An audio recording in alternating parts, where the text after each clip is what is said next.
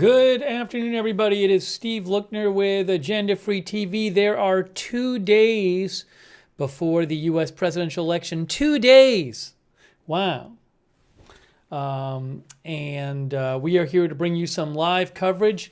You are looking at a Trump rally in Kinston, North Carolina, where Trump is expected to speak soon.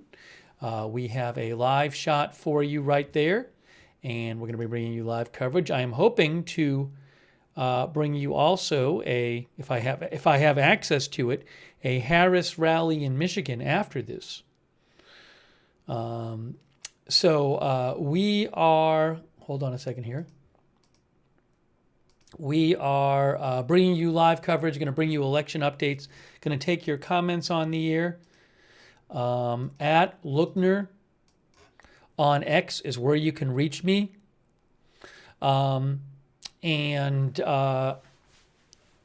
Feel free to write in, send me your comments.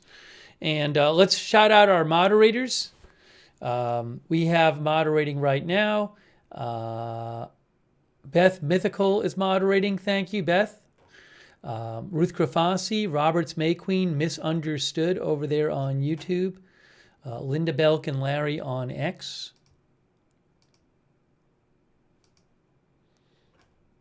Hold on a second here. Idaho Star and Surly Dev on Twitch.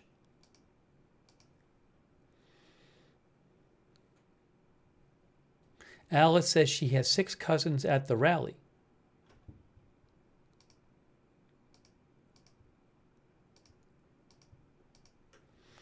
Also, we Idaho Star and Surly Dev on Twitch. 2 of me. Ronald Egnor, Charlotte Webb, Raven Lynn, all moderating. Thank you. Really appreciate it. What's happening now? Hey, what's going on there? Oh, the plane's coming in. His plane is, I think Trump's plane is landing, guys. It looks like Trump's plane is landing, but I think they're playing music. Hold on. I don't think I can play the sound. Yeah, they're playing music. So Trump's plane is landing. This is being held, I guess it's being held at an airfield, at an airport or airfield. It's being held at, I'll have to just look it up on the site.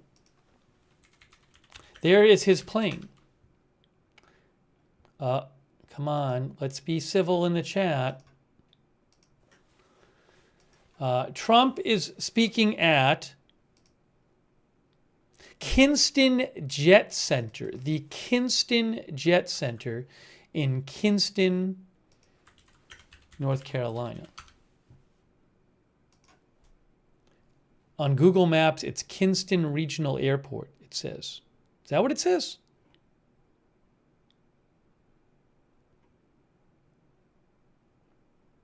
Kinston Jet Center. I think Kinston Jet Center is at Kinston Regional Airport, if I have this right. Anyways, this is located... I'm going to show you on a map where this is located, if you give me a second here. If you give me a second here, I'll pull it up on a map and we can look at it.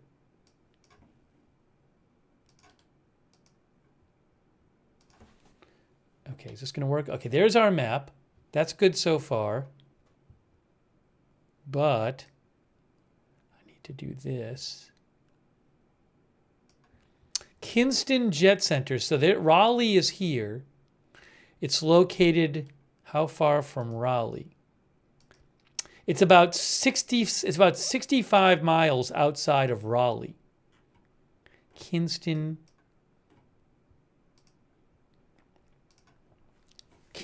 Jet Center.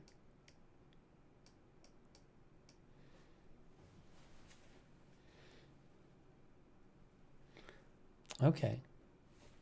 So his plane just landed. Carl says English colonial lands. I'm looking up Kinston right now. Kinston has a population of about 20,000 people. It's in Lenoir County.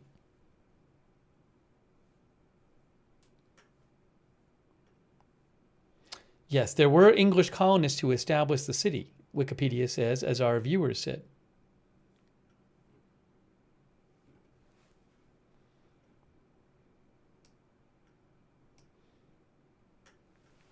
So his plane just landed. We are expecting him to speak shortly. LEB says, my family is from Kinston. Hey, thanks, by the way, to Haniel Vargas. Yeah, Haniel, it's going to be busy on Tuesday. We're going to be covering the election results on Tuesday. Hey, we'll have coverage before the election results, too. Thank you, Haniel. Thank you also, Shadows6530. Oh, Shadows says, I live in Kinston. How about that? Thanks, Shadows. Shadows lives there. Lilo. Thank you so much, Lilo, for being a member. Aaron McCune, thanks for being a member. Dolores Wilson, thanks for being a member.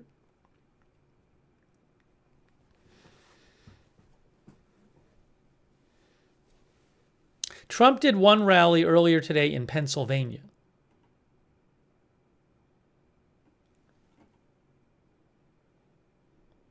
Then also surrogates are doing rallies today, like former President Obama is speaking right now in Milwaukee. I don't have the rights to that, though. Oh, there's the plane, by the way. Hey, guys, look, there's the plane coming in. There is Trump's plane.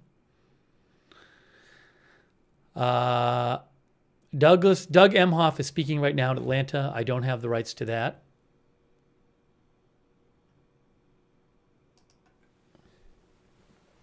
But we do have the rights to this. Look, his plane is there. We're going to see him get off his plane.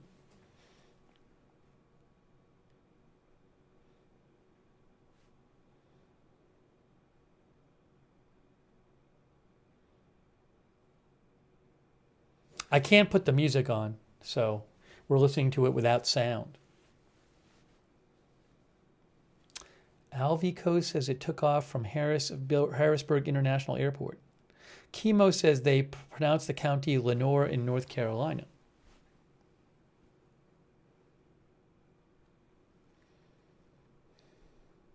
Guys, only 2 more days. Only 2 more days until Election Day. Can you believe it? Wow. I think it's getting tense.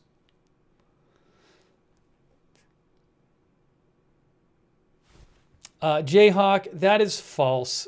The Harris campaign did not concede North Carolina. Come on. We can't hear the sound because they're playing copyrighted music, and I can't play copyrighted music. Nicholas Johansson says, can't wait for this to be over. Bunker Bluster says, and then a month of lawsuits.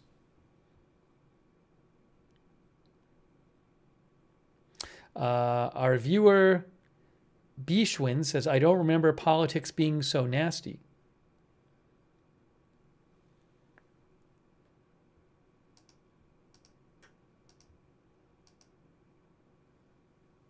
They're pulling up the stairs to the plane. Oh, thank you so much to OKBDog82 for the gift membership. That's nice of you. And Shadows gave a gift membership. So nice of you. Thank you. Michael Walker thinks it won't be over for a few months. Man. Kim Carter says it's been an exhausting ordeal.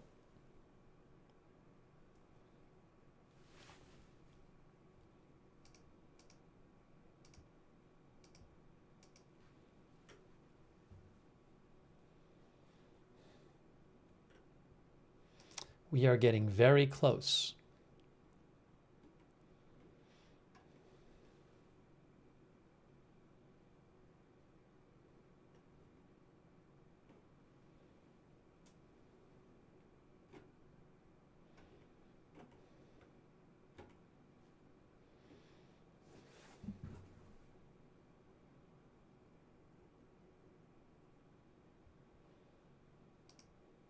So again, Harris is doing a rally, and her rally is supposed to be in about an hour and a half in Michigan, Lansing. And then Trump is doing another one in Macon, Georgia.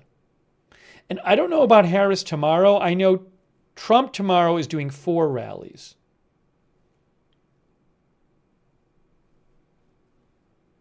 The Trump rallies tomorrow are in...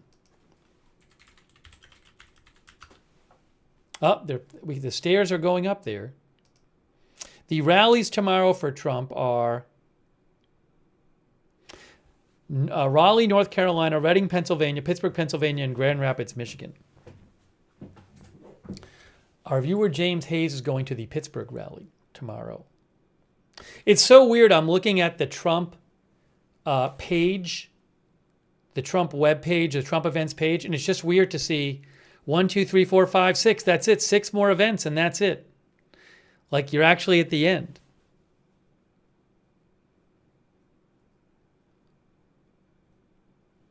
Oh, thank you to Ori Deckel. The tight polls are not good for the capital market, says Ori. Ori is right. The polls are tight. I don't know if the polls are right or wrong. Look at this. Look at this shot here. But yeah, I mean, look, who knows? If the polls are off a few percent either way, it could not be that close an election. So, or they could be like the polls are close, but we'll have to just see what happens. It's up to the people to vote, and we'll see how people vote. You know, Klaus Zanter, does Trump do more events than Harris? I don't know how many they've done, like over the past, couple months. I'm not sure if Harris is scheduled today because I see one rally for her, but for all I know, she's making other appearances. So I'm not exactly sure what her schedule is today.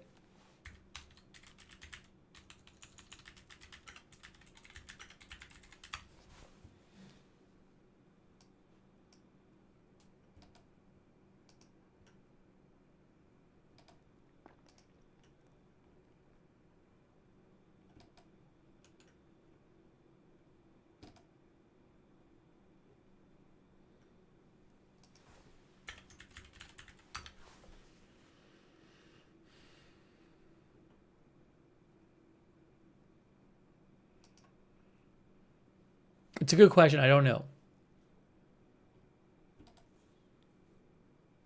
Christopher Reed said she spoke at a church earlier today. Okay.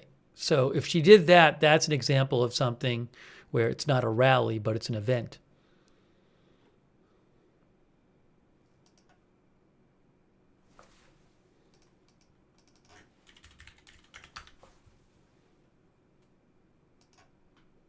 Hang on a second here. Yes, Harris spoke, according to Reuters, as we wait for Trump to come out, Harris spoke to a black church a historically black church in Michigan today. She was at the Greater Emmanuel Institutional Church of God in Christ in Detroit.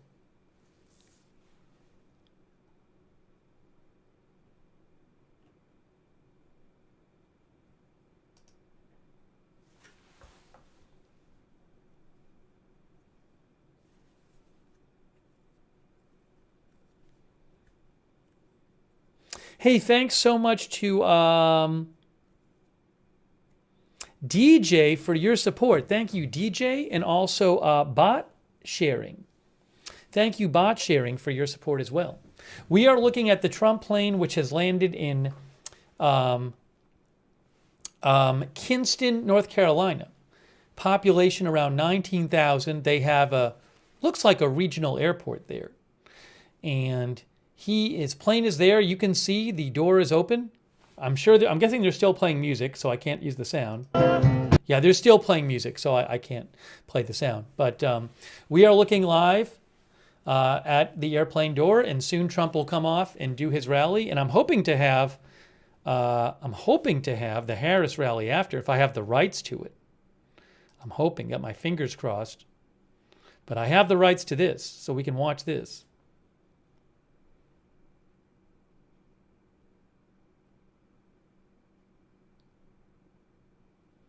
Lidwine says, what time on Tuesday?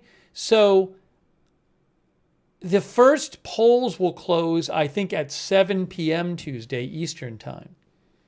So we'll come on sometime before that. But the first polls close at 7 p.m. Eastern. We're going to be doing coverage earlier on Tuesday, but the results will start coming in at 7 p.m. Eastern on Tuesday.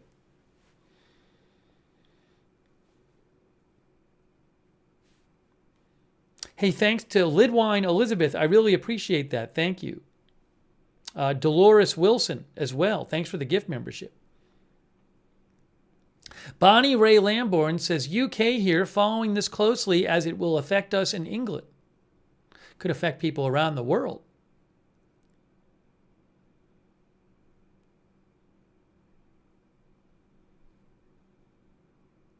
Thomas G is watching from Germany.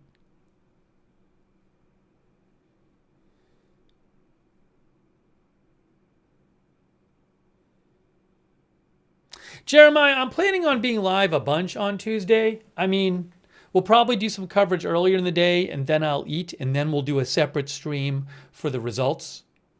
So that's probably how I'll do it. Maybe do an early stream and then a results stream.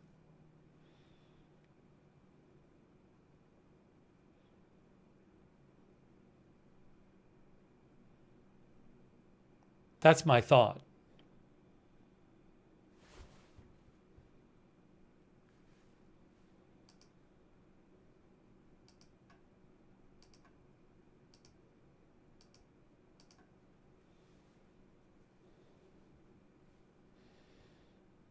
But I mean, you never know. You know, it's with the election results, it's possible you'll know pretty quick who's going to win. Or it's possible it could take days and days and days. But, you know, if one person is outperforming their polls a lot, you'll probably know that pretty quick. Maybe within like a few hours or a couple hours. So we'll have to see. We'll have to see, though. You never know.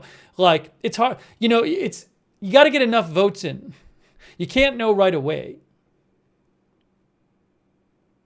And I do remember the last election, the states came in differently. You know, like, so something you'll hear again and again, and it's true, is that, you know, different states, the votes come in at different times. Like one state will have their mail vote come in first, and they'll release those votes, and then it takes longer to count the in-day vote, or maybe they get the rural counties before the cities. So, you know, it can look good for one candidate, but in that sense. But you don't really know because, you know, if you're not getting a representative sampling of the votes, that's one thing. But also sometimes you hear like exit polling data, like, oh, it's looking good, and it doesn't turn out that way. But I'm just saying, if it's like, it could be the case that within a couple hours you can just see that certain states really seem to be trending towards one or the other in a much bigger way. So there's a scenario in which you would know within a few hours, oh, this is clearly going one way. But you don't know. I mean, it could take days and days and days. No, Damien, we're not talking about the count to complete. I mean, yeah, as Damien points out, it takes days for the count to complete. We're just talking about you know, getting a picture of who's going to win. You don't need the count to be complete. If it's going to be pretty decisive one way or the other, that's something you might be able to tell, you know, several hours in.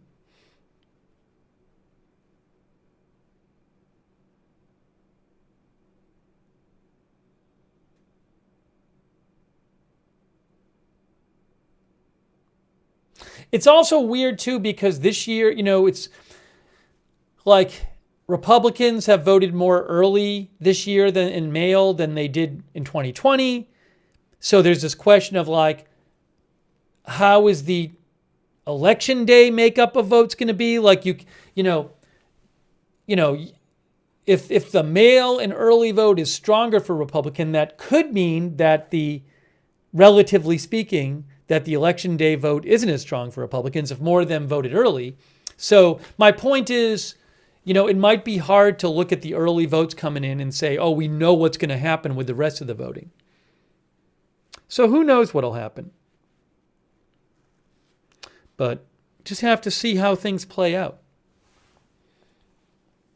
TJ Adams says we'll know by the next morning. It's very possible. It's very possible.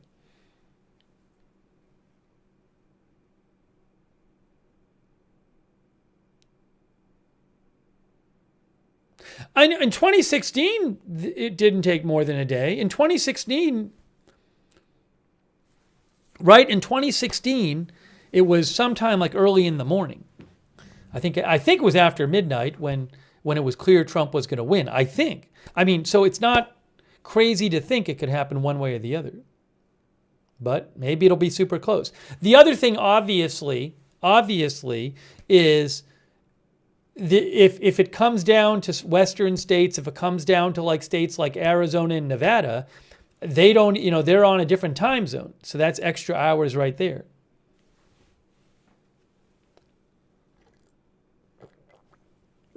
So we'll just have to see. I honestly just don't know what's going to happen. I honestly don't know. We'll just have to see. There's also a question of whether there could be some kind of, are there some surprise states one way or the other? I really don't know what's going to happen. Hey, thanks, Martin Gingrich. Martin says, it's important to remember no matter who wins, most of us are still Americans. Hope there's no violence either way. I agree. I agree with that. Thank you, Martin. Yeah, the Iowa poll we talked about last night, which was Ann Selzer, who's a very respected pollster, had this shocking poll where, and she has a very good record in Iowa, where she had Kamala Harris up by, her Des Moines Register poll had Kamala Harris up by 3 points in Iowa, which was just like, that was just really shocking. But I mean, there's also polls that have come out recently that are good for Trump, So, I mean, there was another Iowa poll that just came out that had Trump up by 8 in Iowa. So, yeah, up there he is. There's Trump right there. Hey, look, guys, it's Trump. There he is. He just came out. He's wearing the black hat. So when the music stops, we'll listen to him speak. Here is Trump in Kinston, North Carolina. It's the home stretch, as Chemo says. It is the home stretch. Guys, only 2 more days. 2 more days. This is it. This is it. The candidates have been traveling a lot. They've been doing lots of events. There are only 6 more Trump rallies.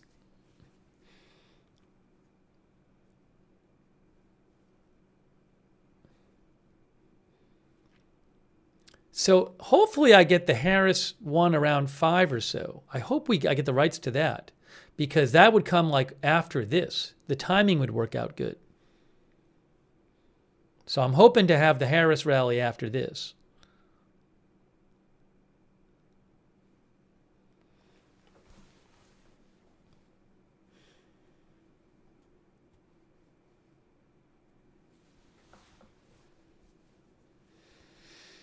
I will put the sound on as soon as he starts talking. Again, thank you to all of our moderators. Ruth Krafasi moderating, thank you. Beth Mythical, Roberts May Queen, thank you. Linda Belk and Larry Onyx, thank you so much. Oh, thanks, Ma Florida for the gift subs. Ma Florida 22 for the gift subs on Twitch. Thank you. And also Lazy V36 for your support on Twitch. And Dino Nuggies for your support on Twitch. And Total Blank Show for the 5 community subs on Twitch. Make sure you thank somebody if they gave you a community sub. Also, Dead Zeds for your support on Twitch. Thanks for subscribing. Trump is getting up there. Good Luck Duck is modding. I got that fire. McBritches, Sarah, Surly Dev on Twitch. On Facebook modding. Raven Lynn, Ronald Egnor, thank you. Beth Shepard, Charlotte Webb. Thanks to all of our mods. Ronald Egnor, as soon as the music ends, I'm going to turn him on. I have to wait until the music is over. That is why it is silent right now. I got to wait until, what is it? God Bless the USA is playing.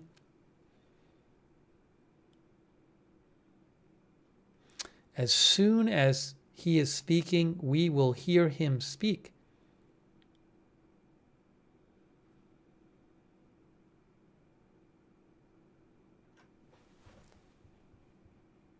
I'm going to change the headline. Trump speaks in North Carolina. Coming up, Harris in, I hope, in Michigan.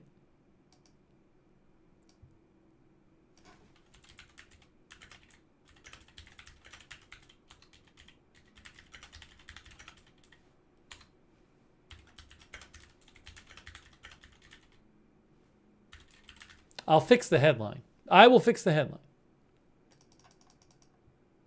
That work? Hold on. Is the music over yet? No. I think it's just fine. Hey, thanks to Firejack007. Thanks, Firejack. I appreciate it. Okay, here we go. That's a good sound.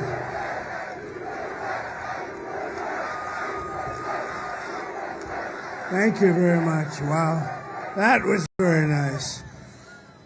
Well, a very special hello to North Carolina. Thank you. We've had a lot of luck in North Carolina. We won it twice. We won every primary. We won everything this place. We even named that beautiful little granddaughter Carolina. She's like perfect. She's so beautiful. I'm thrilled to be back in this beautiful state with thousands of proud, hardworking American patriots. I see some of them right in front of me, right? Like the man right over there who went through hell, right? Went through a little hell, but he's better looking now than he was when this little accident occurred, huh? The great Steve Scalise. Thank you, Steve. You're a better looking guy now, Steve. What the hell's going on here? He's a great guy. I'd like to begin by asking a question, a very simple one. Are you better off now than you were 4 years ago? Very simple. No, I don't think so. With your vote on Tuesday, I will end inflation. I will stop the invasion of criminals coming into your country. Your country is under siege. We have criminals of all variety, murderers, drug dealers. We have some of the worst terrorists in the world in our country right now. They may live right by you. They let them in by the tens of thousands. The worst administration in the history of our country. And if we let this slip away, we should have our heads examined. I mean, we have a big lead. We have a big lead. The fake news, they don't tell you this. We have a beautiful lead. All we have to do, Mike, all we have to do is go out on Tuesday and vote, vote, vote. We're going to win it. And if you do that, they can't win, okay? I wouldn't have said that a week ago. You know, this early voting, we've set records in early voting, which is something Republicans just don't do. They wait. But we have records. But you go out and vote, vote, vote. Don't, like, when I just came into that really beautiful plane and I have all sorts of access, you know what they're saying? They're projecting us to win, some people. I don't want you, no. I want you to forget I said that. Is everybody have a bad memory like the Democrats do, okay? They have the worst memory in history. They're the worst people too. But look, you got to vote. So forget what I just said. Forget what the guy some guy projected me. I probably like him. But we're really doing well. We're setting records, but we have to go out like we're on the 4-yard line, not the 5-yard line, slightly better. All we have to do is carry that ball over that thing. We get into that end zone, it's over. And see, that's within our control. The nice thing is, it's within our control. That's something nice about that, right? Because we're doing really well. Amazing the way they went out. And I'll tell you something about North Carolina. So I was one of the first people down, maybe the first person. I followed him, and I followed that sucker storm. I followed it. But then I said, I better let them just get their stuff. And I figured FEMA would do a good job. They did a horrible job under the auspices of these two people. I got to say these two people. And you know, right now I'm saying, who the hell's running the country? Nobody even knows. Can you imagine President Xi of China or Putin or anybody? They want to call, they say, who the hell's running that country? It's the first time we have a country where we don't even know who is running it. Nobody knows. Let's call the United States. Who do we speak to? Most of them say Donald Trump. Just call Donald Trump. You know? That's what they're saying. But we're going to bring back the American dream. It's going to be brought back at the highest level. And this is all you have to know. Kamala broke it, and I will fix it, and it'll go quickly.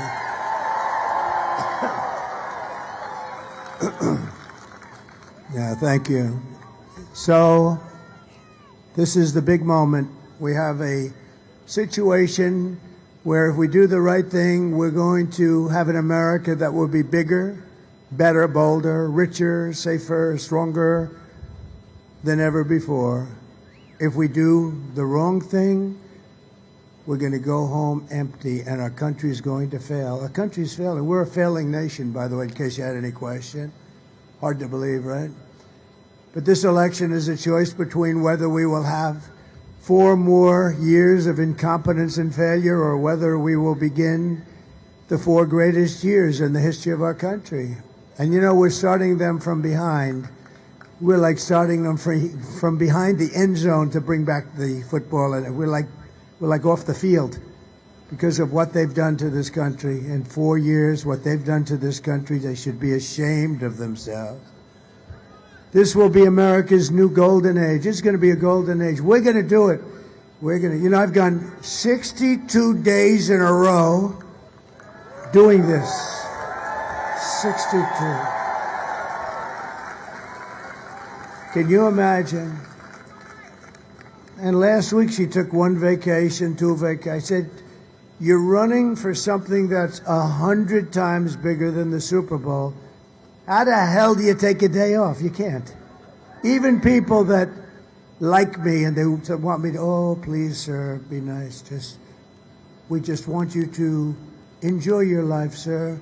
I said, are you kidding me? We have a chance to turn this country into a miracle. It's going to be incredible what we do. I'm not taking any days off. We're not taking any days off, right, Mike? We don't believe in taking days off. No, but she takes days off. I don't think so. In fact, just the opposite. I don't think so. I was going to say, maybe she's smarter than us. I don't think so. Now, that would be a story. Wouldn't that be a big story? I don't think so. She's done a terrible job. He has. They both are. They all say, please, sir, just mention her. He's gone. He said, yeah, but, you know, he has something. I usually like to say they did, but for purposes of this speech, we'll just say that Kamala did.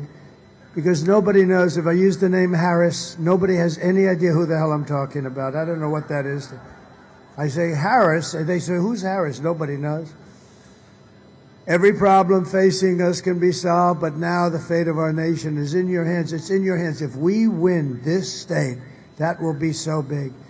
And you know what I love about this state? You had Hurricane Helene, and I'll tell you what, I've watched a lot of hurricanes. I've never seen a hurricane that went from here down to Miami. I mean, you know, got the end result of it. It was very wet down there, not devastation like in North Carolina and Georgia. They've all, I'll tell you, states have done a job, but the FEMA's really let them down. They've really let them down.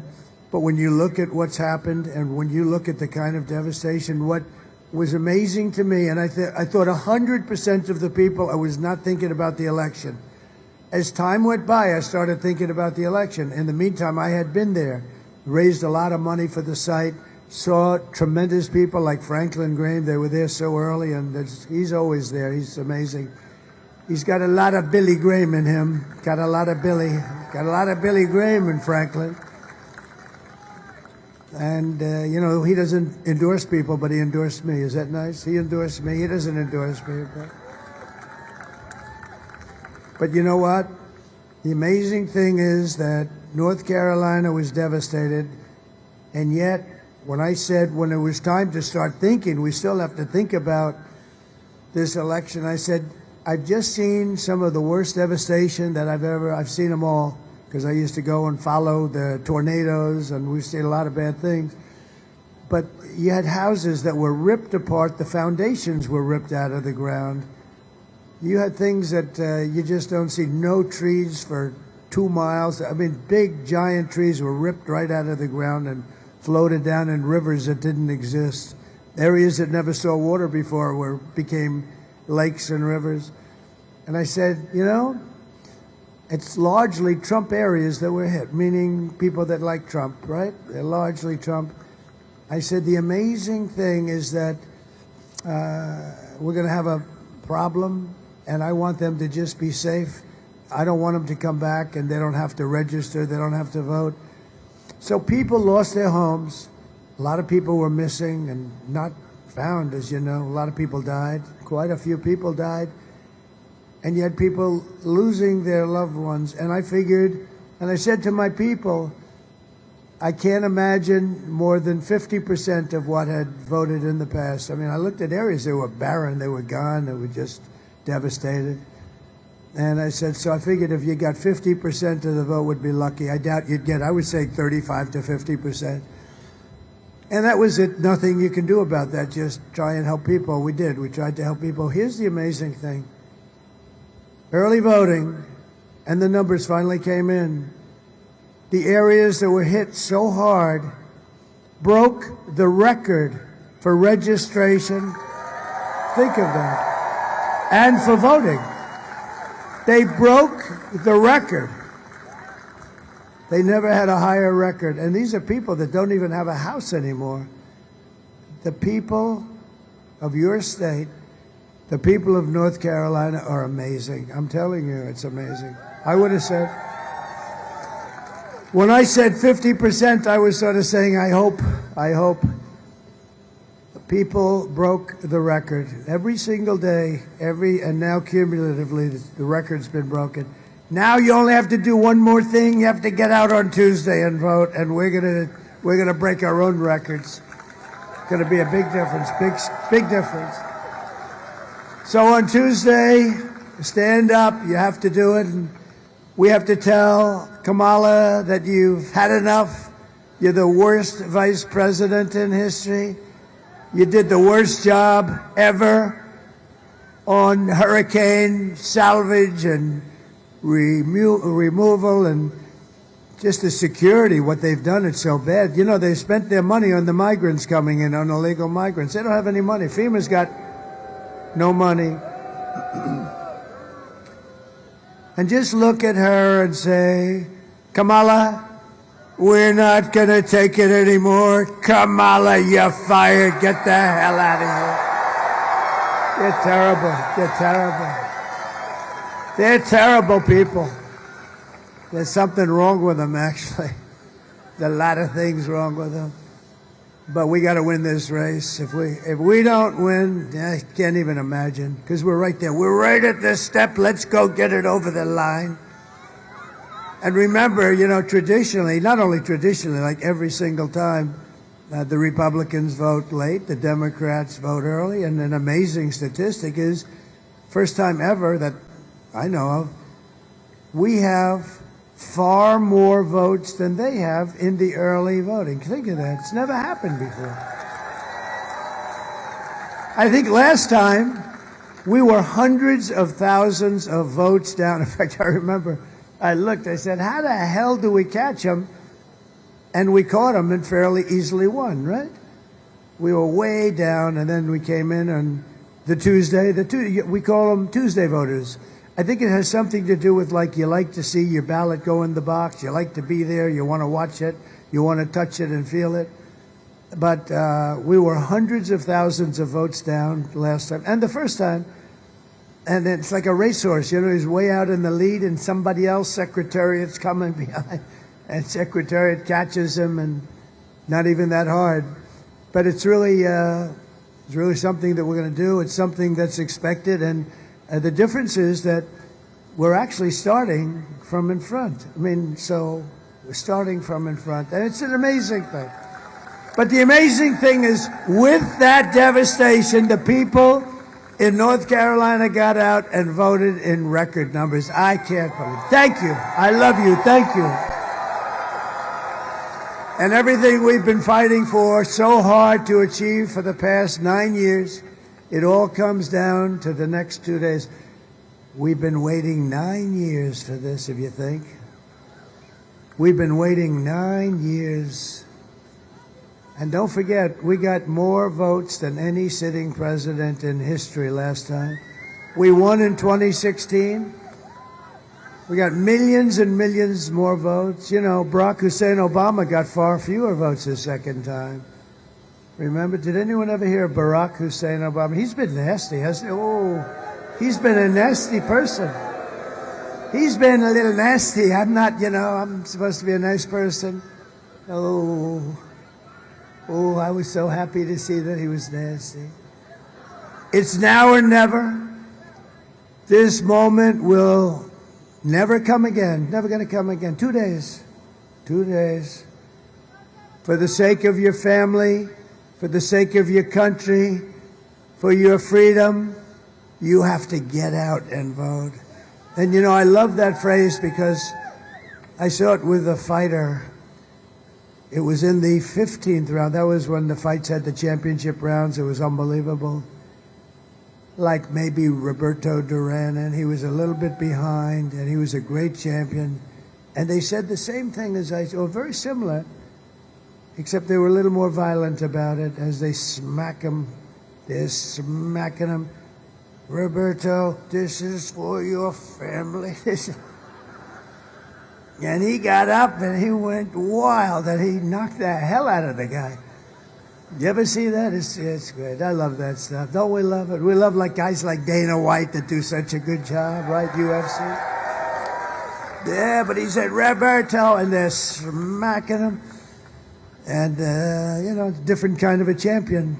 But we're champions, and this whole state, everybody here is a champion. We can all be big winners. So everybody, and grab anybody you can. Just grab them and say, we're going to vote. Who wants to watch sports on television when you have that? This is the biggest sport of all. I'm telling you, I was saying, do you think this is bigger than the Super Bowl by 100 times or 1,000 times? It's like 1,000 times. These guys, so much is made of the Super Bowl. This is 1,000 times bigger than the Super Bowl. With your help, we are going to defeat Kamala Harris.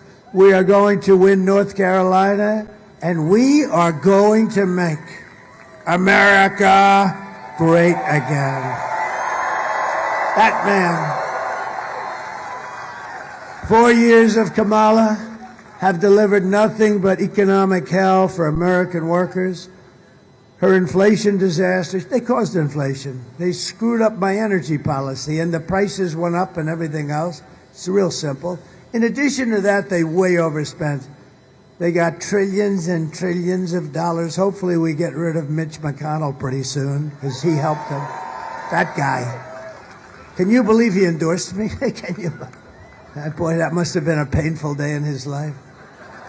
Every time I think of it, he didn't have to do that. He provided the necessary votes. What a disgrace. But we have great Republicans running, and you have one of the best of all right here, David McCormick. You know that. Where's David? Is he around someplace? We just left him. He's a great guy. But her inflation disaster has made life unaffordable, and the cost to families is $30,000 a year just in higher prices. That's what you paid. And just this week, we had the worst jobs report in modern history with only 12. Okay, so I can't believe this has happened. Thank you, sir. I can't believe it. The report came out, they thought it was going to come out after the election. This is the worst job and jobs report that I've ever seen. So usually it's, 250,000 jobs have been, because, you grow and it's almost automatic. So I guess you saw this, Steve. That was probably the first thing you saw. 12,000 jobs were created. That's like for Walmart. That's not for a country, big country. 30,000 private sector jobs were lost. They were killed in a single month, 30,000 jobs. These were the numbers that just came out. Nearly 100,000 manufacturing jobs were wiped out from the beginning of the year. Those are the really primo jobs. 150,000 Americans joined the unemployment rolls in October, and nearly 250,000, 250,000 people dropped out of the labor force. That's like a depression.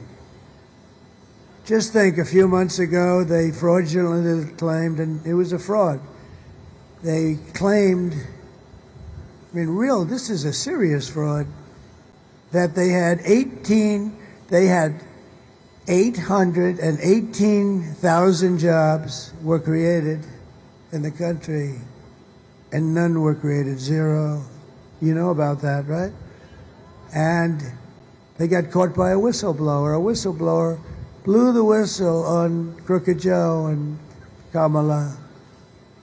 They're crooked people. They're bad people. We've got to win this. They get them out of there, get them out of there fast. So think of that. They created 818,000 jobs. Wow. And even that only brought it up to being okay, but it was, it wasn't like a disaster, but it brought it up to okay numbers. People were a little surprised because everyone knows the economy stinks. So all these jobs, and it added up to being, like not a big story. But a whistleblower was in there where they do the statistics, and he couldn't take it. And he blew it out of the water. And the press, the fake news back there, they hardly covered the story.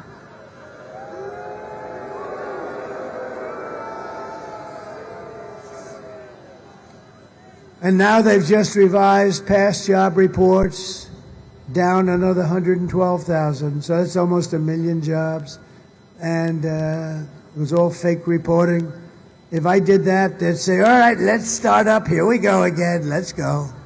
Because I've been under investigation more than the late, great Alphonse Capone. Has anyone ever heard of him? He's a lovely man. If he was with Mike Lindell for dinner, and Mike offered him a couple of pillows, and if he didn't sleep well because he didn't like Mike's pillows, Mike had almost no chance of living. He would dispose of Mike somewhere in a foundation of a building or something. You would never see Mike again. Mike does not want to have dinner with Scarface, right? I've been under investigation, Mike, more than Scarface. Can you believe it? Alphonse Capone, the meanest of them all. He was the meanest. If he didn't like somebody, it was over. He said,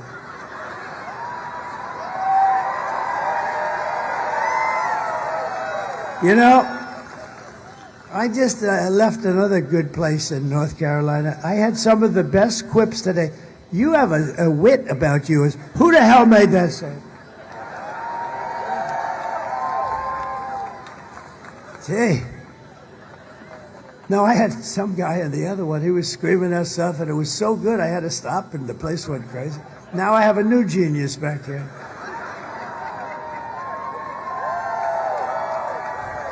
No. That's amazing.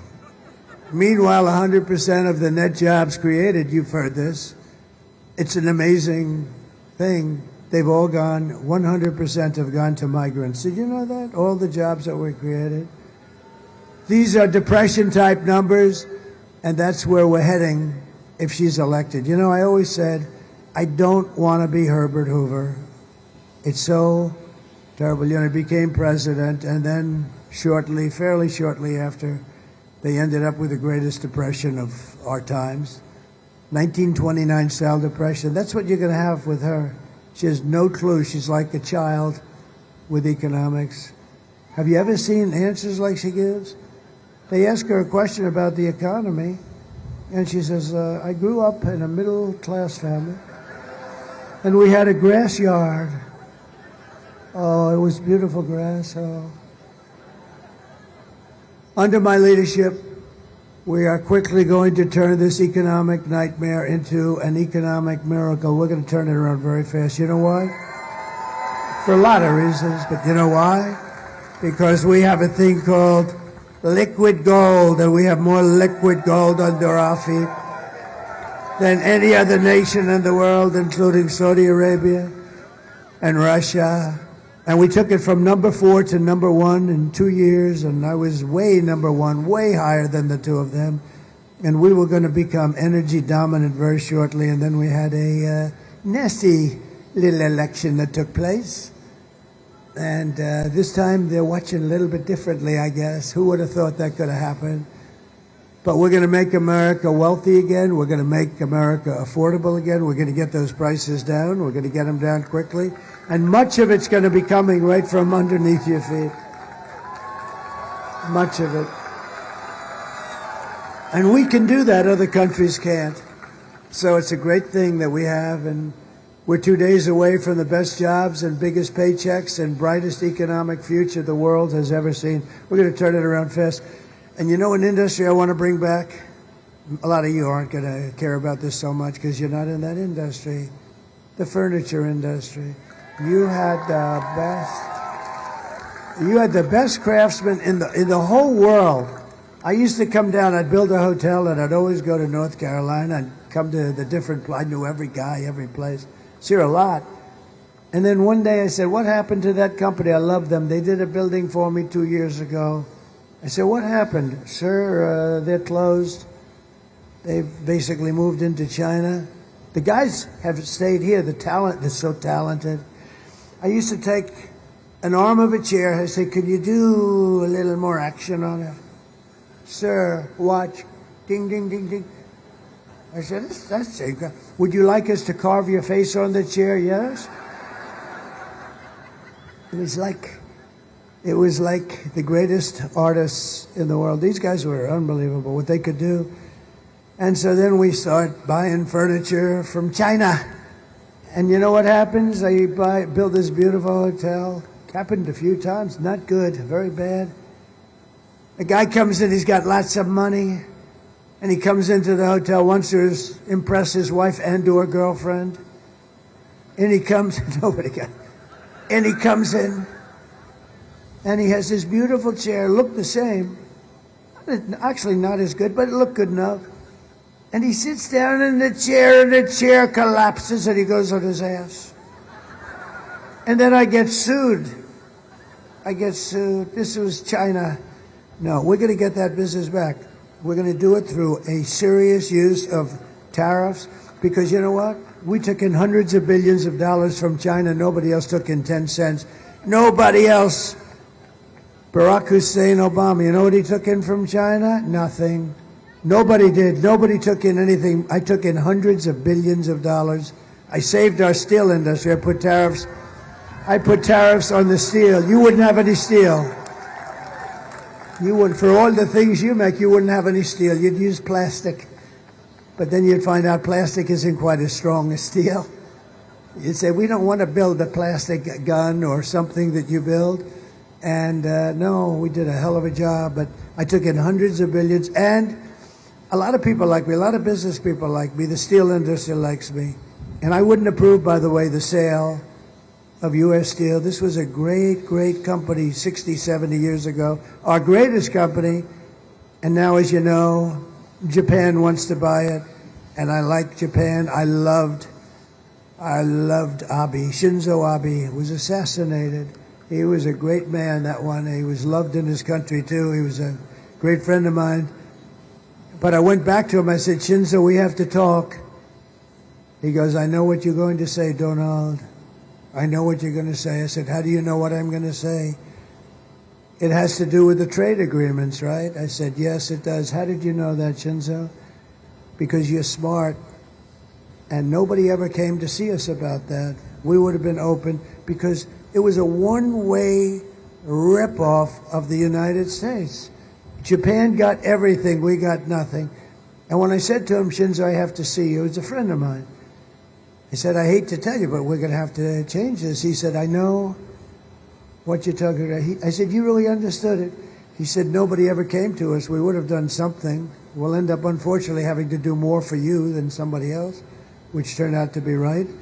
And don't forget, I started from a little bit of a bad base because we had an agreement. So, you know, it's better if we didn't have an agreement.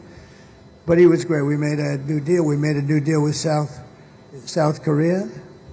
We made a great deal with China, but because of COVID, I don't even talk about one of the best deals I made ever. China has to buy $50 billion worth of our product. And I heard it was going to be 15. I said, how much are they buying, to my negotiators? Sir, $15 billion. I thought they said 50, Mike. I mistook it. 15, they said. So I said, how much? 15 billion. I said, oh. So then they come in, the deal's almost finished. I said, tell me about the deal. Sir, they're going to buy $15 billion. I said, not 15. You told me 50. They said, no, we said 15, sir. I said, you didn't say 50. You told me 50. I think they were probably right, but I didn't care. I stayed there. I said, go back and tell them it's 50.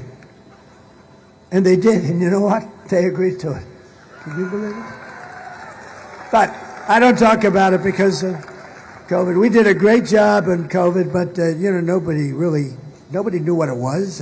Nobody had any idea what the hell was happening. But it came out of the lab, you know that, the Wuhan lab, and every country in the world suffered so greatly. $60 trillion and tremendous amounts of death all over the world. Look at Italy and France. The countries were just destroyed over what I think was just incompetence. I don't believe they did it on purpose. They took a big hit too, by the way. At the end, it looked like they escaped it.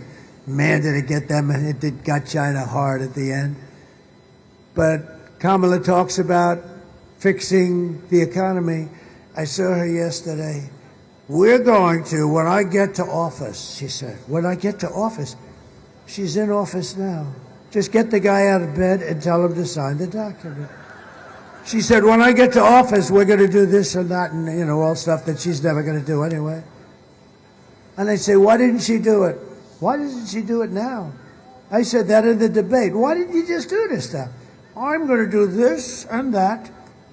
But this was the worst yesterday because she said, I'm going to do, as soon as I get to office. She's in office now. So if it's any good, do it now. But what she's doing isn't good, so I didn't make a big deal out of it. Kamala's plan will impose the largest tax hike in American history and raise taxes on the typical American family by more than $3,000 a year. And she lies.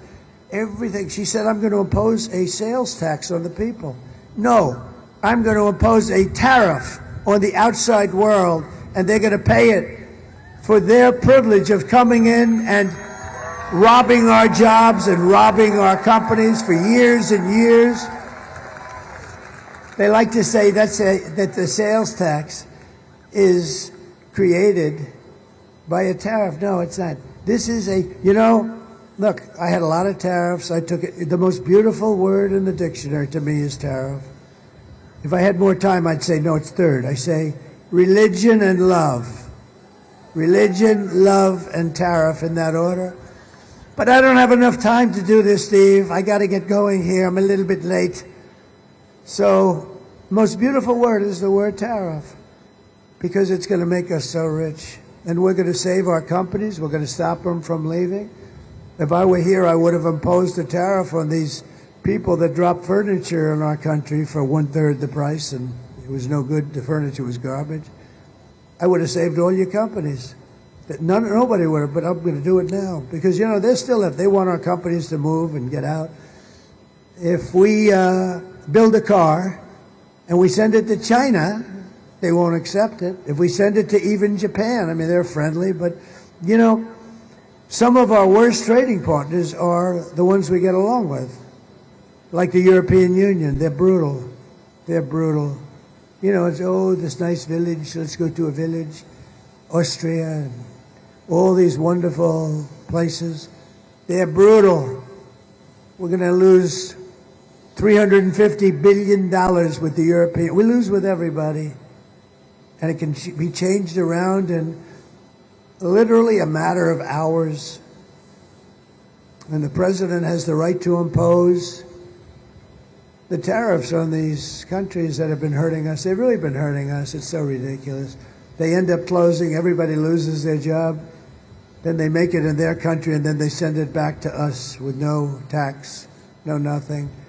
And we lose that. We lose the company. We lose the jobs. We lose sort of everything, and it's so stupid. And all we have to do is the same thing, but we have a big advantage because we have the pot of gold.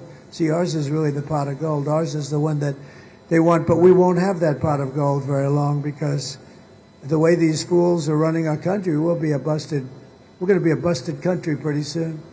My plan will massively cut taxes for workers and small businesses, and we will have no tax on tips, no tax on overtime, and for our seniors, no tax on Social Security benefits. And our seniors need it. our seniors, because most of the seniors are on a fixed income. I'm not, but many of them are. Did you see Truth Social yesterday? It's become a rocket ship, like Elon's rocket ship. Truth.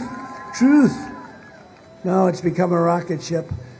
But most seniors are on, fixed income, and then they have to pay tax. I don't want to, because by my doing that, you will be at least breaking even for the pain that these people have caused you by allowing this inflation. Think of it. You would have had no inflation. You would have had no war with Ukraine and Russia. That wouldn't have happened. You wouldn't have October 7th with Israel. They had no money. Iran was broke. They had no money for Hezbollah.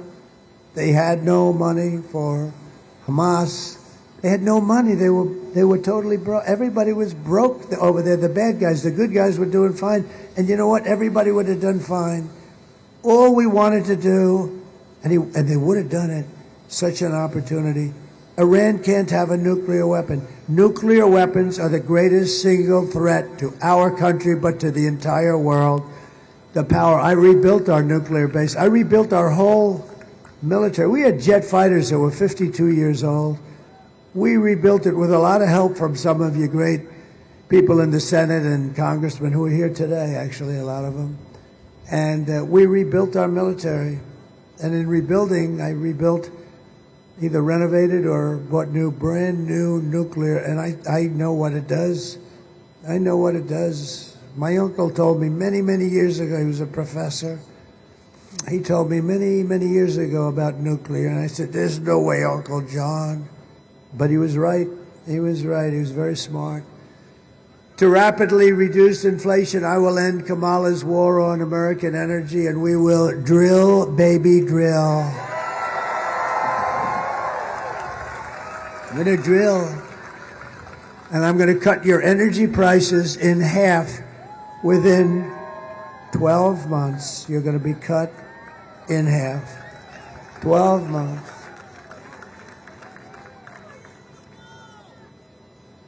And we built 500 miles of wall. I heard the wall. We built 500 miles more, 571 miles of wall. We're going to add 200 more. Think of it. We were going to add 200 more. And incredible what's happened. It's really incredible to see the devastation that they've left in our country. And we're going to turn it around. We're going to turn it around so fast. You're going to be so happy. It's going to be a miracle. To bring back millions of jobs, we're going to lower taxes on businesses, but only for those businesses that make their product in America. And if these companies don't make their products here, then they will pay a tariff when they send their products into the United States for the privilege of competing with our workers and are now protected companies. We're going to protect these companies that move in. They're going to move in by the thousands. They're going to move right here, but they're going to move in by the thousands. And we're going to protect. We're going to really protect these companies. We have to, otherwise they'll leave just like the other companies left. They're going to be protected, and you know who else is going to be protected? Our workers are going to be protected, and they will not have had a jobs fair like we're going to have. You know, I deal with, I don't know, there's something nice about automobiles and automobile production. And I was in Detroit at the Detroit Economic Club making a speech a few weeks ago. And Detroit's been devastated, you know, just years and years and years of abuse by other countries. They took their cars. A friend of mine builds auto plants, and I said, you know, about a year and a half ago, I said, I want to see an auto plant. He said, okay, when do you want to do it? I said, anytime. He said, you'll have to come to Mexico. I said, why Mexico? He said, because that's where the big ones are being built. I said, you mean so they build them and they send them into the U.S. across the border? Yes. The big one, the biggest one of all is being built by China. It's massive. And I'm going up then a couple of weeks ago to Detroit, and I'm trying to explain to them what's going on. They're stealing their businesses. They're taking everything. And I said, listen, very important. We're not going to let this happen. And I let everybody know at this forum, and actually a little before the forum, that I was going to impose a 100% tax on any cars that are coming in from Mexico made in this plant that was only built to rip off Michigan and rip off Detroit. This plant was bigger than practically all of their plants put together. It would have devastated them. And I made the statement very strongly, and that was about it. Sort of forgot about it. And I saw him like a couple of weeks ago in the audience, and I said, would you do me a favor, tell that gentleman, his name is John, I want to see him. He builds auto plants, the biggest, I think he's the biggest guy, biggest in the world. He's very good at it. And he said, comes backstage, I said, hey John, how's that big plant that you're building or getting ready to build in Mexico, owned by China, how is it? Oh sir, that's been dropped. I said, what? He said, they dropped it quietly last week, they're not going to build the plant, because they think you're going to become president and you're going to put tariffs on the cars that come across. And they've decided that they'd lose a fortune, and they've dropped the project. How about that? Does the press write that? I don't think so, but that's okay. You know who knows it? The people of Michigan, because we're up in Michigan too, and we're going to win Michigan, and not necessarily because of that, but we're going to win Michigan. But isn't that beautiful? And I did that without even being president. It's pretty good.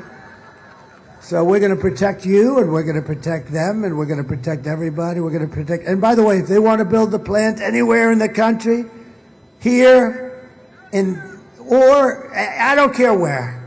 I'd love to have a couple of them built right in the middle of Detroit, to be honest with you. Wouldn't that be nice? You know, they've suffered badly. No, they've been ripped.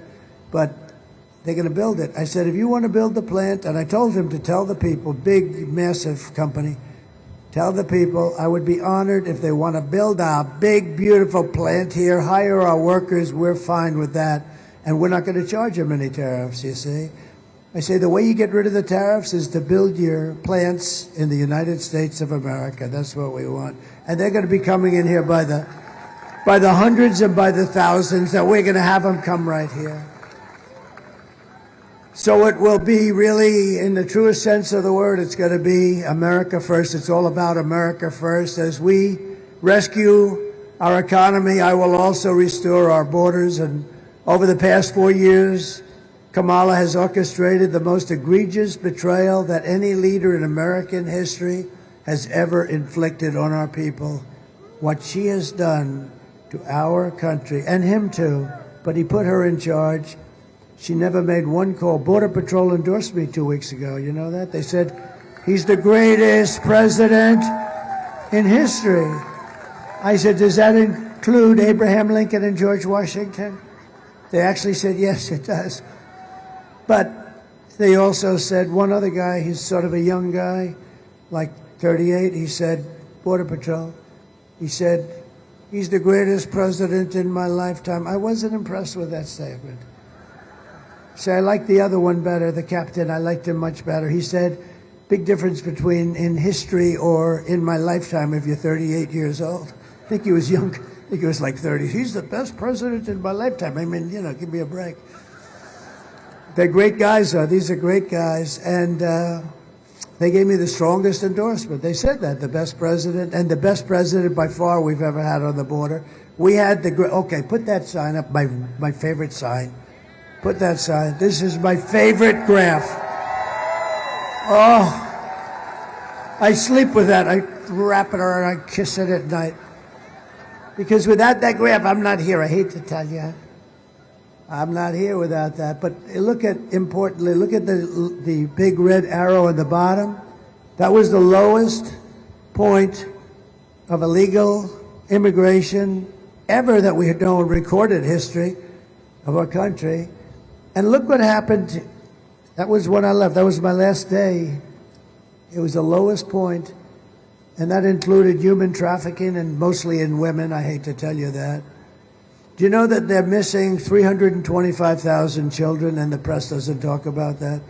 Think of what that means. You know, people say, oh, 325, you know, 325. Do you know what that means? 325,000 children are missing or dead. They came in through the border. Many of them probably are slaves. They say sex slaves, actually, but many of them are slaves. And they came in through 325,000. Their parents will probably, for the most part, never see them again. What a place we're living in. What a place we're living. But that graph illustrates how good. And then take a look to the right. That's when these lunatics took over. Kamala. That's when she took over. Our great borders are. Those numbers are unprecedented anywhere in the world. There's never been a third world country that allowed. Millions and millions of people came in. Look at that. It's like an Elon Musk rocket ship. Look at it. No, look at that, those numbers. So it's a very sad thing.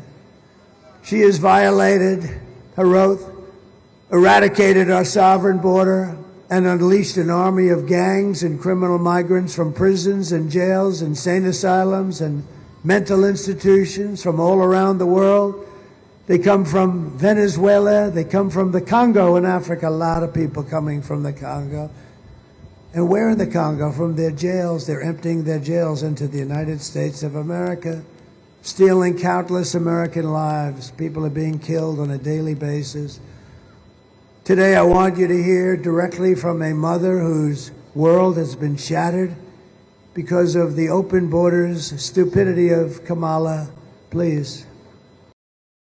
All right, I can't play the video, so I will talk here. I don't know if the camera's going to pan over. If the camera pans over, I'm going to have to just go to me for a second. But we are watching former President Trump give a rally in Kinston, North Carolina. After this, we will have Vice President Kamala Harris's rally coming up from Lansing, Michigan. So that is going to happen in about like 20 minutes or so. I'm supposed to get the footage of that. So we will be bringing you the Harris rally after the Trump rally.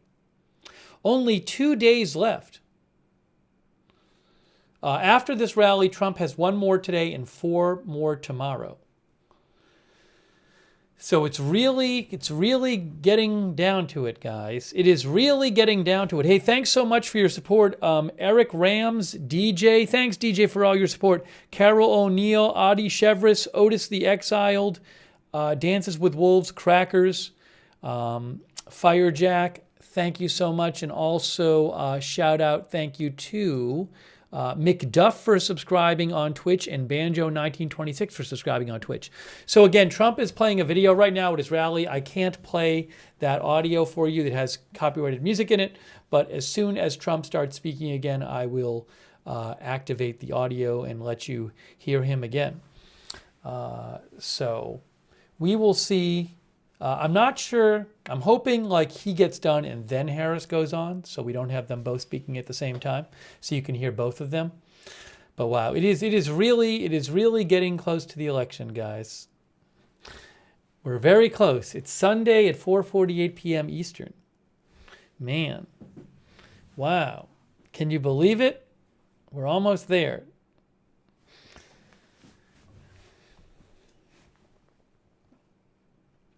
If I see any big updates, I will let you know. All right. The video is probably like 3 minutes long.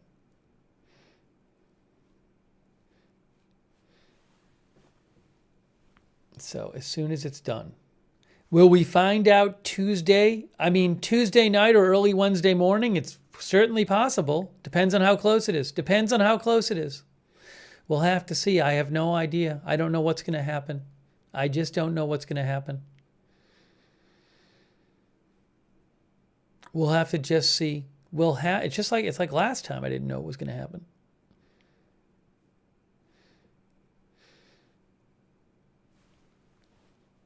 No, the video is playing, so he's not talking because the video is playing, and he's waiting for the video to end. And when the video ends, I will put the audio on. Let's see here.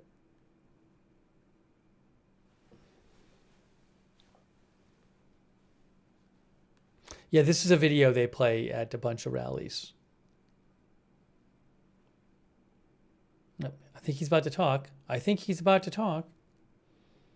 His rally tonight is in Macon, Georgia. And then the Harris rally is in Lansing, Michigan. Hold on. That's taking place in different forms, different ages. but it's taking place in our country now by the thousands. These are some of the worst criminals in the world that are coming in. These are criminals the likes of which we've never even seen.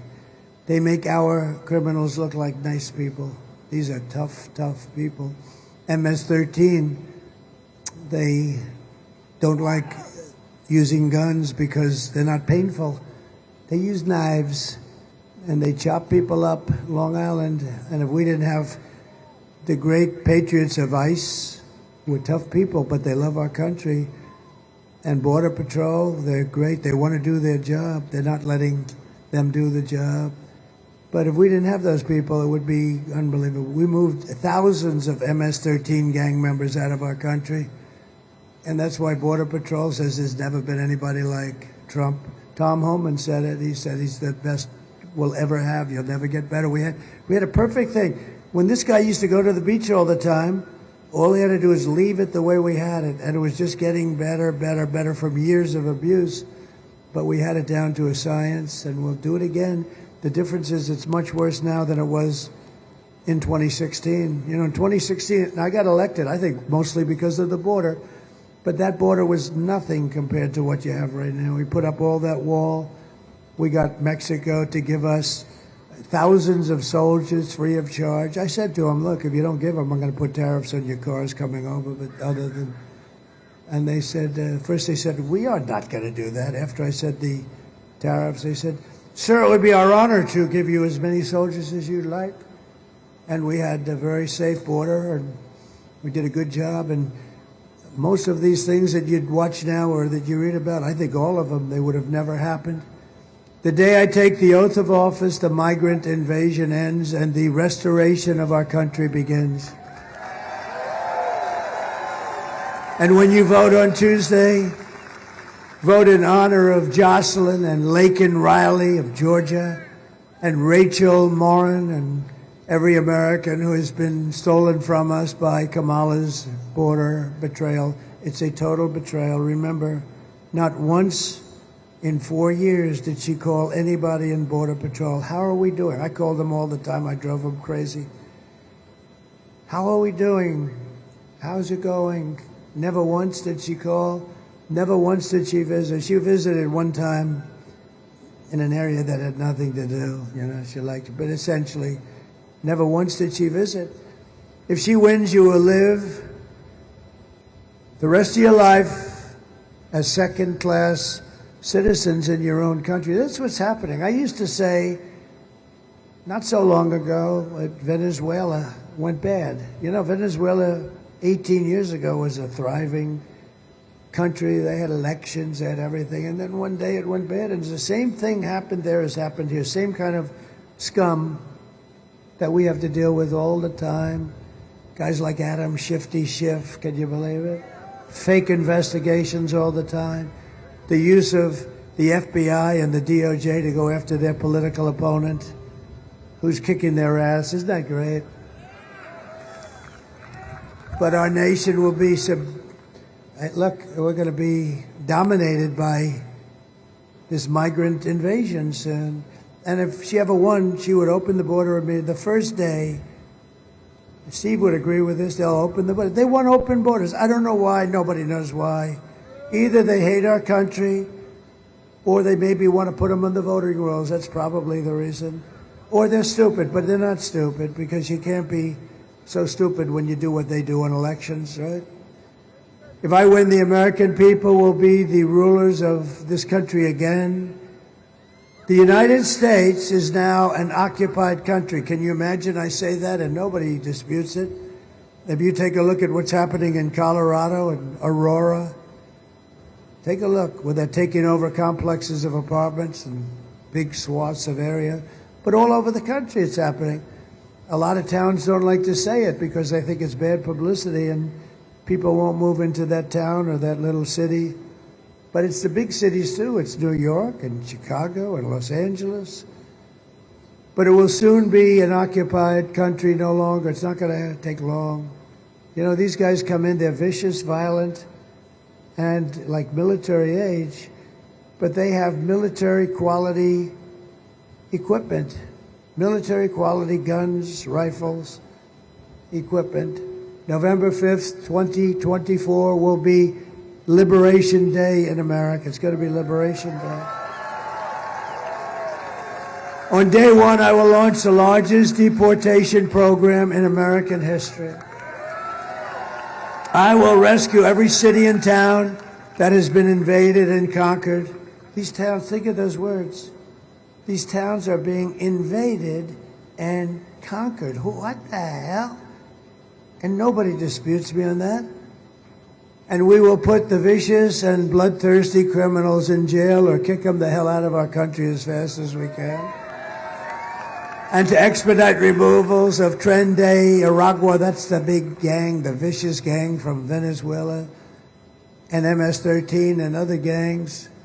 They're savages, savage gangs, savage people. They're savage people, actually. I will invoke the Alien Enemies Act of 1798. See how far back we have to go? Because they didn't play games back then. They weren't politically correct. They wanted to run a country, and sometimes you have to be strong. 1798 to target and dismantle every migrant criminal network operating on American soil. We get it done fast. And if they come back into our country, it's an automatic 10 years in jail with no possibility of parole. And I am hereby calling for the death penalty for any migrant that kills an American citizen or a law enforcement officer. And I will immediately ban all sanctuary cities in the United States of America. They're sanctuaries for criminals. Everything Kamala says is a lie. She has no vision, no ideas. She has no solutions for anything. In fact, all she can talk about, this was the other night, they'd ask her a question, say, Donald Trump did this, Donald Trump did that. All she can say is, Donald Trump. Good evening, everyone. All right, I can't play the audio. That was quick. I can't play the audio from the video. As soon as the video ends, I think this is a shorter video, I will let you hear him again. Now he's covering his ears. Trump is covering his ears. Again, as soon as the video audio ends, I will play him speaking for you. Okay. What the hell did I have to do with it? That's all she talked. What are you going to do for the economy? Donald Trump? Man, is she bad? How about 60 Minutes? You see that? Where 60 Minutes defrauded the American public. You saw that? She gave an answer that was so bad, it was grossly incompetent. It was like taking 1,000 words and throwing them on a wall. And so they did something that I never thought, that I never even heard of. They took her entire answer out, every word, Steve. Every word taken out. And they inserted a new answer. And they got caught. So watch what happens. We actually, on your behalf, if you don't mind, we sued CBS and 60 Minutes, okay? Because you know what that is? That's election interference fraud. So their news organization, 60 Minutes is their star. CBS's news organization in the middle of an election, think of that, changed the answer to a question in its entirety, right? I mean, I don't know how they respond to it, but they'll figure a way, I guess. But we did. We brought a suit on Friday against them for a lot of money. That's so terrible. No, I've never heard of a thing like that. I think it's the worst, most egregious broadcast fraud I've ever seen. I've seen a lot of bad things happen with these people, but that's about the worst I've seen. Kamala's campaign is running on nothing but hate and demonization, calling half of America now garbage, you know. Joe got up and he said, they're garbage, you're garbage, I'm garbage. Meanwhile, Kamala says she would not do anything different. I won't do one thing different. What would you do differently? Remember the 325,000 children. Wouldn't that be nice if they handled it differently? Remember all of these things that we talk about tonight? She said, I wouldn't do anything different. Take a look. Would you have done something? All right, again, playing a little video clip of Kamala Harris. So I can't play the video clip audio from any of the video clips. And we will shortly have Kamala Harris's rally coming up from, I believe, at Michigan State University. She's in Lansing, Michigan. So, I think, is Trump talking again? No, he is not talking yet again. But as soon as he talks again, I will put him back on. Appreciate you all watching our election coverage today. I don't think it's that long a video. But we'll have the Harris rally for you after. Rallies from both candidates.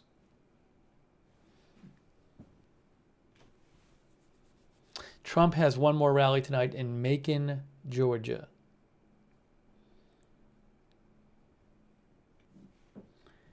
Okay, I think he's waiting.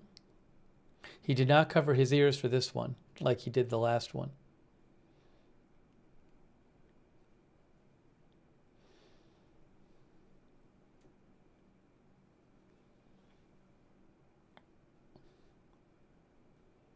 Appreciate you joining us for our coverage. Thanks to all of our moderators. Really appreciate moderators. This video is a little longer than I thought it would be. Guys, we're not covering the Middle East right now. Rocket alerts are, while they're certainly important for people there, they're very common. They happen many times a day. So if there's huge events in the Middle East, we will cover it. Thank you.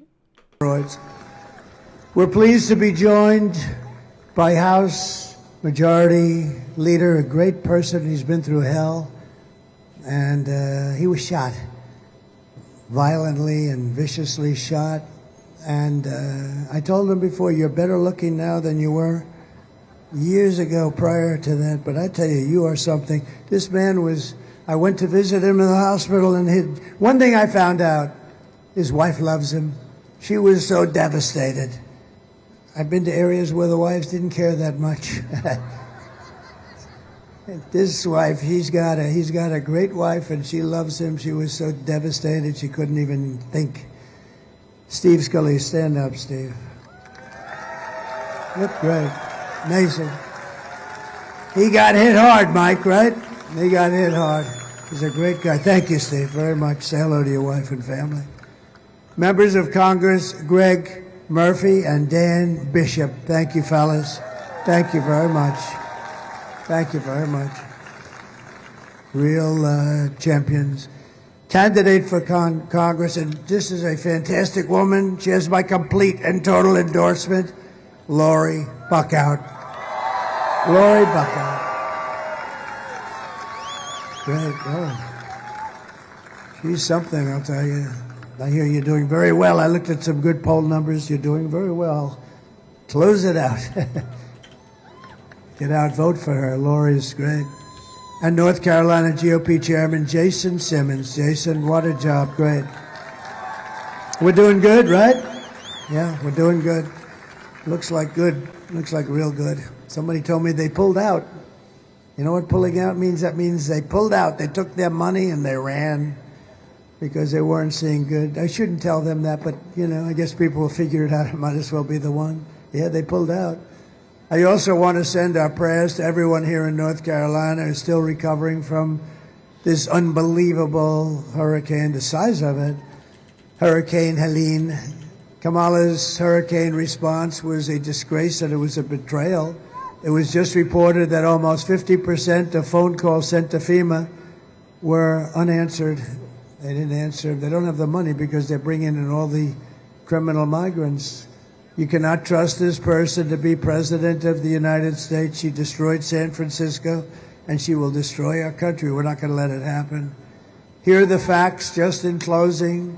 Kamala is a radical left Marxist, rated even worse than crazy Bernie Sanders or Pocahontas herself.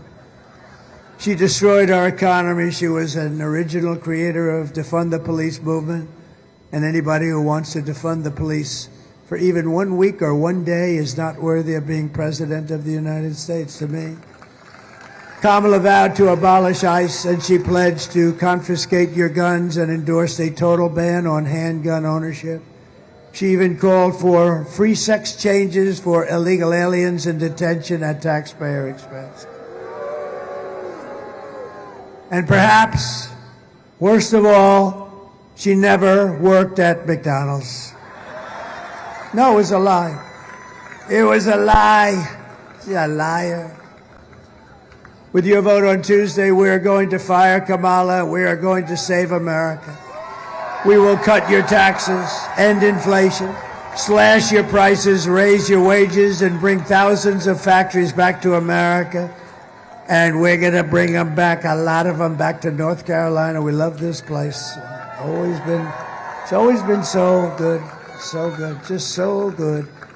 We will build American, we will buy American, and we will hire American. I will end the war in Ukraine. Would have never happened if I were president.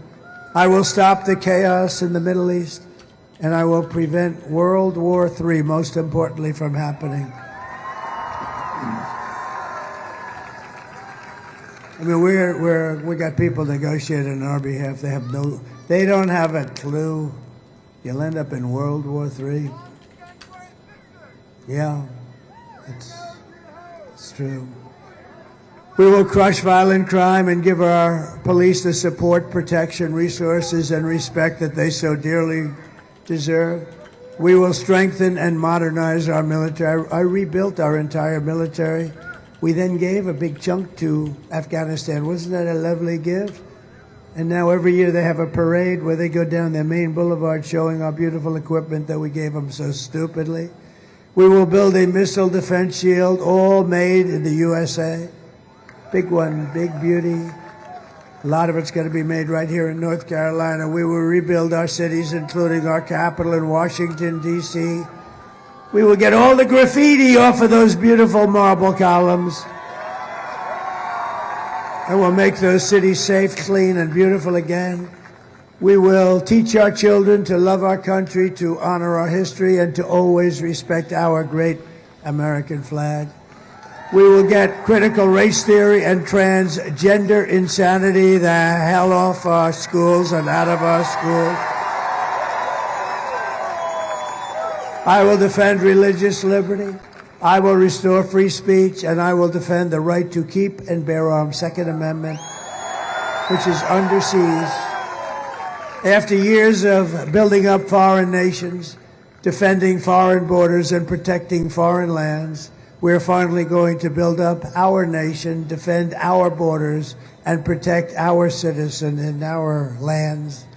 We will stop illegal immigration once and for all. We will not be invaded. We will not be occupied. We will not be overrun. We will not be conquered. We will be a free and proud nation once again. Everyone will prosper, every family will thrive, and every day will be filled with opportunity and hope. And of course, it will be filled with the American dream once again. But for that to happen, we must defeat Kamala Harris and stop her left-wing, radical, crazy agenda of open borders and all other things. And we're going to have on Tuesday a landslide that's too big to rig. Too big to rig. Right, Mike? Right? So please get out and vote. Get your husband. I know he'd like to watch television that day. Say, Harry, get the hell out of this because you're going to vote for the president today, Harry. But, darling, I'd like to watch a little more television. Get up, Harry. We know who the boss is, right? For the past 9 years, we have been fighting against the most sinister and corrupt forces on earth. With your vote in this election, most important election we've ever had, you can show them once and for all that this nation does not belong to them. This nation belongs to you. It's very simple. It was hard-working patriots like you who built this country. And 2 days from now, think of it, 2 days. Oh, it's so beautiful. 2 days from now, it is hard-working patriots like you who are going to save our country. After all we have been through together, we stand on the verge of the 4 greatest years in American history. We'll get it turned fast. With your help, from now until Election Day, 2 days, we will restore America's promise and we will take back the nation that we love so much. We love our nation. We are one people, one family, and one glorious nation under God. We will never give in. We will never give up. We will never back down, and we will never, ever surrender. Right, Steve?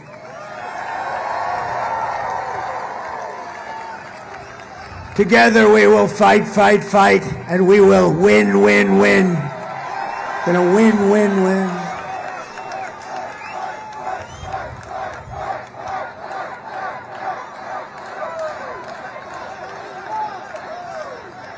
November 5th will be the most important day in the history of our country, and you will be so proud that you cast your vote the way you did.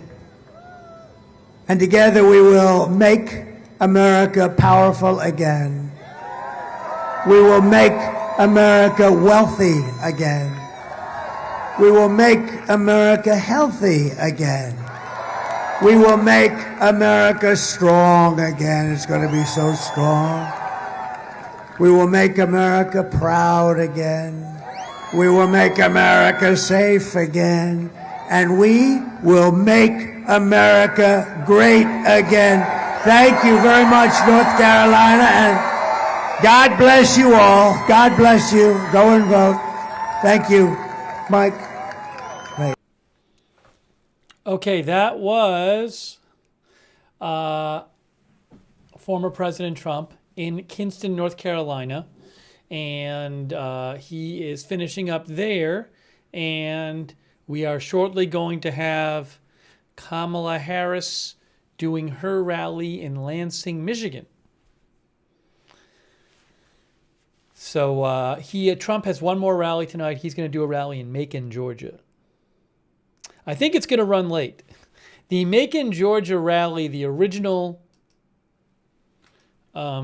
start time, which is on when he is supposed to, in theory, start, is 6:30, because the doors open at 2:30 there. But I think it's going to start late because he needs to get there. He needs to go and get there. Although you never know. What is the different distance from? Let me see here. He is dancing now. The directions to Macon, Georgia, are. It's actually a ways away. It's about 500 miles away. It's about 500 miles away. So it's going to take a little while for him to get to Macon. I think the Macon thing is going to start a bit late.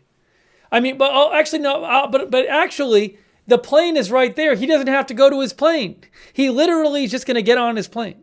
The plane is literally behind him. So that'll save some time. He's literally about 100 feet from his plane. So he can just walk. So he'll fly in the plane. It'll take about an hour to fly there. All right. There you go. It's not a long thing. Yep, he's on the tarmac.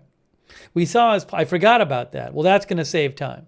He's leaving now. He's going to get on the plane. Take about an hour to get there. So there. There you go. We'll see him walk up to the plane.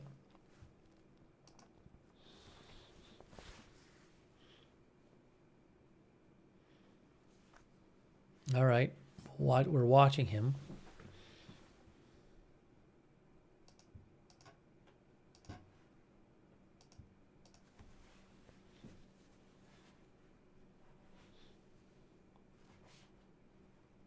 Let's watch as he walks up. You can see the people there and the Trump plane.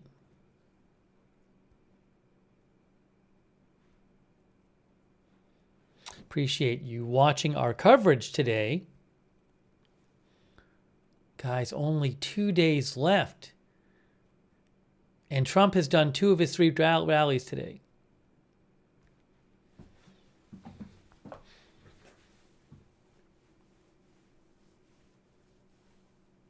You know, I think they might do a thing like for procedure. I know he's in. Did he get in the car? No, he's over there now. There he is. Okay. Sorry, I saw the car there. There is Trump. He's going to leave soon and head over to Macon.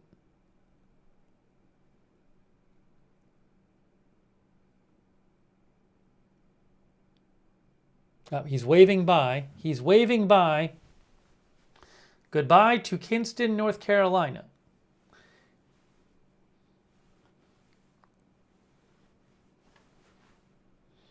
There you go. All right.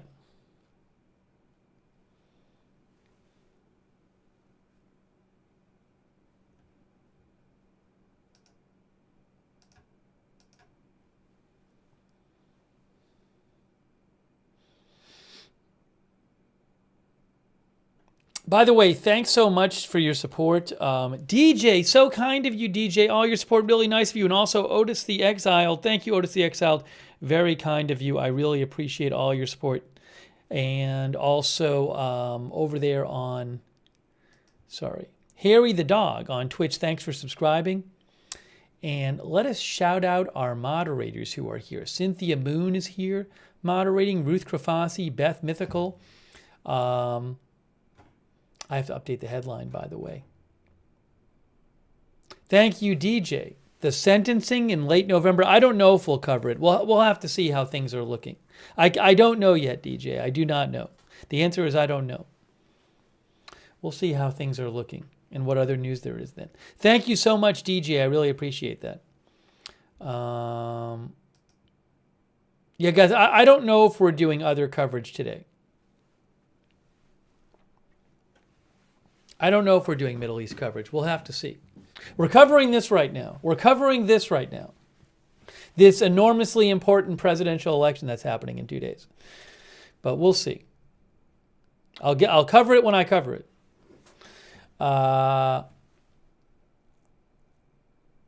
Thanks, Baby Shark, for watching. And also, let me update the headline. Hold on a second. Because...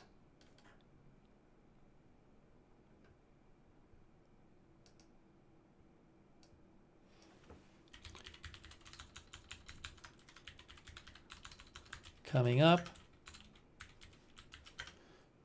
Kamala Harris rally in Lansing, Michigan.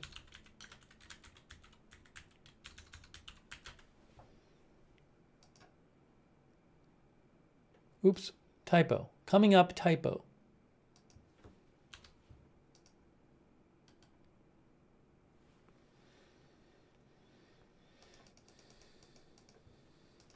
Okay, there we go.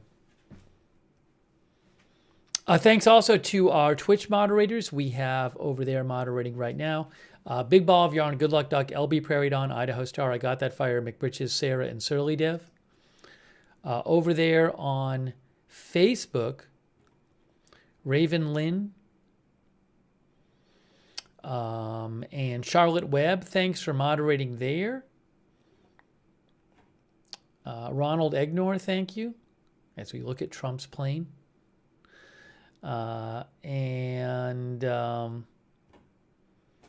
Thanks also Diane Allworth for subscribing over there, and Marie Minicello, thank you.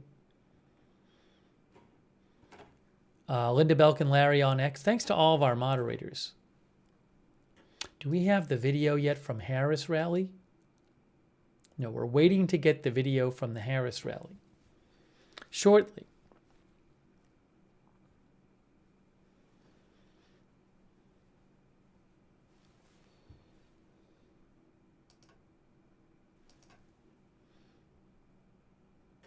Some people were asking, when will we know who wins? I don't know. I don't know if we're going to know the first night or not. We'll have to see. We'll have to see. We did a poll question yesterday about it. When would we know?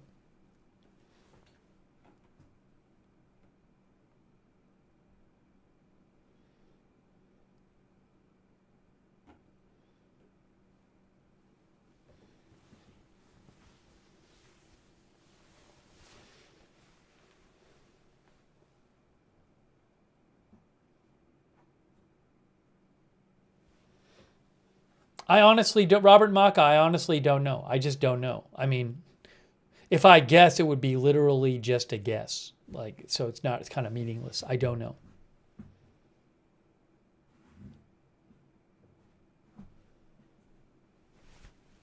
Yeah, we don't have the Harris rally footage yet. So as soon as I get access to the footage, I will put it up on the screen. It's not available yet to me.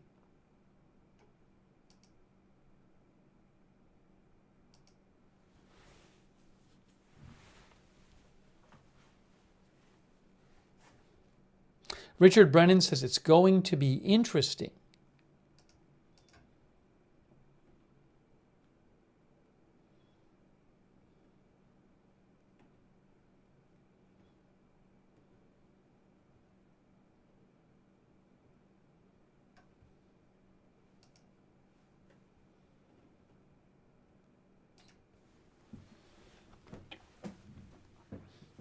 Are they still playing music or not? Let's see. Oh, I can play the audio. I can play the audio. There's no music. Let's listen to the audio. Oh, no, they are playing a song. Nope, there's playing music. They are. I'll check in again in a minute. They actually were playing music still. Hey, thanks, Tommy B. Yes, I agree with Tommy B. I hope everybody is civil and respectful in our chat rooms. Thanks so much, Tommy B. Apple Tree says, we have an election party in the Netherlands. I don't even know what poll question to ask you guys about the election anymore. I don't even know. Feel free to suggest one. Thanks, Todd USA.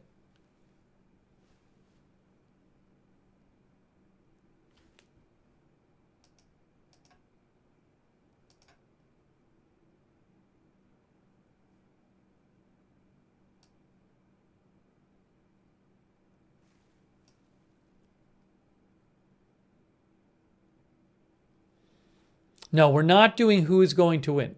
That is the one we're not doing. We're not doing a divisive poll and also a poll where there's nothing to suggest our audience is representative of the country. So we will not be doing that one. Thank you, Juan Cabrera, for your support. I really appreciate it, Juan Cabrera. Thank you. Oh, I didn't think Valley. Thank you, Valley, for your support.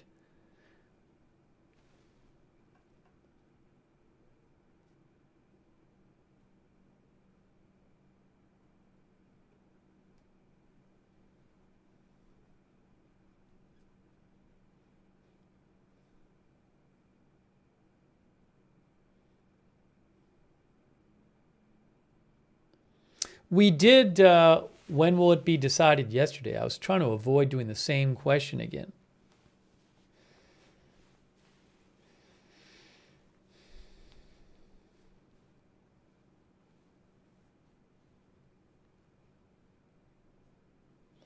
Julie Jews says, how factual is the Iowa poll? Don't know. Ann Selzer has a very good record, but it could turn out with polling. But it could turn out that it's not accurate, or it could turn out it is. We just don't know. We do not know.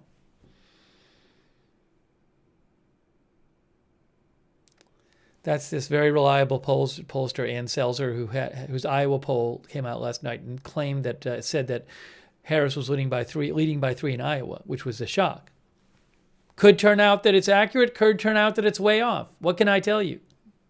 We don't know. Another poll yesterday said that Trump was up by 9 points in Iowa.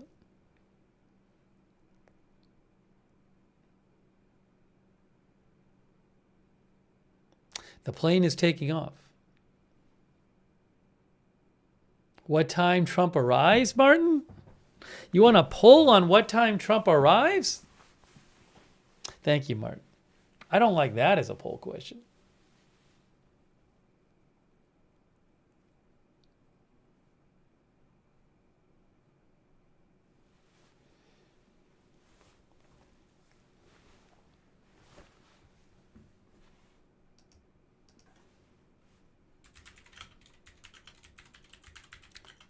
The plane is about to take off. Trump plane about to take off.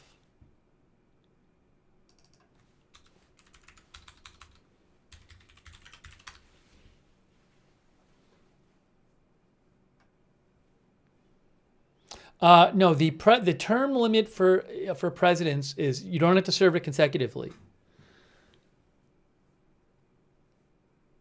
The 22nd Amendment of the Constitution says, no person shall be elected to the office of president more than twice.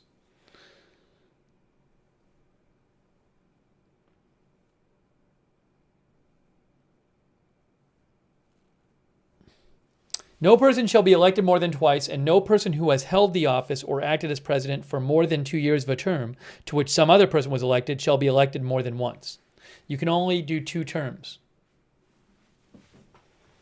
Doesn't matter if they're consecutive. That's the 22nd Amendment to the Constitution.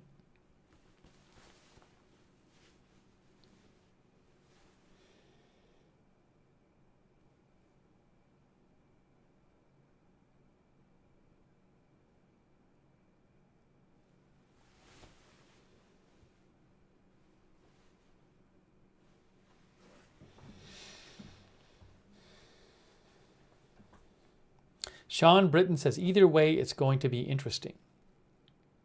We're waiting to get the footage from Michigan.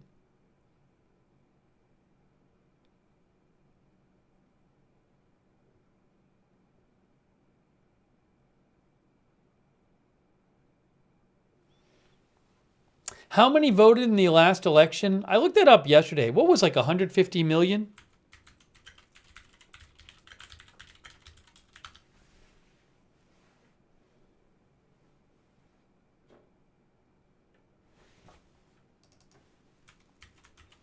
I gotta look it up again. I think about 155 million. Well, those are the presidential votes. About 155 million presidential votes. Hey, thanks so much to Rosa Marie. Thank you, Rosa Marie. Also, Lisa Boombolts. Lisa Boombots for the gift memberships. Thank you, Lisa Boombots. That's very nice of you.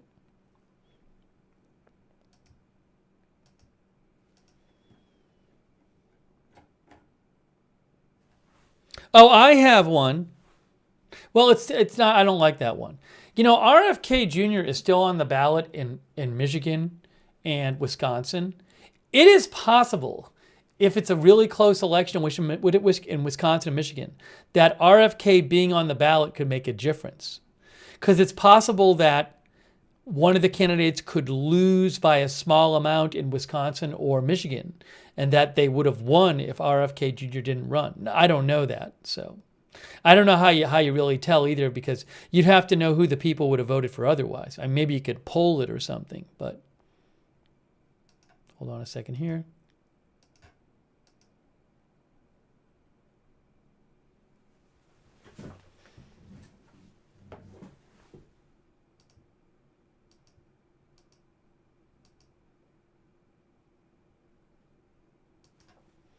Renee DeVrin said the plane is on flight radar.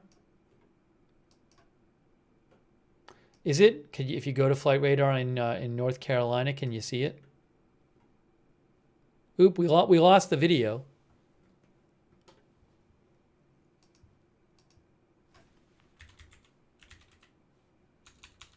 Where was it? It was in Kinston?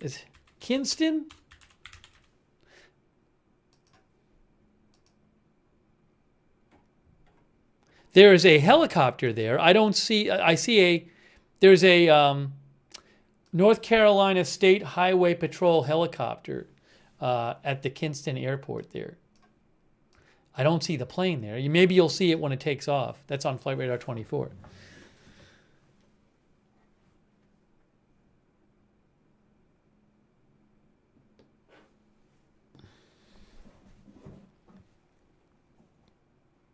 Oh, they're third-party candidates? Nielsen says over 75 million people have voted in, according to NBC News, in this election already.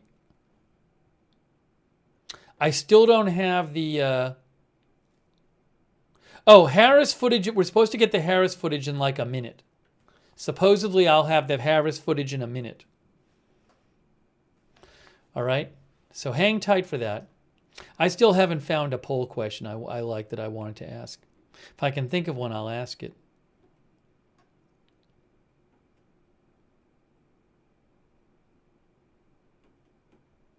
There's a very interesting issue, a question about whether pollsters are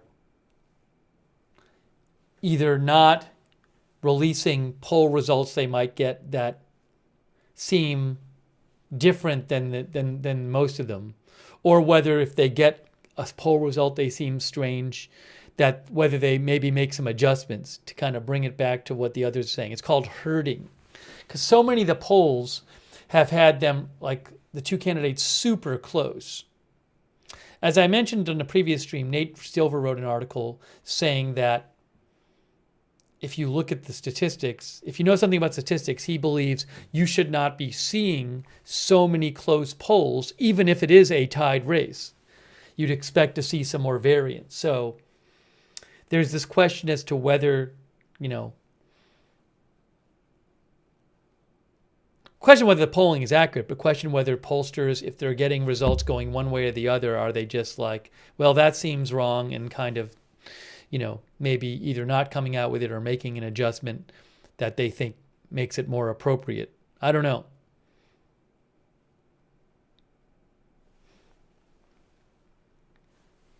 There's been a discussion in the poll community, in the election community.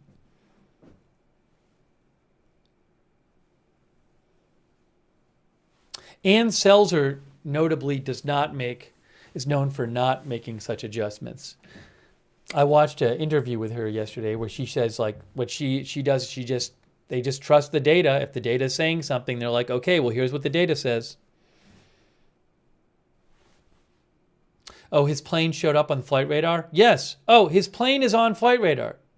Hey, guys, the Trump plane is on flight radar. It just took off.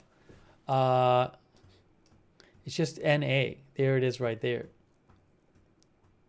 Probably be there in like an hour. It's got to go to Macon. It's going to turn around and go to Macon. There's flight radar 24. That's the plane, though. It just took off from Kinston. Oh, hold on. I don't have them. I'm about to get the Harris footage. But there is Trump's plane.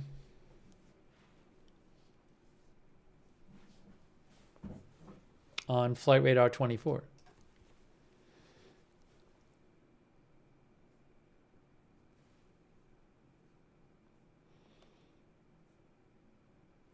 Jay-Z Gamer is wondering if turnout will be higher than last time. I do not know. Jay-Z Gamer talks about the high early voting turnout, but, more Republicans are voting earlier than last time, but maybe that'll just mean that fewer Republicans vote the same day than last time, because it may be people who just vote early instead of voting the same day. So I don't know how the turnout's going to be. We'll have to see.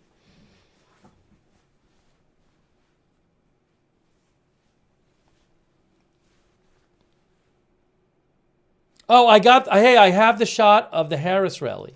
I got the shot of the Harris rally. Get ready. Hold on. It's going to be, I got to get ready to. What is this? That's wrong.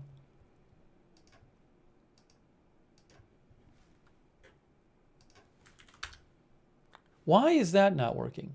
Oh, hold on a second. Reuters put up the wrong video. Reuters put up the wrong video. I have to message Reuters.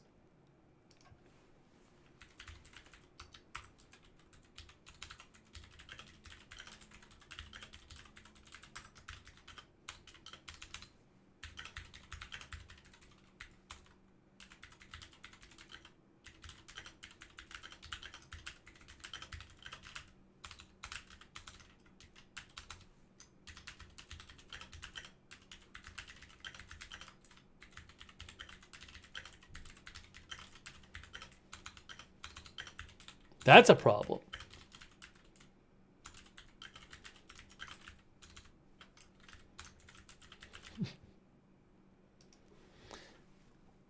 It literally says Harris, but they're showing the Trump rally. They need to put up the right video. What are they doing?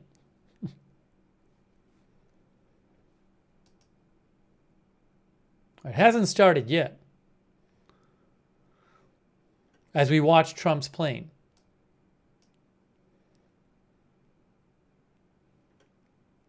Oh, hold on. I think they're switching it right now. Now it says further live coverage is expected. Okay, I think they caught their mistake.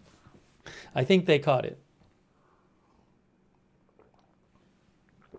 We're watching Trump plane on Flight Radar 24, and as soon as flightradar24.com, as soon as they switch the video, I will have that for you.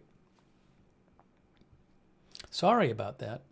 Thank you so much, Alicia Misha, for your support. And again, JZ Gamer 12, thank you. Also, DJ, thank you so much, DJ. And Joey Lilly. What people will be eating for election night? That's what Joey wants a poll on. What will you be eating? There's so many choices. Can I even do a poll where, like, will we narrow it down, Joey, to choices? I mean, people eat so much different stuff. I feel like the poll would have to have 20 answers.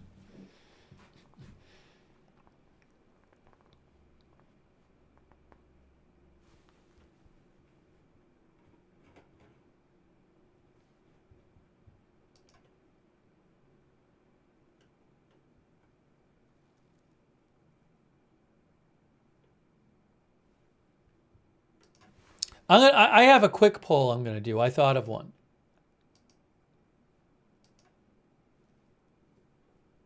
It's not really that great a question, but it's something.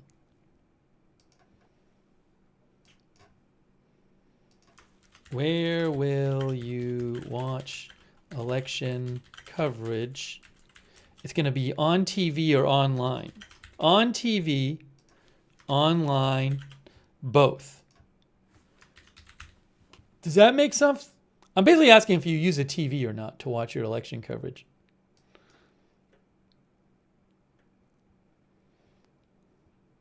At least it's a question. Hang on. I was trying to watch the plane.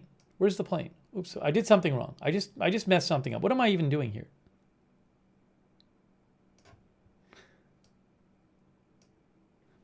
Give me a moment. Give me a moment. There's Trump's plane. There's Trump's plane.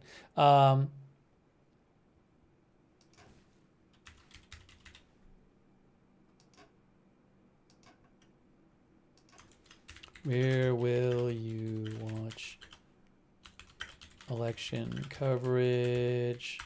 On TV, online, both.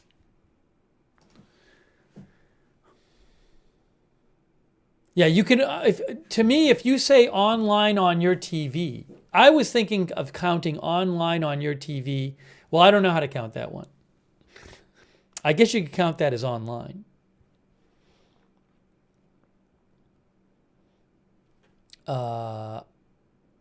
Let me see what people are saying. I don't know if it was a great question. I wanted to ask a question. Maybe it wasn't the best question. Very few of our viewers are saying on TV.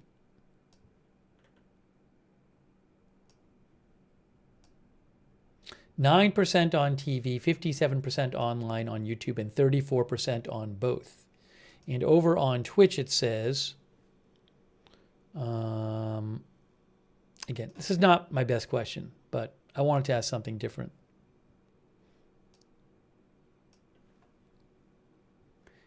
%2 on TV, 65% online, 33% both on Twitch.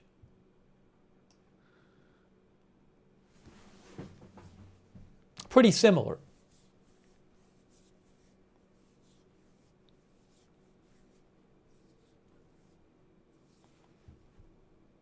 All right, sorry for the the question was a little confusing, but very few of you are going to actually only watch it on TV.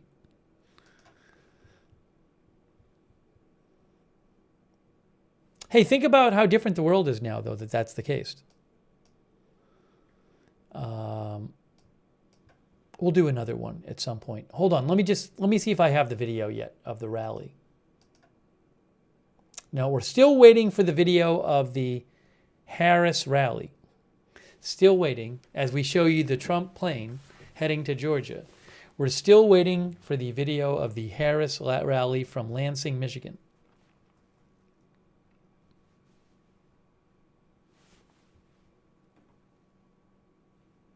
Yes, Trump is over near Clinton right now. Near Clinton, North Carolina, I guess. Oh, how do I do this?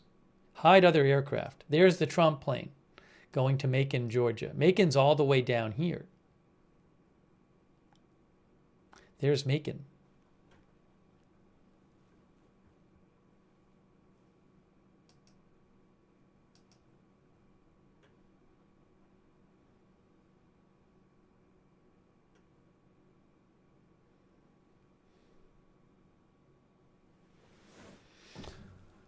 All right, just to do it, while we're waiting to get the Harris feed, we'll do one more poll question.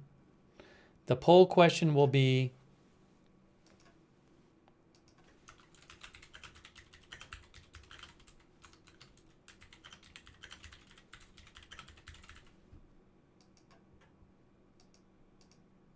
I bet most people will say other.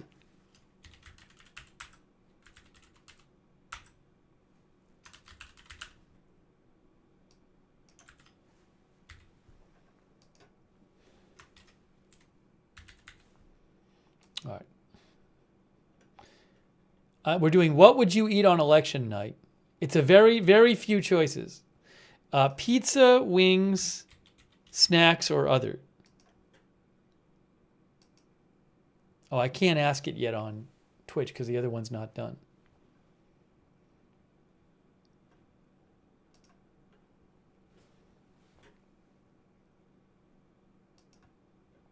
All right, let's see what YouTube is saying about this.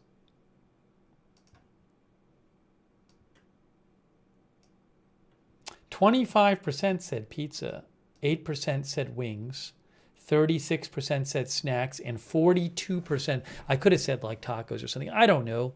I just picked a bunch of things.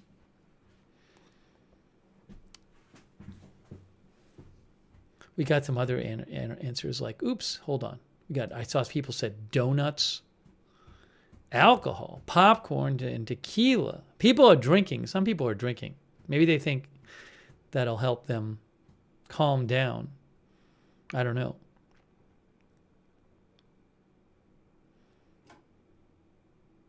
War Rogers says, I'm not going to have much of an appetite.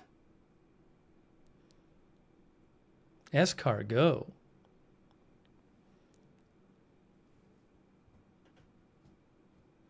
Twitch, I'll have to ask you after.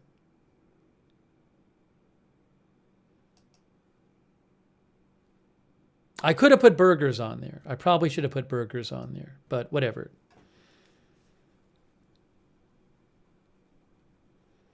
Amor says eating everything. Leftover Halloween candy, says Lynn Powell. We'll probably be in and out of the kitchen all night. Kid John says a little bit of all of them. I'll have to have some snacks ready here.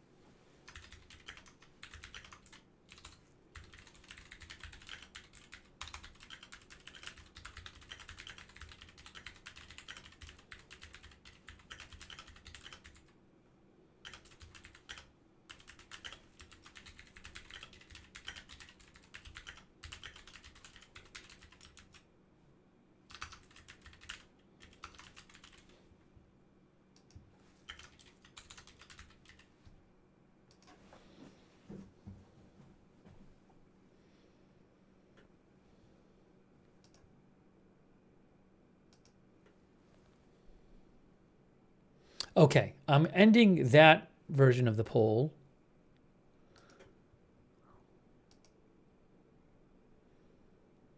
Someone is eating lobster. Pear is eating lobster.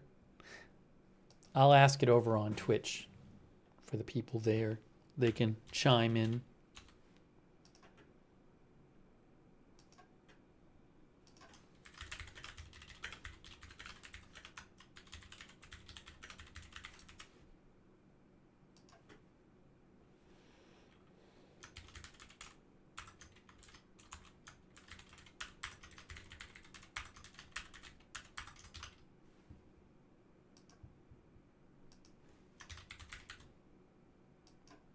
All right, I posted the poll on Twitch.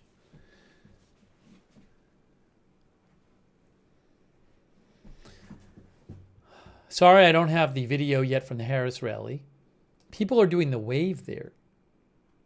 I'm watching a video that I don't have the rights to. The one I have the rights to, I'm waiting to get.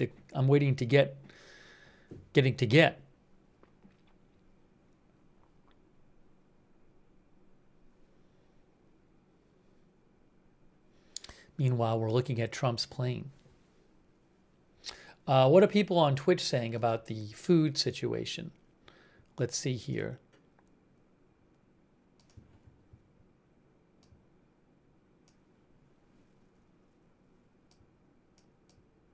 On Twitch, we have 12% pizza, 7% wings, 5% burgers, 21% snacks, and over 50% other on Twitch.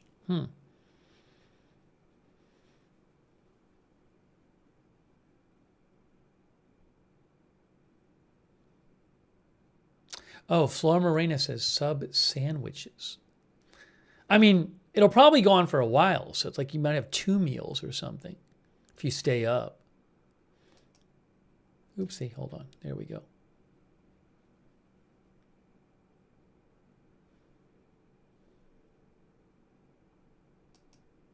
What's happening here? Oops, I want to go back to me for a second. Wait, hold on. We got to go back here. There we go. Okay. Hey, Trump's making some good progress. Look, he's about a third of the way to Macon.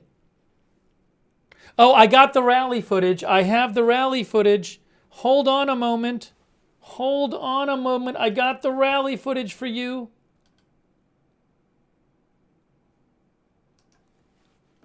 There it is. Look. Oh, it's not Kinston, North Carolina. It's Lansing, Michigan. I have to change the headline. Hold on. One moment here. This is Lansing, Michigan. I believe it's Michigan State University.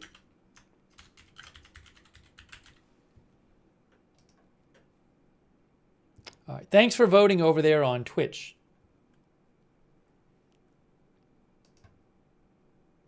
I assume they're playing music there. Oh, they don't even have the audio on right now, which is fine. Oh, no, they do. Hold on. I bet it's music real quick. Yeah, they're playing music. I can't play the sound. So we have Kamala Harris rally coming up live for you. We already saw the Trump rally. Thanks, Nuggies, Dino Nuggies, for your support on Twitch, who says Dino Nuggets is the number one American food.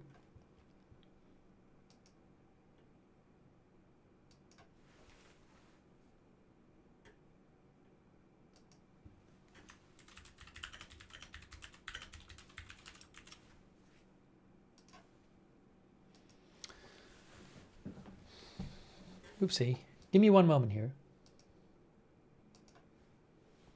Let me check and see if I have any updates for you. Oh, I was going to just make sure about the rally location.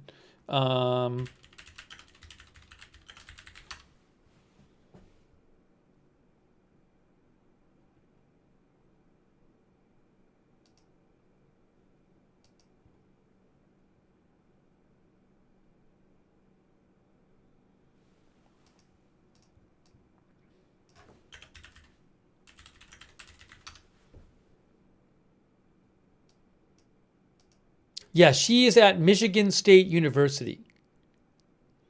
She's at Michigan State University at Jennison Fieldhouse.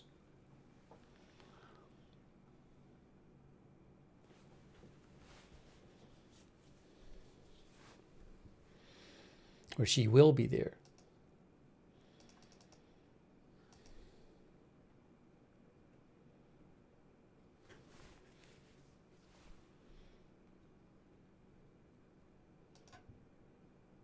Oh, I saw an interesting post here from Karen Kasler, who is a journalist in Ohio, and she said it was the last day of early voting in Ohio, and she's at one of the sites, and she said it's backed around multiple times, and she said she had never seen so many people voting early in Ohio. It's the last day there. I'll post a link to this in the chat for you guys. She posted it a couple hours ago.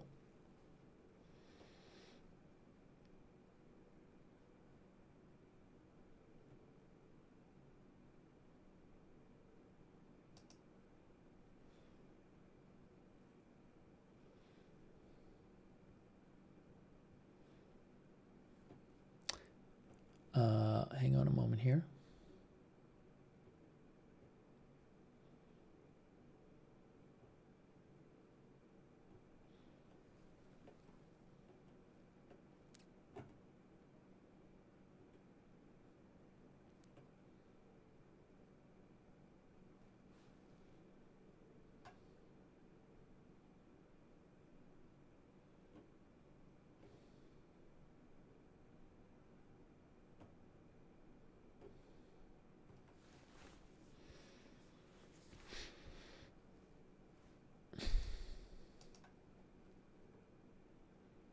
Thanks, Don Co. and everybody watching on X. I appreciate you watching over there.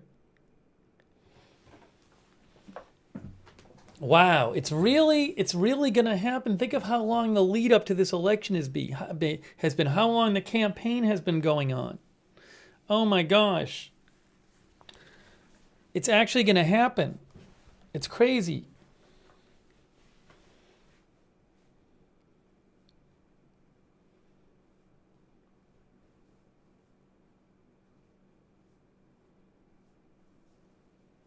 Christopher Reed says too long. Abrin says it's happening. Bishwin says it's been dreadful. Casper says too long. Keith Pash says the insanity.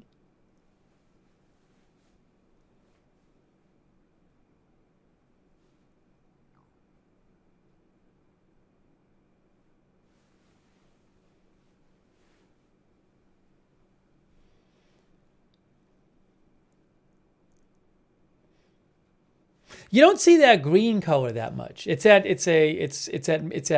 Michigan State University, which is why. But it's interesting to see that.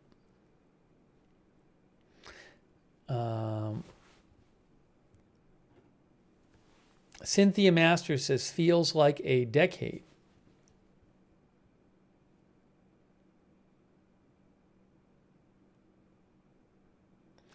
Ampheta says it's about to hit the fan in 2 days.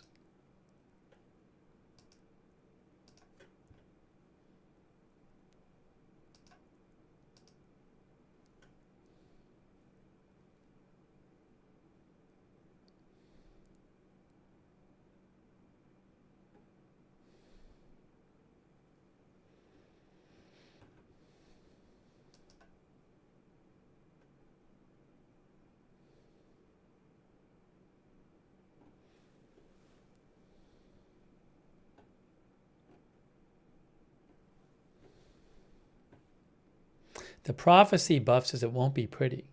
I hope there's no unrest or anything like that, or messiness, but we'll have to see.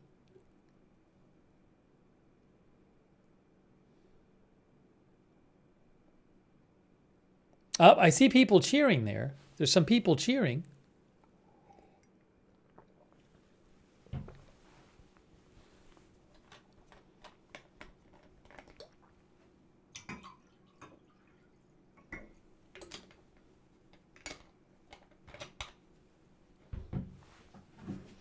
I don't know how much this venue holds. It's at the Jennison Fieldhouse, I believe.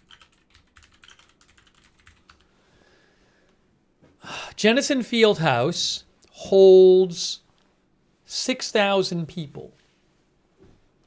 It is on. It is the Michigan State University. Does it belong to the university? It's Jennison Fieldhouse is in East Lansing. But I'm seeing this described as Lansing, so I don't know the difference.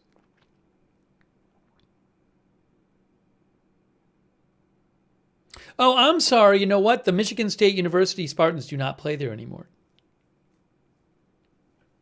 They play at a different place. They used to play at Jennison Fieldhouse.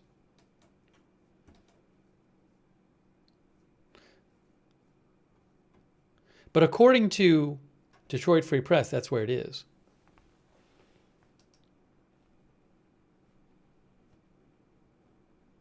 So maybe it's not. I'm so confused. Now I'm really confused. Because I've been looking at a couple articles and they said Michigan State University. But is it not at Michigan State University? Now I'm all confused about where it is. But I'm seeing articles say it's at Michigan. I'm literally looking at an article right now from WWMT, which says Michigan State University. At Michigan State University.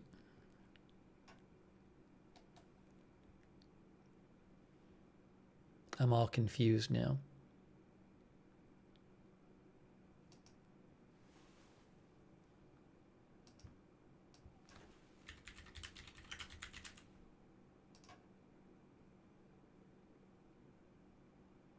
It looks like it's right on the campus.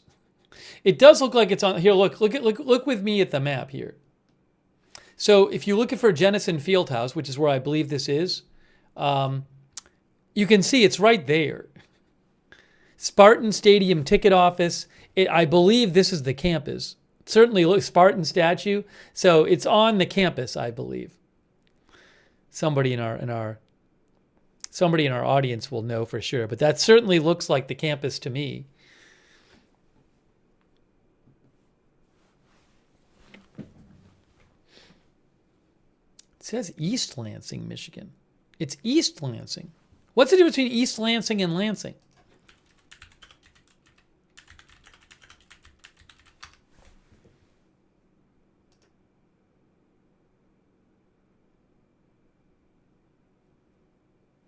It's part of the greater Lansing region?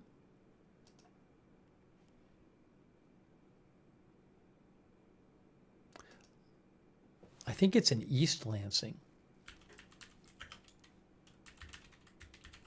Yeah, East Lansing is its own city. This is in East Lansing. From what I can tell, it's East Lansing, not Lansing. So I'm going to go with East Lansing. Meg Sweet says it is a part of Michigan State. Up, they're zooming in. The camera is moving. Oops, I got to change the this.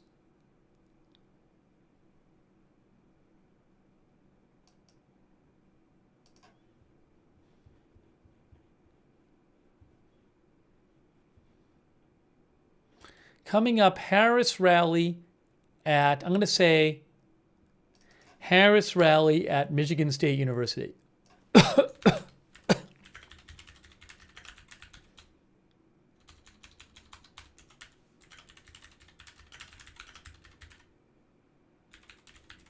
Okay. That's better.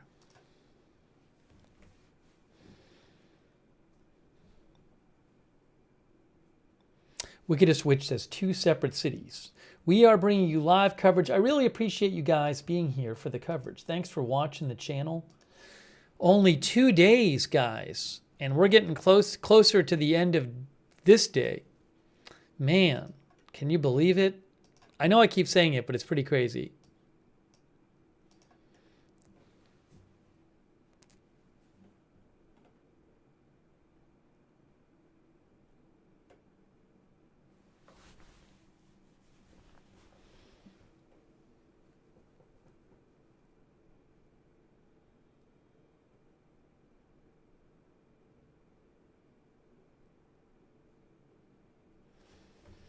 I see people, there's some dancing. We have dancing going on. We have more dancing going on. The camera's moving.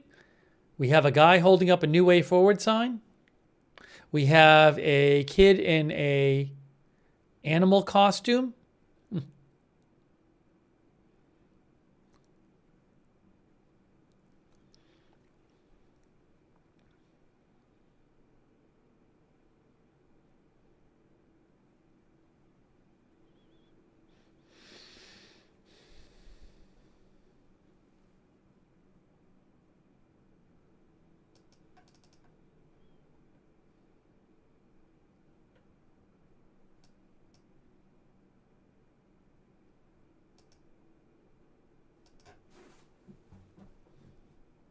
Oh, it's Stitch? I don't even know Lilo and Stitch. I've never seen Lilo and Stitch. I just called it an animal.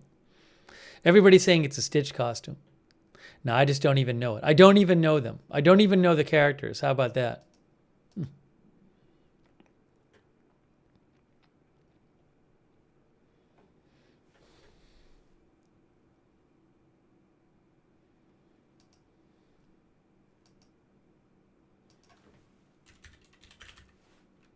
I know nothing about it. I couldn't know less about it. It's a 2002 animated science fiction comedy drama film by Disney, says Wikipedia. I don't even know who they are, Lilo and Stitch. I don't even know which one is Stitch.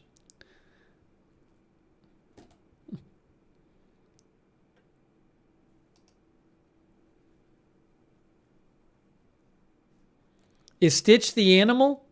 Stitch is the animal thing? An orphaned Hawaiian girl named Lilo and an extraterrestrial creature named Stitch. Okay, so it's an extraterrestrial creature. It's not an animal, I guess. It's an alien. All right, but it looks like an animal. So it wasn't an animal costume. I was incorrect. Fake news.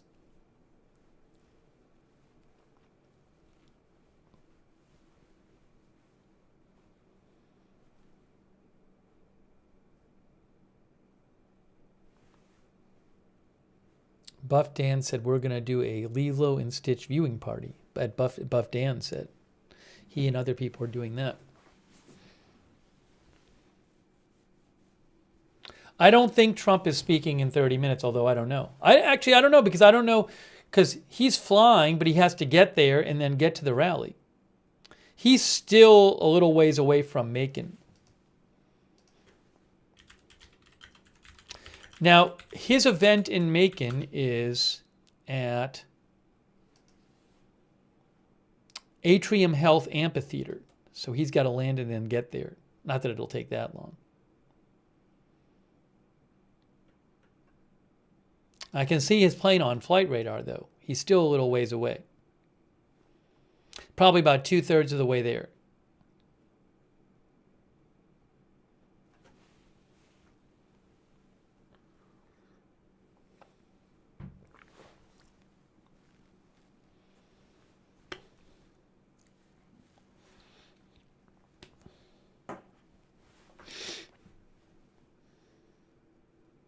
It's a field house. It's a gym that used to, years ago, the college basketball team used to play there. But the college basketball team at Michigan State, I guess they have a newer arena where they play at now. I think they might have played there till 1989 or something.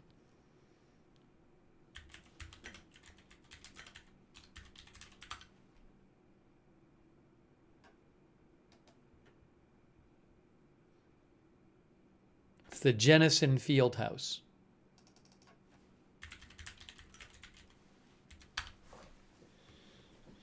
It opened in 1940, that field house, and the basketball team moved in 1989 to the Breslin Center.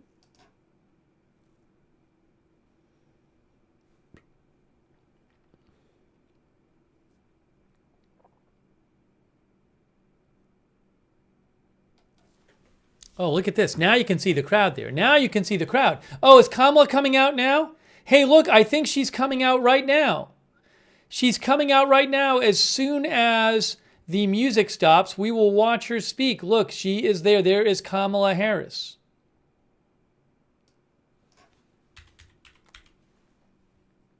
There she is, guys. All right. Well, we'll hear her speak in a second. There you go. The timing worked out.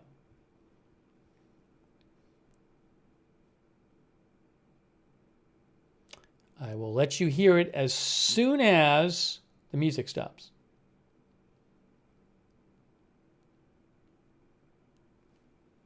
Oh, it's so loud. Oh my gosh, it's loud. Let me turn that down. Sorry.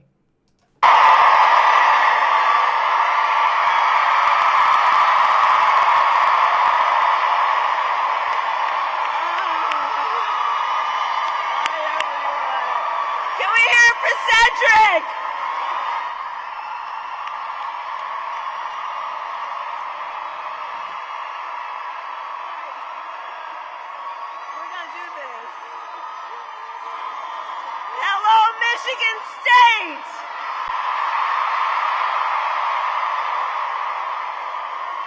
And it's good to be in the house of my dear friend Magic Johnson. Go green. All right. East Lansing, are we ready to do this? Are we ready to vote? Are we ready to win?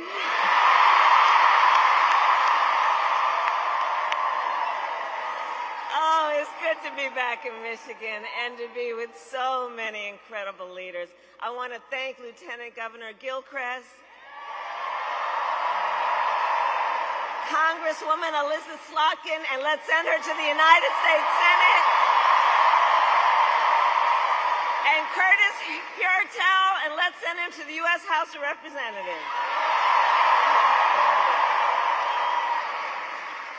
And we are joined today by leaders of the Arab American community, which has deep and proud roots here in Michigan.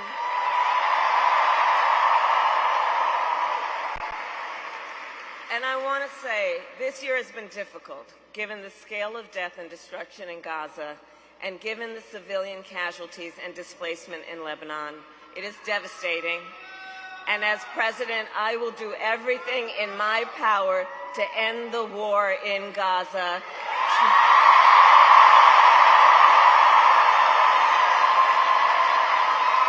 To bring home the hostages, end the suffering in Gaza, ensure Israel is secure, and ensure the Palestinian people can realize their right to dignity, freedom, security, and self-determination.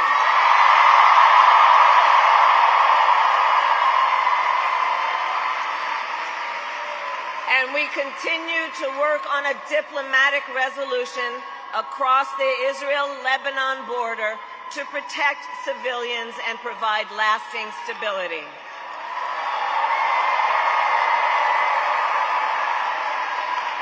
And as president, I will work tirelessly toward a future with security and dignity for all people.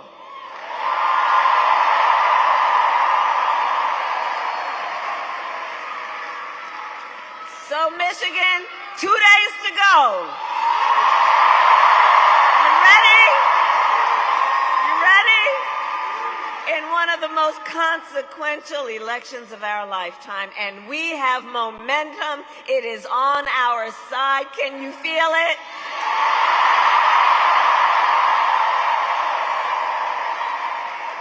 And we have the momentum because our campaign is tapping into the ambitions, the aspirations, and the dreams of the American people. Because we are optimistic and excited about what we can do together.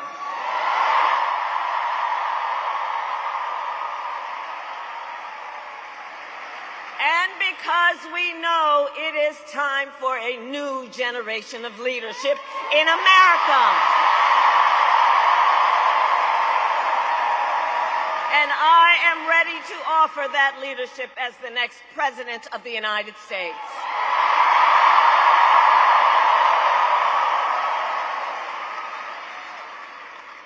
Now, the race is not yet over, and we need to finish strong. So for the next 2 days, we still have a lot of work to do, but here's the thing. We like hard work. Hard work is good work. Hard work is joyful work. And make no mistake, we will win.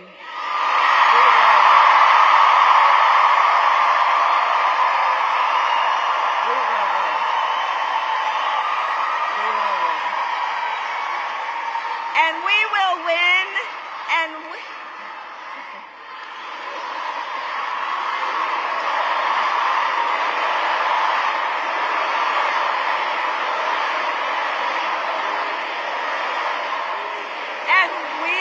And we will win, because here's what everyone here knows. When you know what you stand for, you know what to fight for.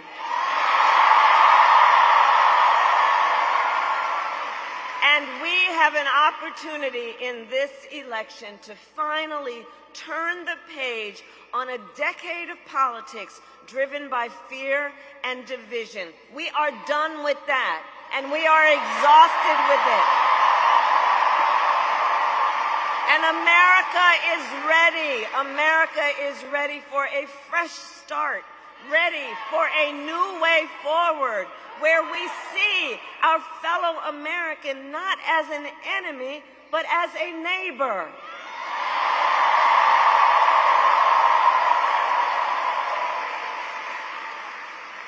We are ready for a president who knows that the true measure of a leader is not based on who you beat down, it is based on who you lift up.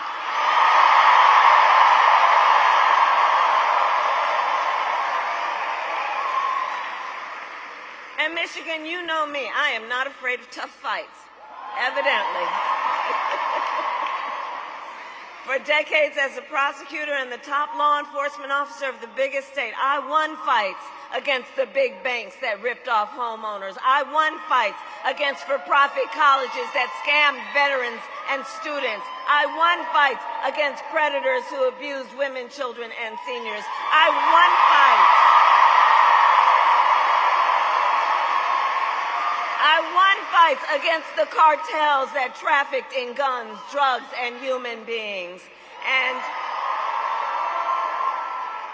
it is my pledge to you, if you give me the chance to fight on your behalf as president, there is nothing in the world that will stand in my way.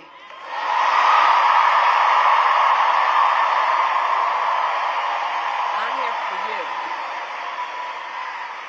And I will get up every day to fight to make your life better, to bring down the cost of living, to ban corporate price gouging on groceries, to make housing and child care more affordable.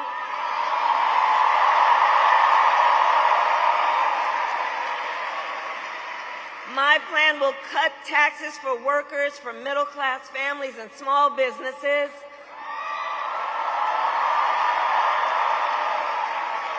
Lower health care costs, including the cost of home care for seniors, because, by the way, I believe health care should be a right and not just a privilege of those who can afford it.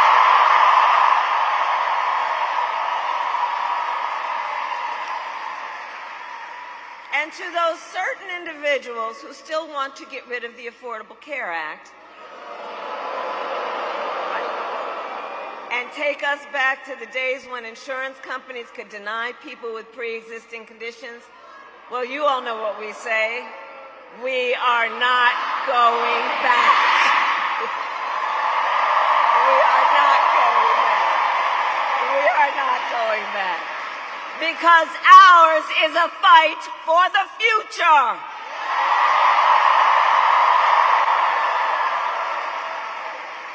And it is a fight for freedom,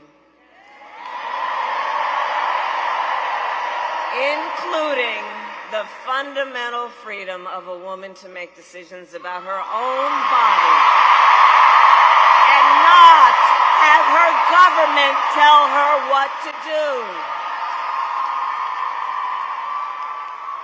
And when Congress passes a bill to restore reproductive freedom nationwide, you know where I'm going. As President of the United States, I will proudly sign it into law.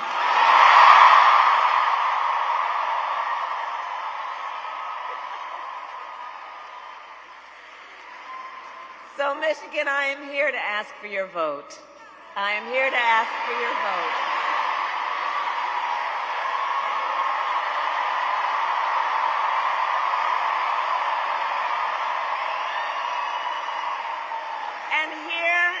And here is my pledge to you. As president, I pledge to seek common ground and common sense solutions to the challenges you face. I am not looking to score political points. I am looking to make progress.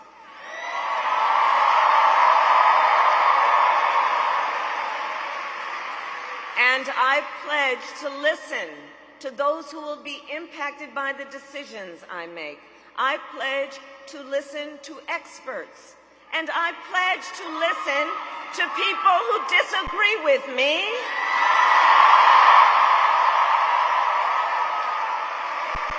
Because, you see, I don't believe people who disagree with me are the enemy. In fact, I'll give them a seat at the table because that's what strong leaders do.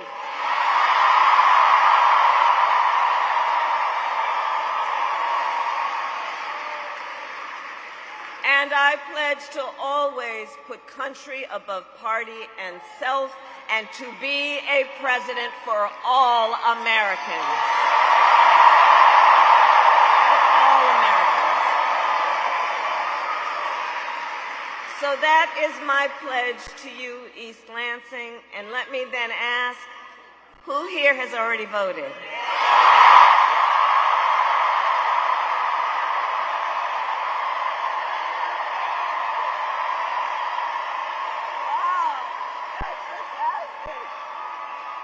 Thank you.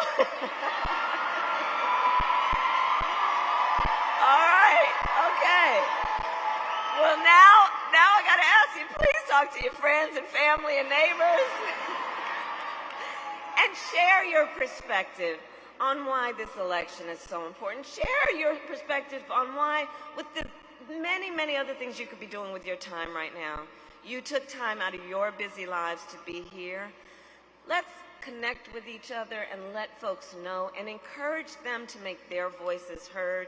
And for those of you who haven't voted yet, no judgment, no judgment.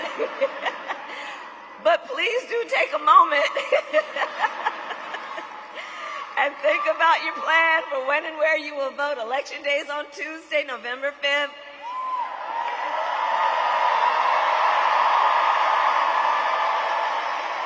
Polls are open here in Michigan from 7 a.m. to 8 p.m. And if you are not yet registered to vote, you can register and vote at your local clerk's office now through Election Day. It's a very big deal. That's a very big deal. So go to iwillvote.com for all the information you need, including when and where to vote and where to drop off your absentee ballot. But we need everyone to vote in Michigan. You will make the difference in this election. You will make the difference. You will make the difference. So, I love you back. I love you back.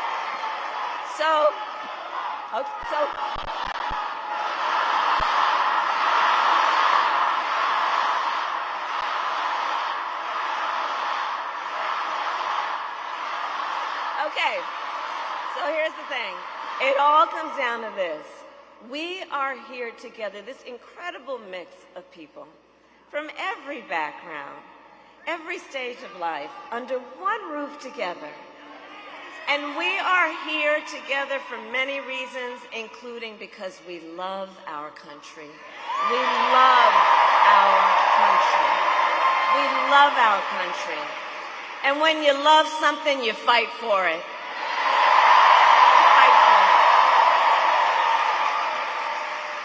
And I do believe it is one of the highest forms of patriotism, the expression of the love we have for our country, to then fight for its ideals and to fight to realize the promise of America. That's what we are about. That's what we are about. And I have always believed in our nation's promise because I have lived it. So I grew up as a child of the Civil Rights Movement. My parents would take me to the marches when I was in a stroller. And there were people there, and history has told us, there were people there from every walk of life, coming together to fight for freedom and for opportunity. You know, growing up, I saw how hard our mother worked to give her daughters the same chances our country gave her. And I was blessed to have family by blood and to have family by love who instilled in me the values of community, compassion, and faith. I have spent my life fighting for people who have been hurt and counted out, but who never stop believing that in our country, anything is possible. I have lived the promise of America, and I will tell you, today, I see the promise of America in everyone who is here. In all of you, in all of us, we are the promise of America. We are.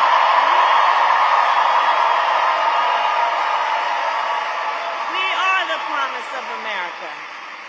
And I see it in the fathers and the mothers and the grandparents who work hard every day for their children's future. I see it in the women who refuse to accept a future without reproductive freedom.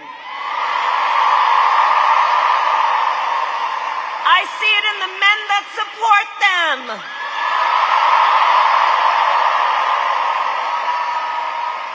I see it in Republicans who have never voted for a Democrat before, but have put the Constitution of the United States above party.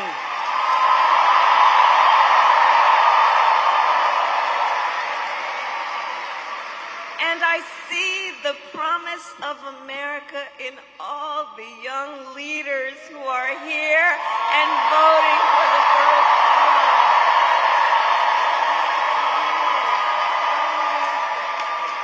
I love Gen Z. I do. And here's one of the things that I love about this generation, this incredible generation. You all are rightly impatient for change. I know that. I know that about you. And here's the thing, because you all have only known the climate crisis and are leading then the charge to protect our planet and our future. You who grew up with active shooter drills and are fighting to keep our schools safe. You who now know fewer rights than your mothers and grandmothers are standing up for freedom. None of these issues for you are theoretical. This is not political for you all. This is your lived experience, and I see you, and I see your power, and I am so proud of you. Can we hear it for our first-time voters?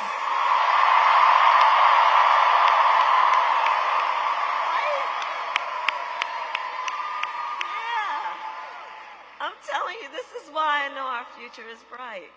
I'm just so optimistic about it. I'm so optimistic about it. So, all right, 2 days. We have 2 days to get this done. And nobody can sit on the sidelines. Let's spend the next 2 days so that when we look back, we have no regrets that we did everything we could. So let's knock on doors, let's text, let's call the voters, let's reach out to family, friends, classmates, neighbors, co-workers. And as we do, I have one request on top of everything else I've asked of you. Let's be true to what our campaign has been about from the very start, which is to be intentional about building community. Let's build community while we are doing this. Let's build community and be intentional about it. Let's be intentional about building coalitions, because we know, look, there's been so much about this last decade that it's just, but the thing is that the tenor of it has been to try and make people feel alone. To make people, and you know, when you make people feel alone, it's a way of trying to disempower people. To suggest to them you don't have people. To suggest to them you don't have community, which is not true. And that's why I say let's be intentional about in the face of a stranger, seeing a neighbor and understanding that our power to lift each other up is immense, and let us do it with the spirit of knowing the vast majority of us have so much more in common than what separates us.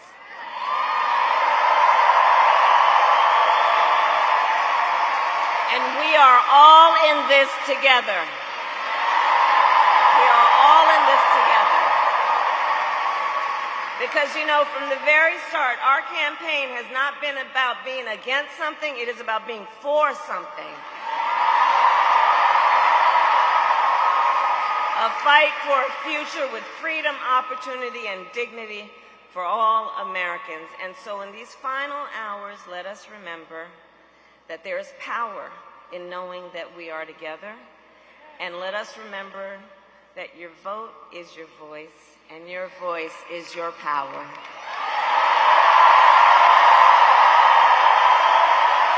And you are powerful, and you remember that. So today, Michigan, I ask you, are you ready to make your voices heard? Do we believe in freedom? Do we believe in opportunity? Do we believe in the promise of America? And are we ready to fight for it? And when we fight, we win. God bless you, and God bless the United States of America. Okay, that was Vice President Kamala Harris speaking at Michigan State University. Shortly we're going to have Trump speaking again in Macon, Georgia. So we're bringing that to you next. So we've seen Trump speak in North Carolina. We saw Harris speak in Michigan. And we are going to see soon Trump speaking in Georgia. Appreciate you guys being with our coverage. Sorry that I can't play the music. I do not own the rights to the Beyonce music.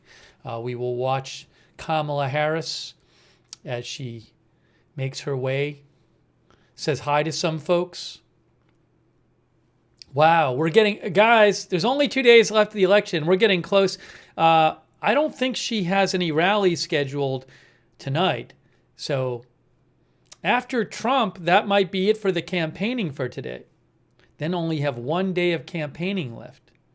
How about that? Oh my gosh. Oh my gosh. We are getting close to the election. We, of course, will have election night coverage here with results and the results map. And I'll be doing some coverage of the election during the day on Tuesday, too.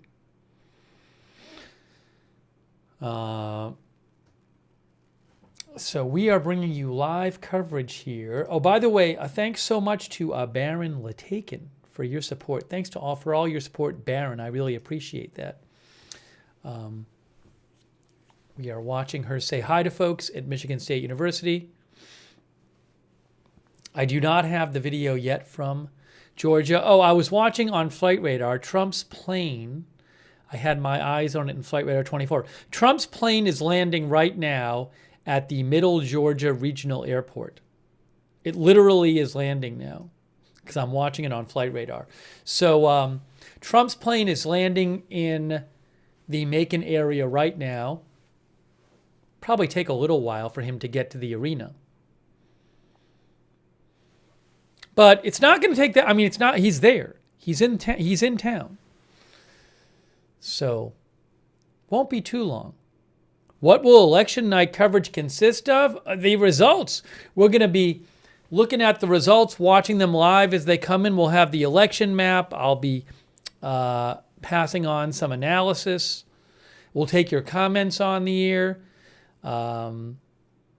Maybe have some video, depending on what I have access to. I'm guessing the candidates will do speeches at some point. Laura says, "Thank you for showing the rally." Yeah, I'm glad to bring these rallies to you. Again, we have Trump coming up in a few minutes.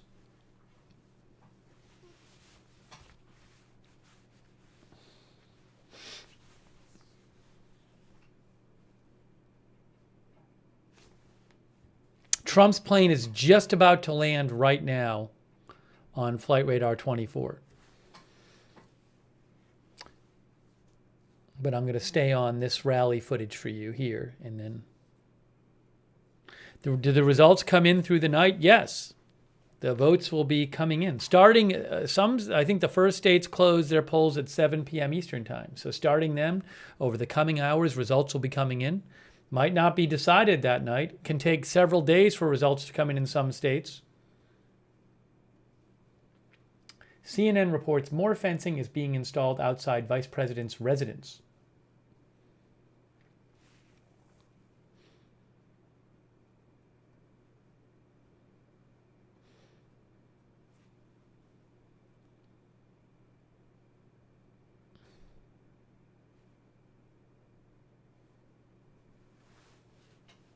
Paula Faust says, time is flying by with election night coming up soon. I don't know. I just saw the headline on TV. I assume the fencing at the Vice President's residence is just for crowd control stuff, you know, precautions before the election. No, there's rallies tomorrow. Trump is doing 4 rallies tomorrow. I don't know what Harris's schedule is tomorrow. I assume she's doing rally stuff tomorrow. But tomorrow is the last day. Matt says tomorrow Harris has a rally with Lady Gaga.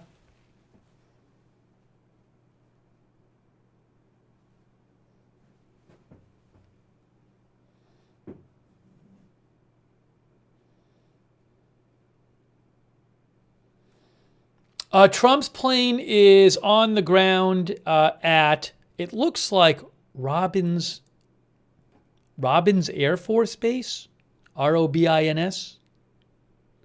Warner Robins Air Force Base, it looks like, according to Flight Radar 24. And Flight Radar 24, on Google Maps it says, what's the drive time?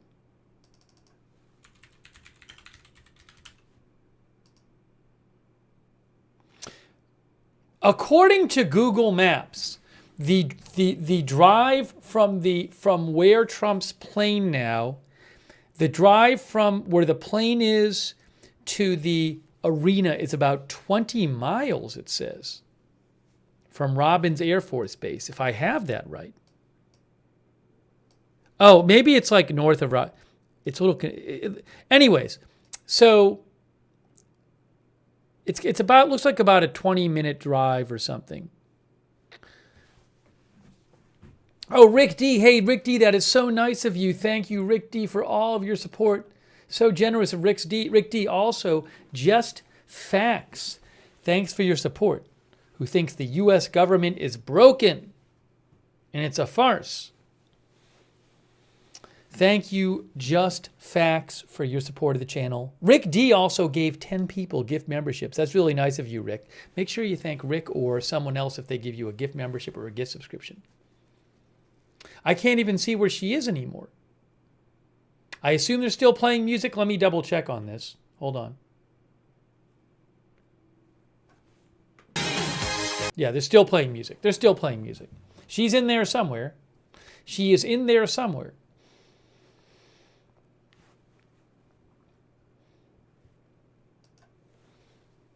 And thank you also, Bama Fan 11, for the gift memberships. Really nice of you. Let's shout out our moderators, too. Oh, by the way, I owe a thanks over to J-Tide for subscribing on Twitch. Thank you, J-Tide. Let's shout out our moderators. I really appreciate our moderators being here, keeping the chats civil and respectful. Over on YouTube, Misunderstood, Ruth Krafasi, RJ, Beth Mythical. Thank you so much for moderating there on Twitch. Big Ball of Yarn, Good Luck Duck, LB Prairie Dawn, Idaho Star, I Got That Fire, McBritches, Surly Dev and Sarah, thank you so much on Facebook. Charlotte Webb, Raven Lynn, Ronald Egnor. Thank you to all of our moderators. Linda Belkin, Larry on X, thanks moderators.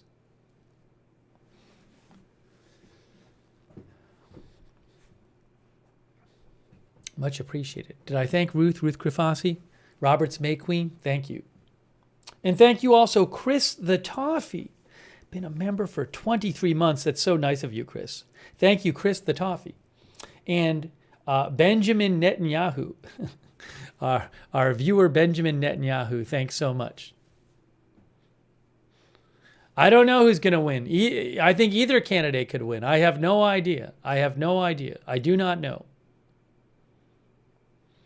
John 1948, I was just going to check that, John. John says there's a helicopter. Yes, there is a helicopter that looks to, John thinks it's a media helicopter. I don't know if it's media or police, but there's a helicopter near where Trump just landed, and it's going to follow his car, I assume, as he takes his car. Okay, all right, so let's switch over to, there is Flight Radar 24, and what you can see is, so Trump is going up here to Macon. His plane just landed down here at Robbins AFB. So this helicopter, my guess, is going to fly along with the motorcade as it makes its way to Macon, which is up here. The arena, it's like the amphitheater, the something Atrium Health Amphitheater, I think it is. It's up here in Macon. I have it here somewhere. Atrium Health Amphitheater is there.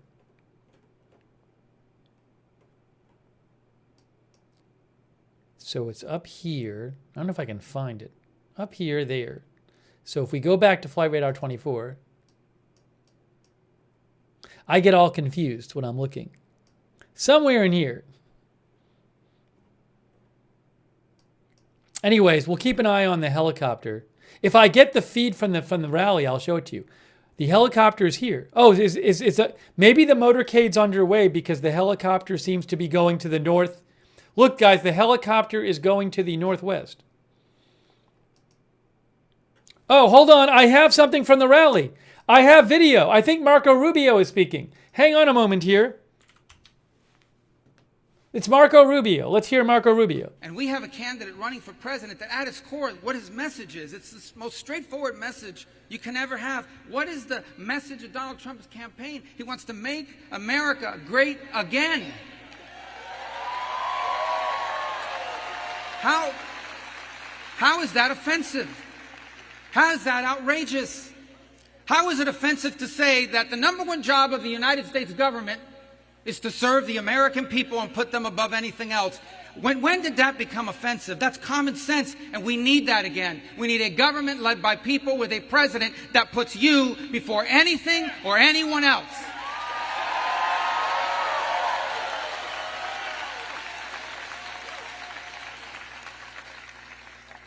Since when is it offensive to say, look, we have a country, we have to have laws. If tomorrow you announced anyone who wants to come to America, please do, which is basically what's happened. But if you just basically said, from now on, anyone who wants to come, just come anywhere you want, anytime you want. Literally, 150, 200 million people would come. They would come here. But no country in the world would do that, except this one under this administration of Kamala Harris and Joe Biden. And when you have 11, 12, 13 million people, yes, the majority of them are not criminals, but if 5% of 12 million people are dangerous criminals, that is a lot of dangerous criminals, and they're in our country, and they're doing damage now, and that needs to stop. How is it offensive to say that that is going to stop?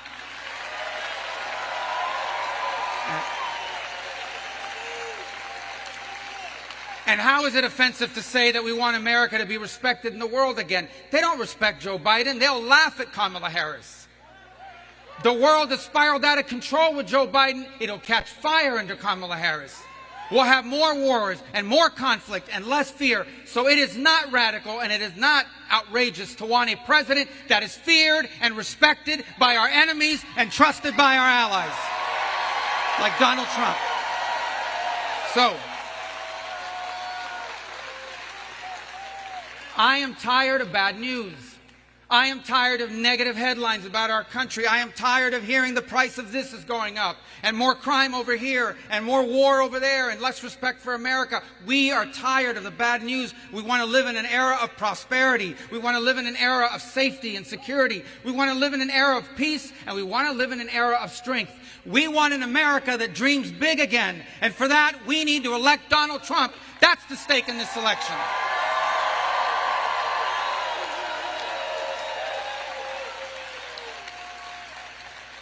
That's the America I grew up in. That's the America my children, your grandchildren deserve to inherit. And there's only one way to do that. And that is you have to come out and vote. We have to come out and vote. And if we do, Donald Trump will not just be our 45th president, he'll be our 47th. And America will be great again for our children and for the future. Thank you and God bless. Thank you. We got to hear some of Senator Marco Rubio from Florida. That was Marco Rubio. All right, so we're waiting for Trump. It looks like his motorcade, my guess is that his motorcade is on the way to make the arena. So it shouldn't take that long. Somebody else is speaking. Is somebody else speaking? Hold on. What's going on, Macon, Georgia? I do appreciate Senator Rubio for being here today. Let's give him a hand. That was a great job.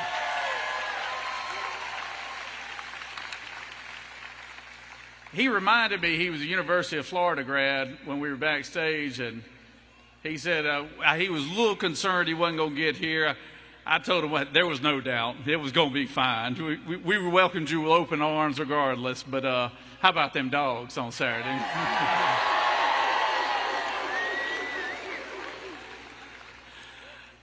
The last time I was standing on this stage, it was about a month ago with a musical artist named Jason Aldean.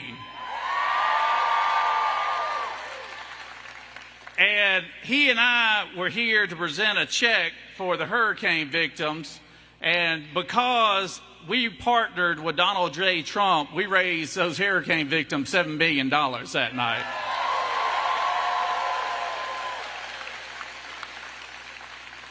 I always like to say that because the media never reported it.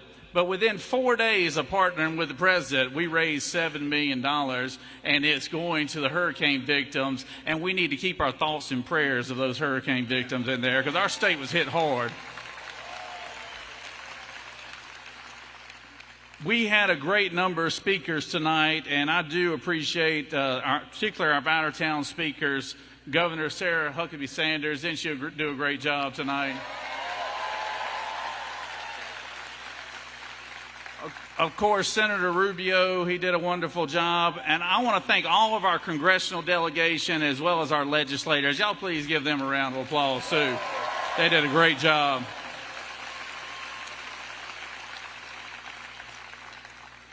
You know, earlier this week, I think the Biden-Harris regime referred to us as a bunch of garbage, I believe. Isn't that right?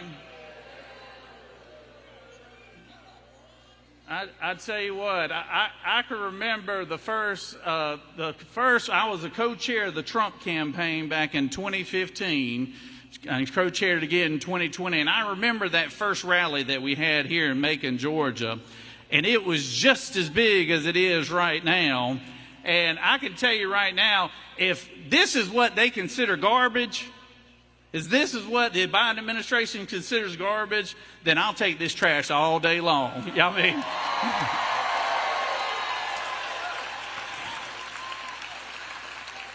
I'll take it all day long, and I'd say put me in, Coach, because if I want to go to battle, I want to go to battle with this crowd right here. It is unbelievable, it is unconscionable that there is a party that refers to an entire group of people as garbage, as Nazis, as deplorable, as people who just cling to their guns and Bibles, I believe is what I heard. Isn't that right? No, I tell you what we love as Americans. We love cheap groceries. We love cheap gasoline and being energy independent. We love a closed border and not allow. And we love people to love our country as much as we love our country. Isn't that right? Those are just basic things that you would think that they would want, but they don't. Instead, they want to insult us when we don't agree with them. And they want to tell us that we're not right and that we should pay more at the gas pumps and we should pay more at the grocery stores and we should allow 20 million people unchecked and unvetted into our country and allow them to be citizens, right? But I don't know about y'all, but I'm sick and tired of that. And on Tuesday, we're going to change the direction of this country.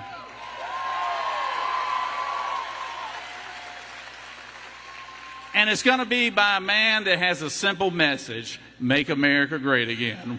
What is that? This race should not even be close. It should not even be close, because as we were voting on the issues, President Trump would win in a landslide. But this media crowd that we have back here, the national media crowd we have, they're the absolute worst. They're the absolute worst. They have villainized this man for the last 10 years, and they have been the reason that there's been 2 assassination attempts on him. They have been the reason, along with their coastal elites, that he has been prosecuted or attempted to be prosecuted by all these rogue DAs around the country. I know a little something about a rogue DA. I had one in Fulton County that tried to come after me as well. So guess what? I beat her too. So, because the truth will always set you free, and if the truth is on your side, you will win. And I want to tell you something, ladies and gentlemen. This movement, this Make America Great Again movement, you need to take it all in tonight, because you will never see anything like it again. You will never see anything like it again, not in our lifetime. But fortunately, we're going to get to see him 4 more years in the White House starting Tuesday.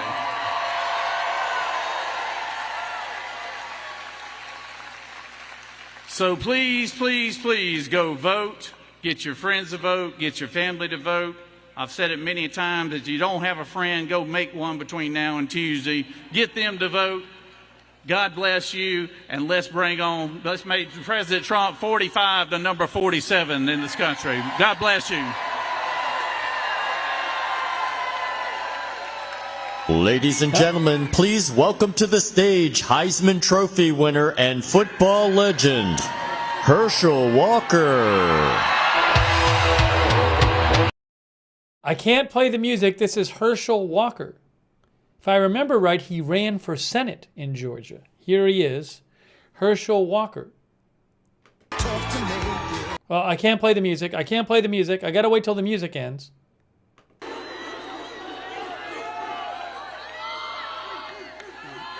Hey. Hey, God is good, isn't he? Yes. So hello there, Macon. Hello there. I want to tell you, I grew up about 60 miles from here, and I said about 60 miles because I don't want anyone fact-checking me and know that it's a little bit more. And about 40 years ago, I met a young man that was just the way I grew up. He loved his family, and he loved this great country. And we hit it off. That young man was Donald J. Trump. Today, we both are a little bit older, but we both still have good hair. And I can tell you 40 years ago, President Trump hasn't changed. He still loves his family, loves his country, and we're still friends. But our founding fathers risked everything when they stood up to the king. And men and women in our military sacrificed their life to help protect what our founding father gave us. And you know, Donald Trump is cut from the same cloth. He has sacrificed a lot for this country, and in so many ways. And it really disgusts me when I did hear them insult him with all these names. One of them, they call him a racist. Oh, yes, well, no. Wait. And if y'all haven't noticed, I'm black. But I've had some people on the left that said that I wasn't black.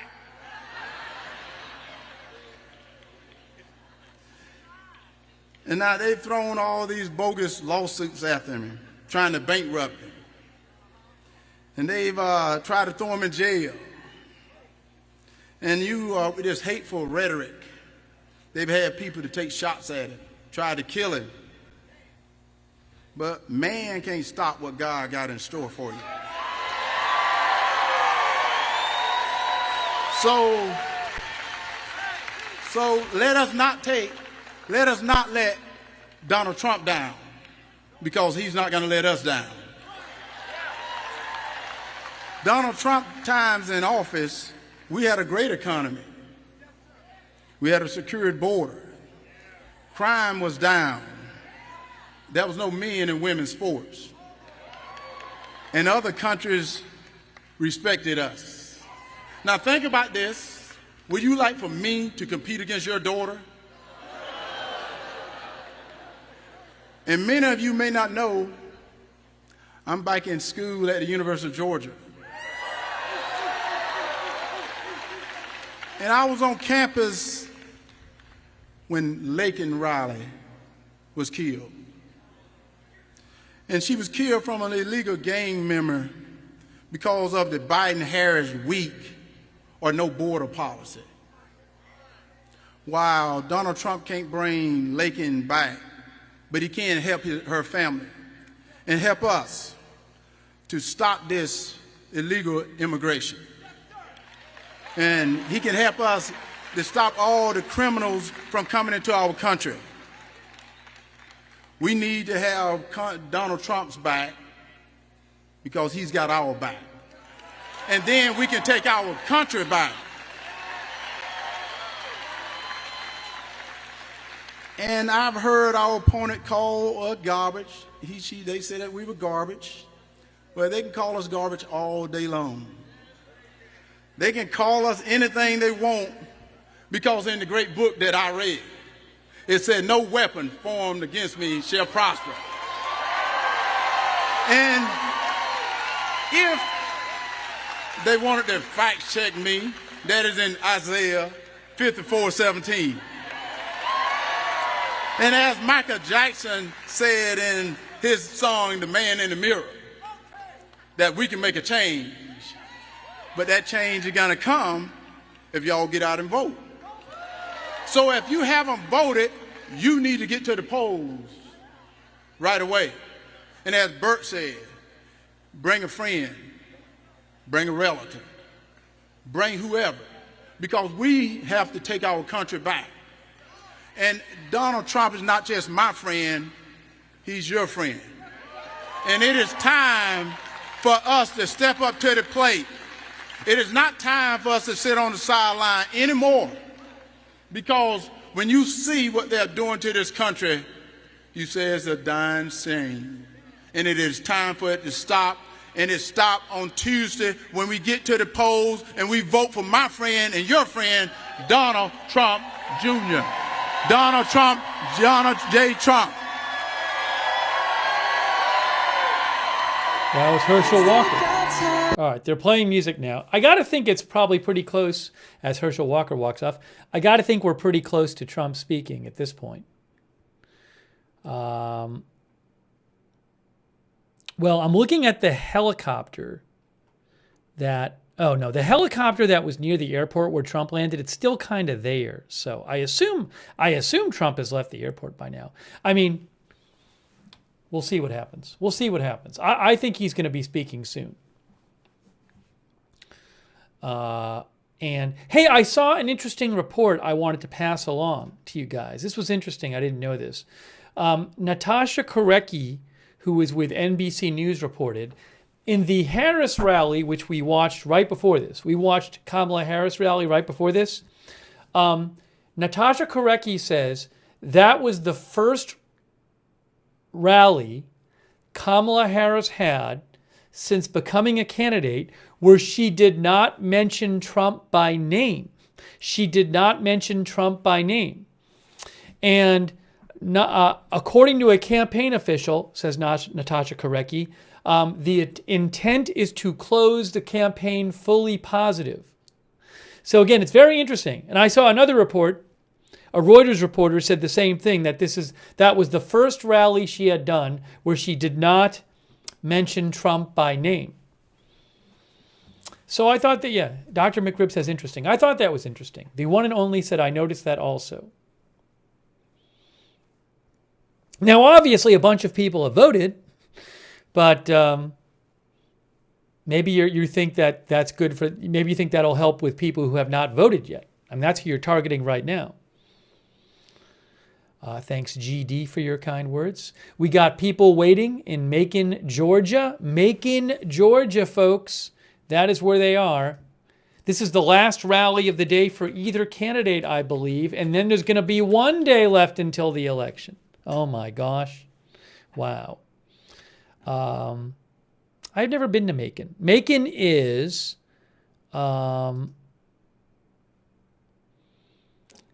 it is about 70 miles away from Atlanta. If you're in Atlanta and you go like 70 miles toward Florida, then you hit Macon. I don't think I've been in Macon. There's a chance I was there once, but I maybe was there briefly or something when I was like driving through or something. But I've probably driven through there actually.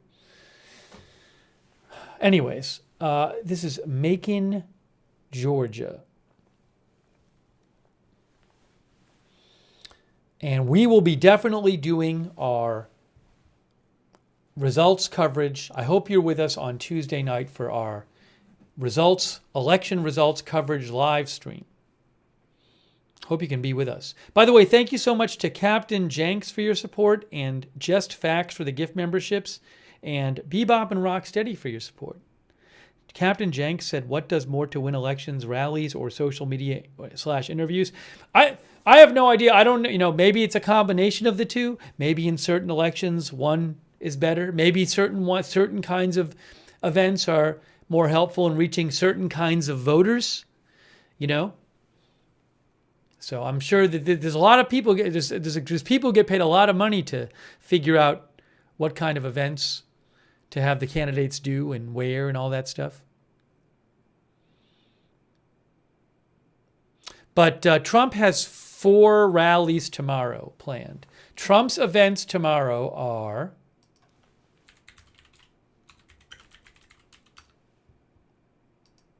only 4 left. I'm looking at the website now. Raleigh, North Carolina at 10 a.m.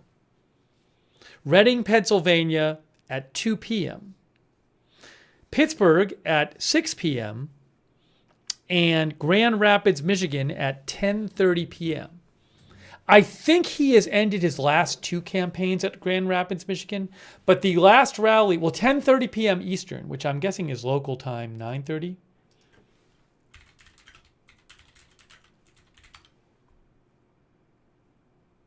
No, Grand Rapids, Michigan is Eastern time. So the rally tomorrow night in Grand Rapids, Michigan is at 10:30 p.m. If we have footage, maybe we'll cover that. 10:30 p.m. local time, Eastern time, in Grand Rapids, Michigan. That's the last event for Trump tomorrow night. I am not sure what the Harris schedule is tomorrow. I'm going to peek here and see if I see something. Harris is doing a rally in Pennsylvania at some point. And I don't know how many she's doing. I'll have to see. I don't have that schedule.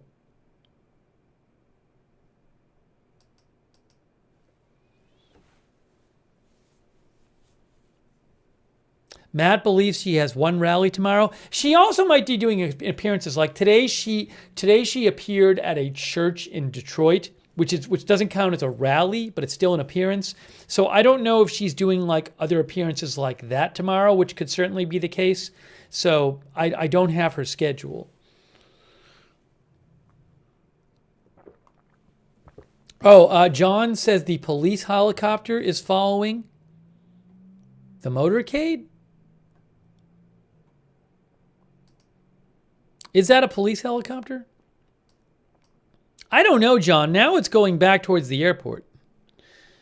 I mean, maybe it took a while, or well, actually, I don't know. I can't tell. Oh, it does look like it is kind of following. So let me show you something here.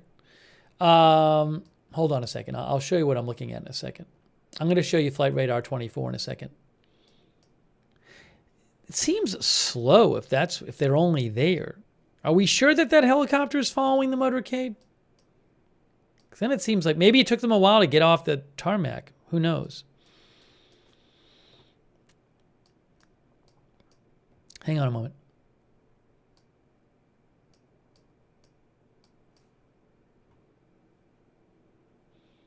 Hang on one moment here. Yeah, there's the amphitheater right there.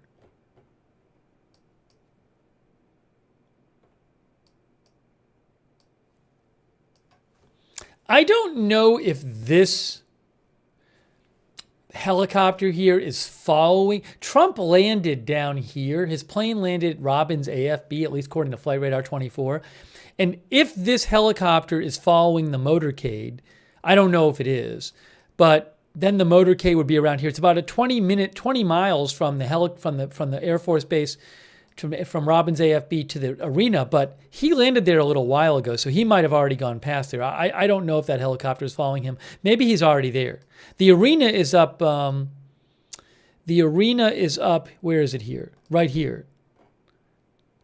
That's the location here. I think that's when it was being built or something, but it's the Atrium Health Amphitheater. So again, I'm not sure if he's on his way there or if he's already there. I just don't know. I can't tell. I mean, this helicopter could maybe he's taking this road again. I just don't know. Maybe the helicopter sticks around near the airport until he gets there. I'm not sure. So we'll keep an eye on that.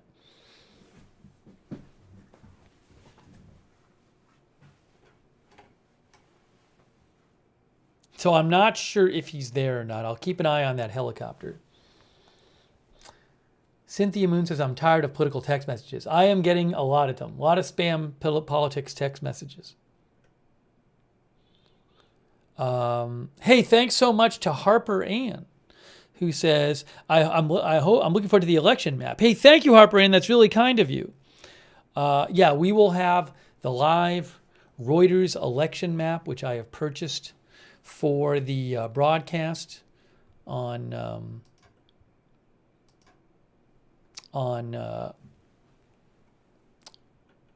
Tuesday night. Here's a little preview of what it looks like there, the Reuters election map. No votes in yet. We can. They have the poll times by closing times by state, 7 Eastern time. That's the first ones. But we can go to each state and we can look at all the counties in the state and see how they're voting, and then we can see how many votes are left in a state by county. Oh, it's gonna, and then we have the Senate races and the House races. We can see the competitive ones, the lean Democrat, lean Republican, all kinds of stuff going on with the Reuters election map. So really looking forward to using that on Tuesday. Also, a thank you to thanks so much to Just Facts, who thinks it's lawfare instead of an election. Thank you, Just Facts, for your support. I really appreciate it. Also, Dodger Blue, thank you for your support. Shout out to our Twitch subscribers, people like Master Mike 881, Wall Street and Shaggy, Casual Gamer Bruh. Bogan 04, thanks for subscribing. Ghost of Ned Martin, Lockies, Billy Joe. And hopefully I'm not missing anyone. J-Tide is there right now. New Goods. Tatermong. Cole K. Meister. Thanks to all of our subscribers. Wall Street Shaggy. Our Facebook subscribers too. Iva Lynn Berry Speedell. Diane Allworth. Thank you. Marie Minicello. Robert Real II. Thanks so much.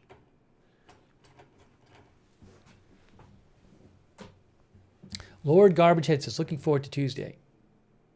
Yeah, I think the map is going to be good. I think it's going to be helpful, and we will be checking out what's going on. It says that the states that close, polling times at 7 p.m. looks like Kentucky, Virginia, Georgia, South Carolina. What is the other one? It's kind of small there. Is it some of Indiana or something? Then some states close at 7:30. Actually, when do polls close by state?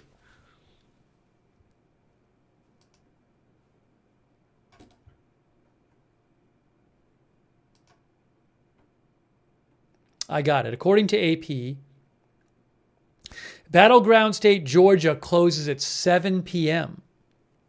Eastern time. How about that? North Carolina polls close at 7:30 p.m. Eastern time. Oh my gosh. Wisconsin's 9 p.m. Eastern time. Pennsylvania 8 p.m. Eastern time. Nevada 10 p.m. Eastern time. Arizona 9 p.m. Eastern, it looks like.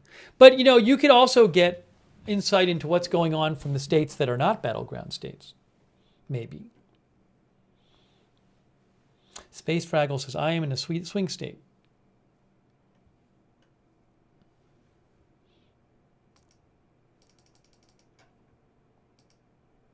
Oh, the helicopter does seem to be moving. All right, so I'm assuming that this helicopter is going along with the Trump car. So the Trump motorcade looks like went from the airport here, and it went up here, and it went over here, and now according to Flight Radar 24, I'm guessing the Trump motorcade is here, and it is going to... Still got a ways to go. It's got a ways to go because it's going up here. This is where it's going, up here.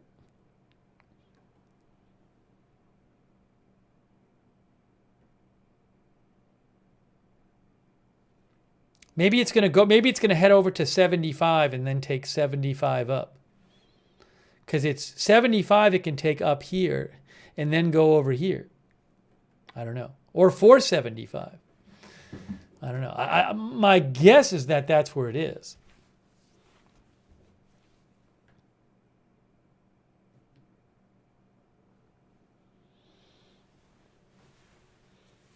Now, also, I think they could have one or two people speak before him anyway, so they might have other people come out and speak.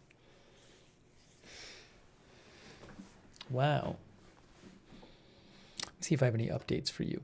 Give me a moment here. Give me a moment.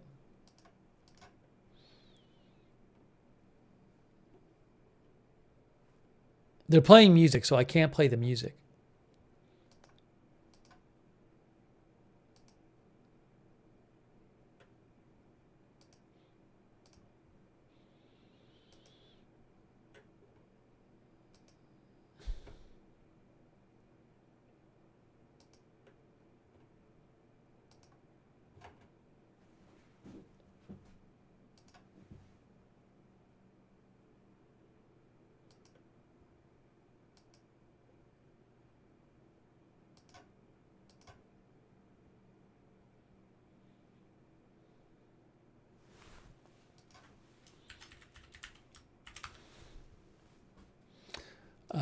Let's see here.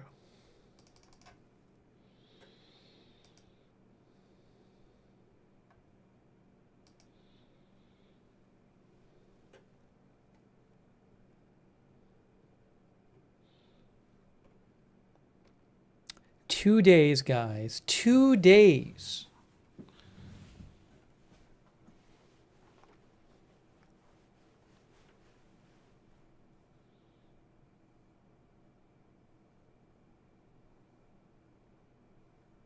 Again, very interesting. I've seen this reported several places that the Harris rally, which we just saw we just saw it like 45 minutes ago. We were just showing it. The Harris rally in Michigan was the first rally she's done where she did not mention Trump by name.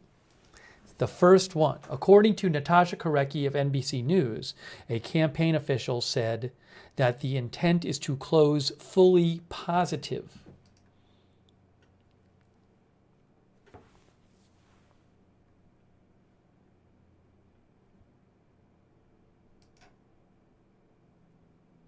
What's happening on flight radar? If you're wondering where Trump is right now, I think he's here now. Because this helicopter, I believe, is following his motorcade. So it looks like his car is going, his motorcade is probably going on this road. Maybe it's on this road, and it's going to 75, and then it will go up 75 to the arena, which is the amphitheater, which is up here. Maybe it's slower going when it's on that road. I don't even know, how are they doing the traffic? Have they blocked off the road, or do they just have a police escort or something? I do not know.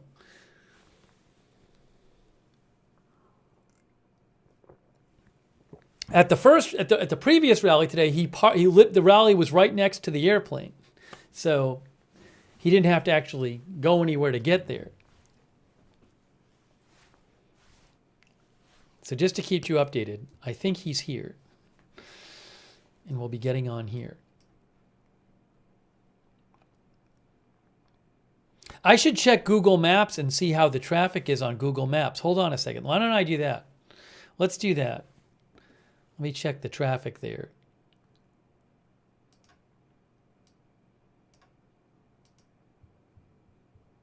Light traffic in the area? Where is this here?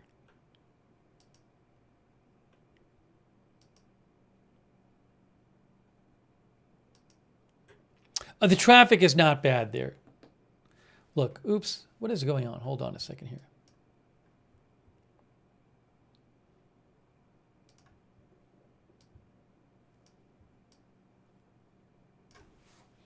Okay, so here's going to be Google Maps. There's Google Maps, and then you can see, where is it? Macon. Yeah, so for example, like 75 is clear up into... So he's going to get on probably down here and take this either 75 or 475, but two up here. There's a little traffic around here, but the freeway seems interstate seems pretty clear there and there. All right, fine. Fred Flintstone thinks they're closing all entrances and exit ramps. Maybe they did. I don't know if they did. Jerry says he will 100% go up I-75. It's the only way from the airport. Well, it looks like he didn't go up. Well, no. It looks like there's 75, but then you can either go right or on 75 or take 475. He'll have to get on 75, you're saying.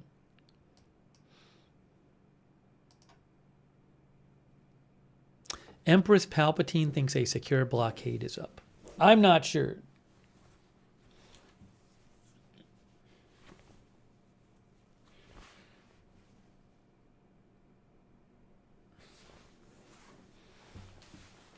It looks like he's just about at 75, according to the helicopter.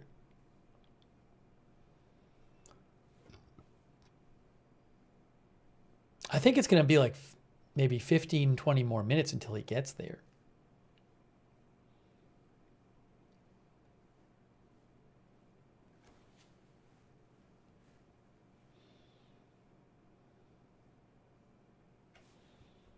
Let's see if we can see when the helicopter starts going. There's the helicopter there. Oh, maybe he's getting on right now. He might be getting on 75, guys. Look at this. There you go.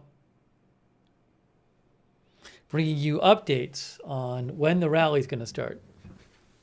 thanks to Flight Radar 24.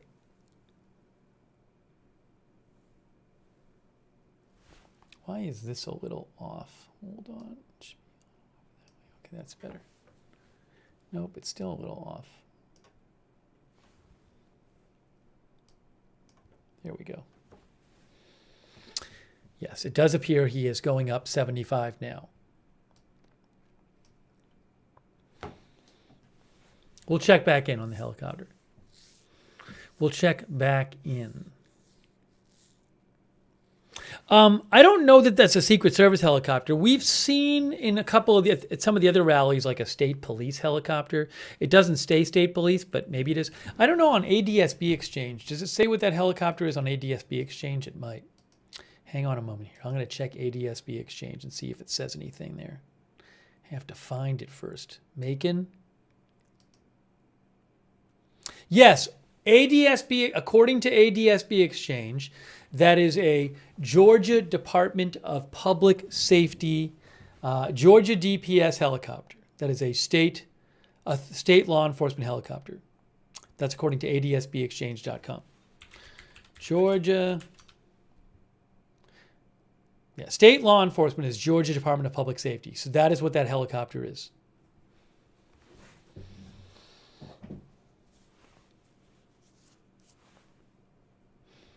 All right, guys, we're getting so close.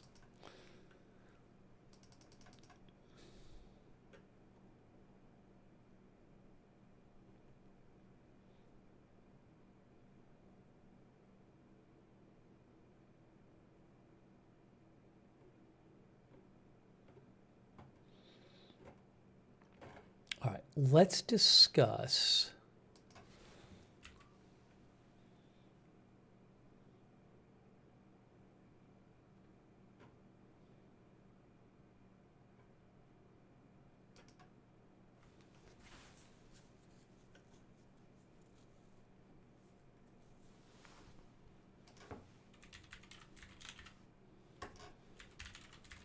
Give me one moment. Oh, somebody's coming to the stage.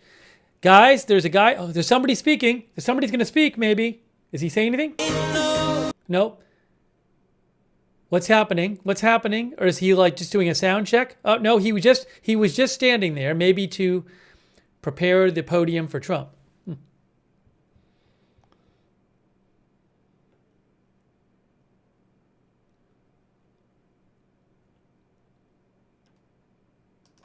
There's an article from AP. AP says North Carolina has already surpassed its early voting record.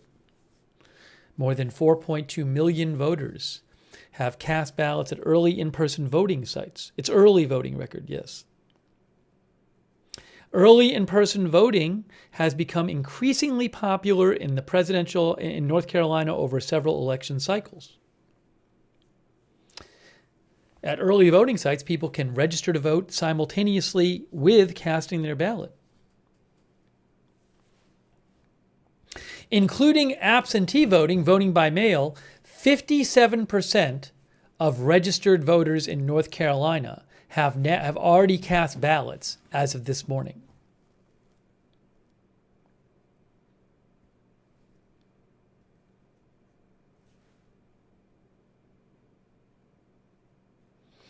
AP says this year's strong early turnout in North Carolina has come partly in response to a push by state and national Republicans to get people to vote early. Their message marks a sharp contrast to the 2020 election, when former President Trump, without any evidence to back the claim, said mail-in voting was rife with fraud. So they already have 57% of registered voters in North Carolina as of this morning have already voted. That's not 57% of the votes. That's 57% of the registered voters. So some people won't vote. So it's more than 57% of the votes there in North Carolina.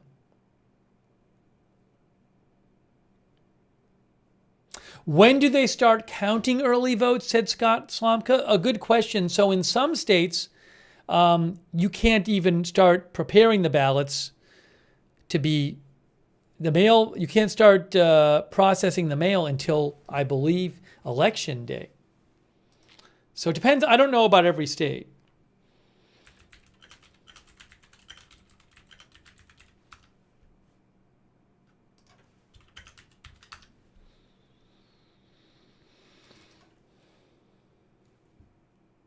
There's an article from, oh, I have this too.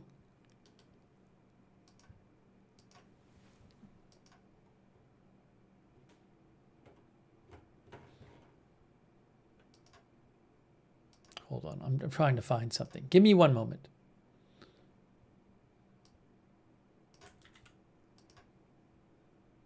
I have to get this information ready. We're going to need it, especially on Thursday, on Tuesday night.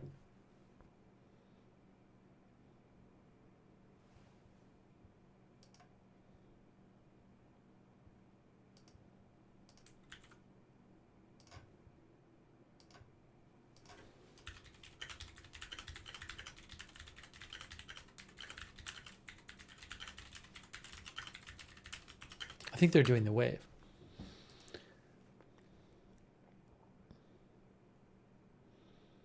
What is the deal with Pennsylvania? Pennsylvania, the Washington Post says, for example, several factors contribute to a relatively slow vote counting process in Pennsylvania.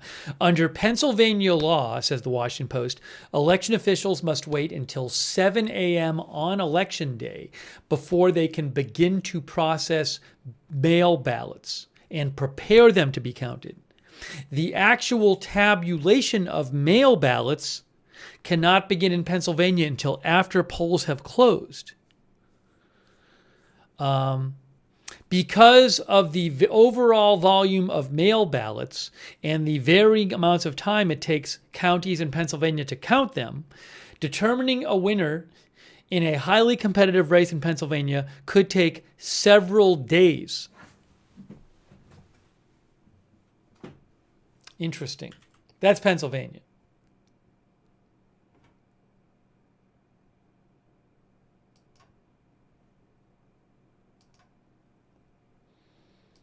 I'm going to write that. Hold on a second. One sec here.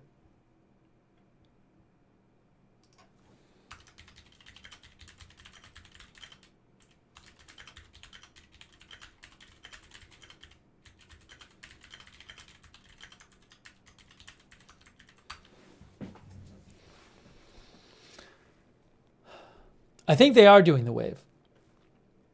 Oh, let's check in on Flight Radar 24 and see where Trump is. Hey guys, he's close. He's close. Look, the helicopter that has been, the Georgia police helicopter that has been following Trump's motorcade, I believe. Look at now. It looks like Trump has made it up 75 to 4. Made it up. He went up 475. And I assume he's going to take a right onto 80 because, or maybe not. Maybe he's going to Columbus Road. But the, maybe he's just going to Columbus Road. He's going here to the amphitheater. So it looks like maybe he did not take a right here and they're just going to go up to this street here, or Mercer University Drive, and just get, oh, nope, the helicopter's taking a right. The helicopter took a right. That's easier. So it looks like he's going to just get on 80 and looks like he's very close, guys. According to Flight Radar 24, he is very close. You can see it there as the helicopter moves along. He is about to get there. He is about to get there. Oh my gosh. Look at this on Flight Radar 24. The amphitheater is here.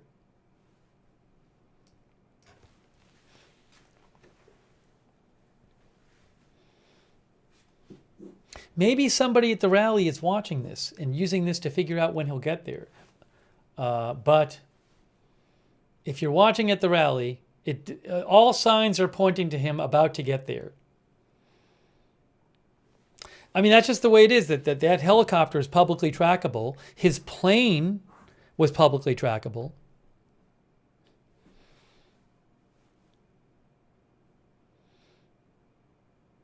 All right, let's go back to the rally for a second, see what's going on there. But yeah, any moment, within minutes, he will get there. He will get there. And we will bring you live coverage.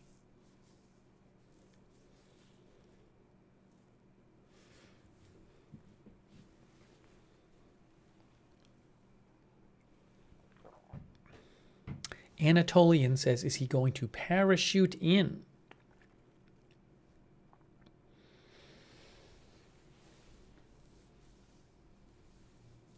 Now, how long it takes for him from the time he gets to the venue until he actually starts speaking, I don't know. But I could see a world in which he gets to the venue, and then if they're going to have one or two speakers before him, they just come out and start speaking. We have seen Michael Whatley, the RNC head, at some venues come out and speak before him. RNC chair, one of the RNC chairs. Isn't Laura Trump one of the another chair?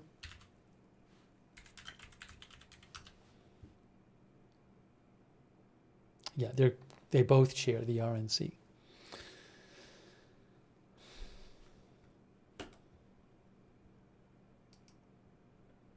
Okay, the helicopter is right. He really must be close to there. Look at the helicopter, guys. I mean, the helicopters, with the Georgia police helicopter's been following his motorcade. It looks like it's basically there.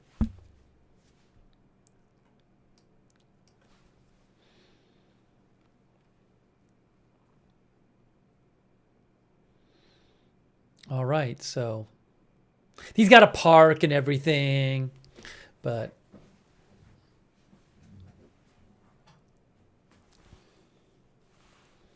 there you go. There you go. So it shouldn't be long now.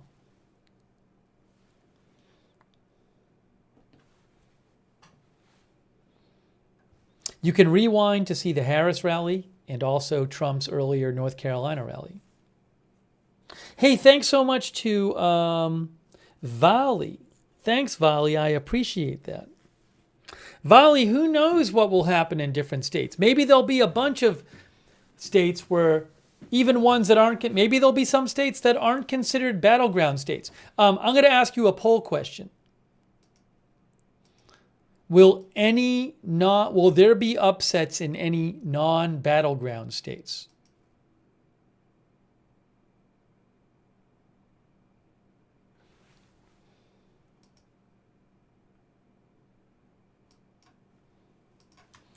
Will there be an upset, a surprise result in any non-battleground state? Yes or no? So it's a result not in one of the 7 battleground states where the candidate that's supposed to win doesn't win.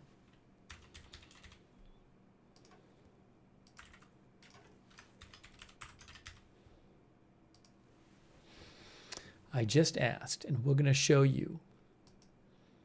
Now, I mean, if that happens, then it's probably not that close an election, if that happens.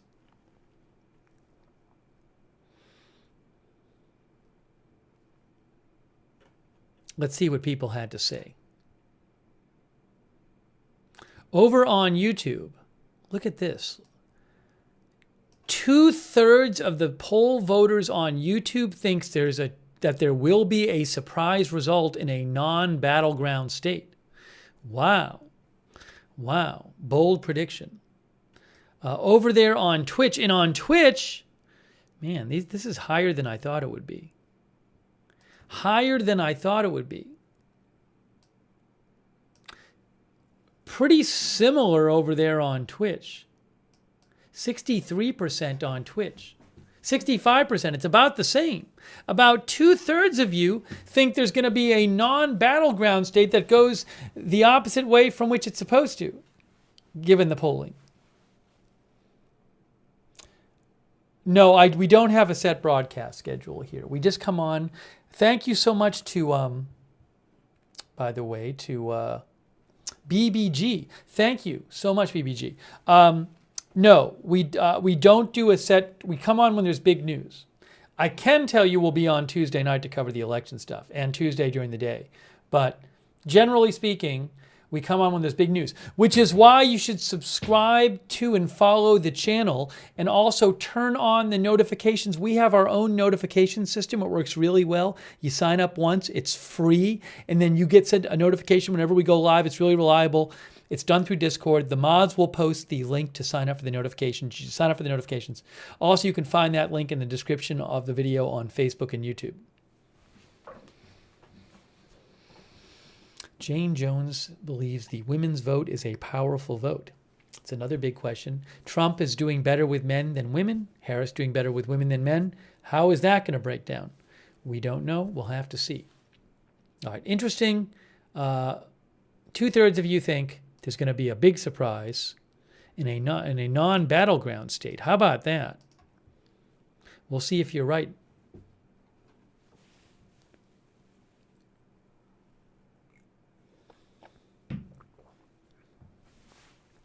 Real Sportsman says the early alerts are great. Valley says my name is pronounced like Valley. So, as I understand it, Trump must... Oh, I don't even see the helicopter on the radar anymore. I think Trump is there. I think Trump has gotten there, guys.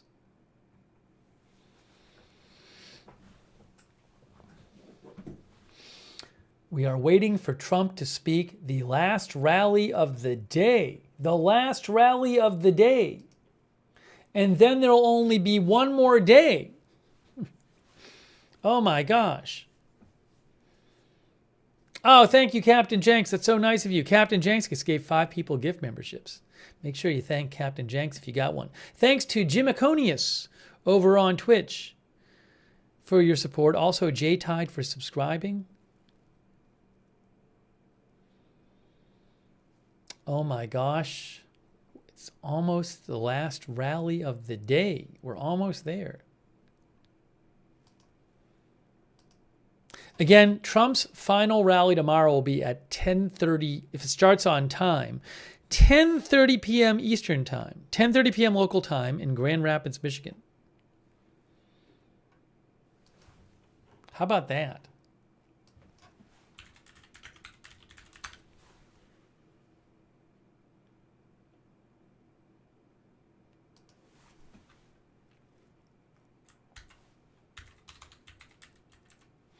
Oh, I read a story today that Harris voted by mail, and I'm seeing AP posted a story that Trump is going to vote on election day.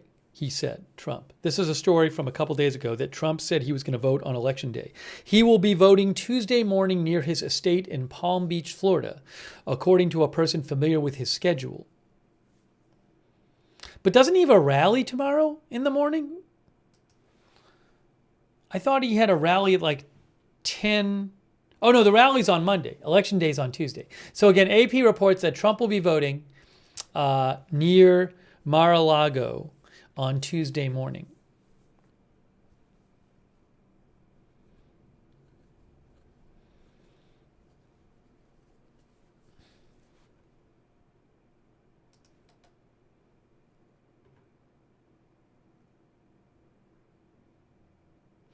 Is he allowed to vote with the conviction? Yes.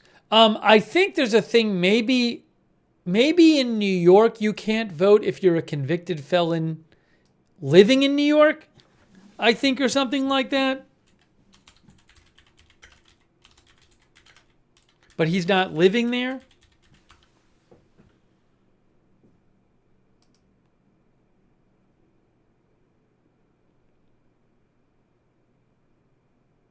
Oh, you know what it is?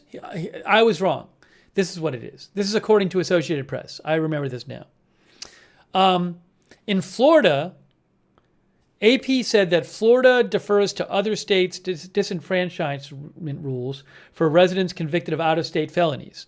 And for New York, Trump was convicted in New York, and New York only removes the right to vote for people convicted of felonies if they're incarcerated. So he's a resident of Florida, and Florida says, well, if you get convicted of a felony in another state, then whether you can vote in Florida depends on whether you would be allowed to vote in that other state. And he would be allowed to vote if he was living in New York because he's not incarcerated.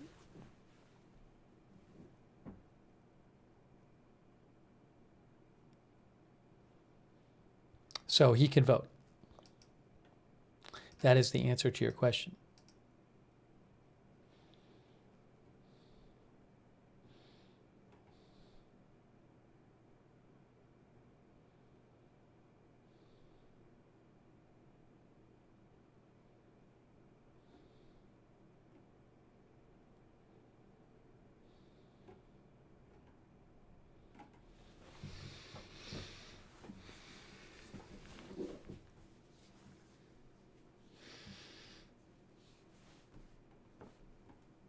We're waiting for Trump to speak at his rally. I believe it should be any time now. We're bringing you live coverage here.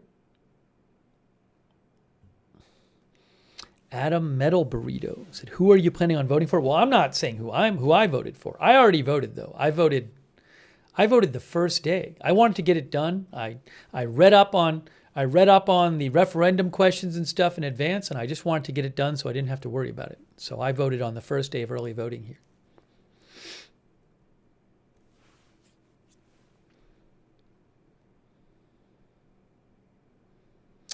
Thanks to our member Tammy watching from Mount Rushmore, South Dakota. Very cool.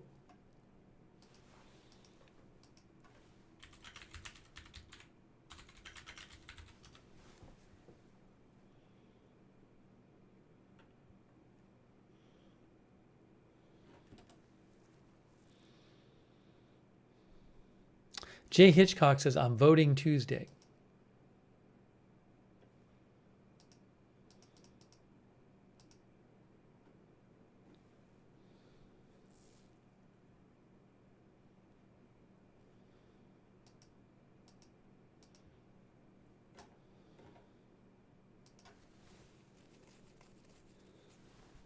Oh, his plane landed a while ago. His plane landed, according to what I can tell on flight radar, he's already arrived. His motorcade has arrived at the venue.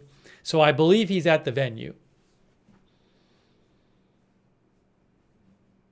I believe he is at the venue. So we're just waiting for it to start.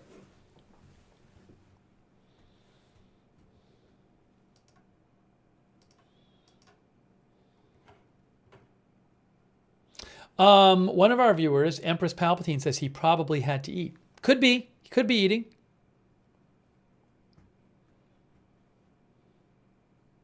Kevin Aikman says, could Trump have been in the helicopter? I've never seen him do that. My guess is that it would just be a motorcade, because that's what he normally does. Also, it was a police helicopter. It wasn't a private helicopter. I see some people, maybe some security walking by. That could be a sign.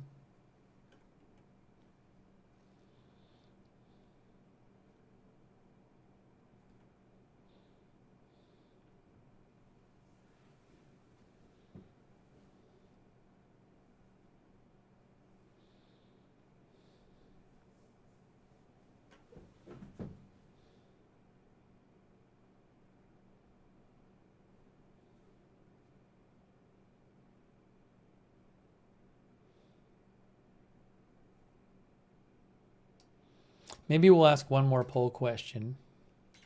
For U.S. voters, how are you voting? Which way? I don't want to say how are you voting which way. It's like, how are you voting?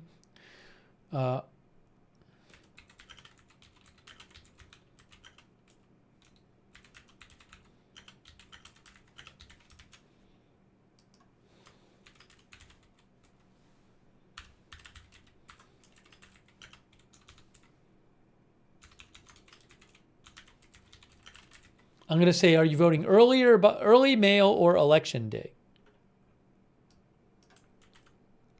Uh-oh. Hold on. I'm going to wait, though, because I think we're going to have a speaker. I'm not going to do that poll yet. Looks like we have something's going on. Hold on.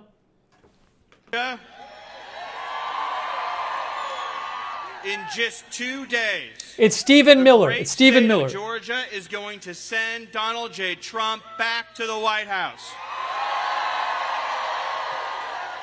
And the results are going to come in fast, and they're going to come in early, because Georgia is going to deliver a landslide for President Trump.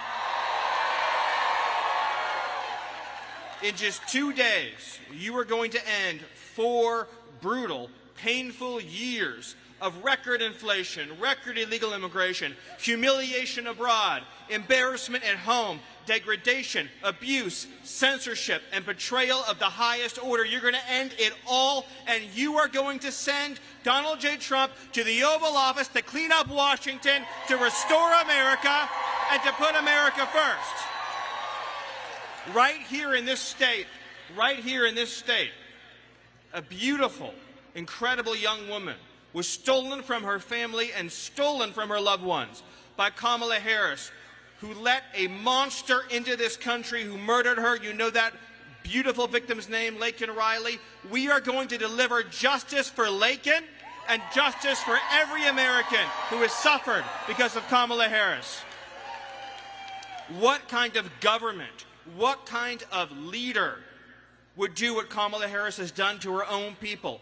To let people into this country illegally, gang members, criminals, killers, rapists, murderers, to attack our own people. Hell no, we are not going to take it anymore. We're going to elect a man who puts our families first, our children first, our country first, our hopes first, our dreams first, who is not going to let any illegal aliens take any more American lives. We're going to protect our children again in this country. I want you to think about what Donald Trump has endured for you, for all of us, for our country these last 9 years. Since the day he stepped down that escalator in Trump Tower, one hoax after another, one witch hunt after another, one lie, one phony fake scandal, one abuse after another, one lawsuit after another. They tried to take away his business. They tried to take away his freedom, and they even tried to take his life with not one, but 2 assassination attempts. And through all of that, through everything they hurled at him, did he ever once give an inch? Did he ever waver? Did he ever surrender? Did he ever back down? Did he ever give in? Did he ever relent? Did he ever falter? Did he ever in any way show one sign of giving in? Or did he stand up strong and tall and proud and raise his fist into the air and declare for the whole world that we will fight, fight, fight? Now it's your turn, Georgia. You need to fight. You need to dig in. You need to work for 2 more days. You need to get your friends, your family, your coworkers, everyone you know in this world. And you need to say, we're going to flood the polls on Tuesday as this nation has never seen. And we are going to deliver a margin for Donald Trump because we're going to show Kamala Harris that she is not the future. You are the future. Donald Trump is the future. America is going to reclaim its destiny. Donald J. Trump is the candidate of destiny. And I believe, like all of you, I believe in fate. I believe in destiny. I believe that God has a plan. And I believe that we are ready to have Donald J. Trump back in the White House. And so it all comes down to this, Georgia. And this is what I'm going to leave you with. 9 years. 4 years now of pain and betrayal, all the lives that have been lost, all the homes that have been shattered, all the tears that have been shed, all the suffering, all the pain, all the anguish that has been inflicted on this country, all the people who have been beat down and punished and left behind, the law-abiding citizens of this country who've been sneered at and disdained by this government, by Kamala Harris. All that pain, all that suffering, guess what?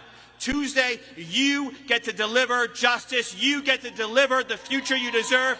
You get to deliver an America that is honest and free again. And so, Georgia, let me ask you, and I want you to answer so loud that Kamala can hear you. Are you ready, Georgia, to send Donald J. Trump back to the White House? Thank you. God bless you, and God bless America.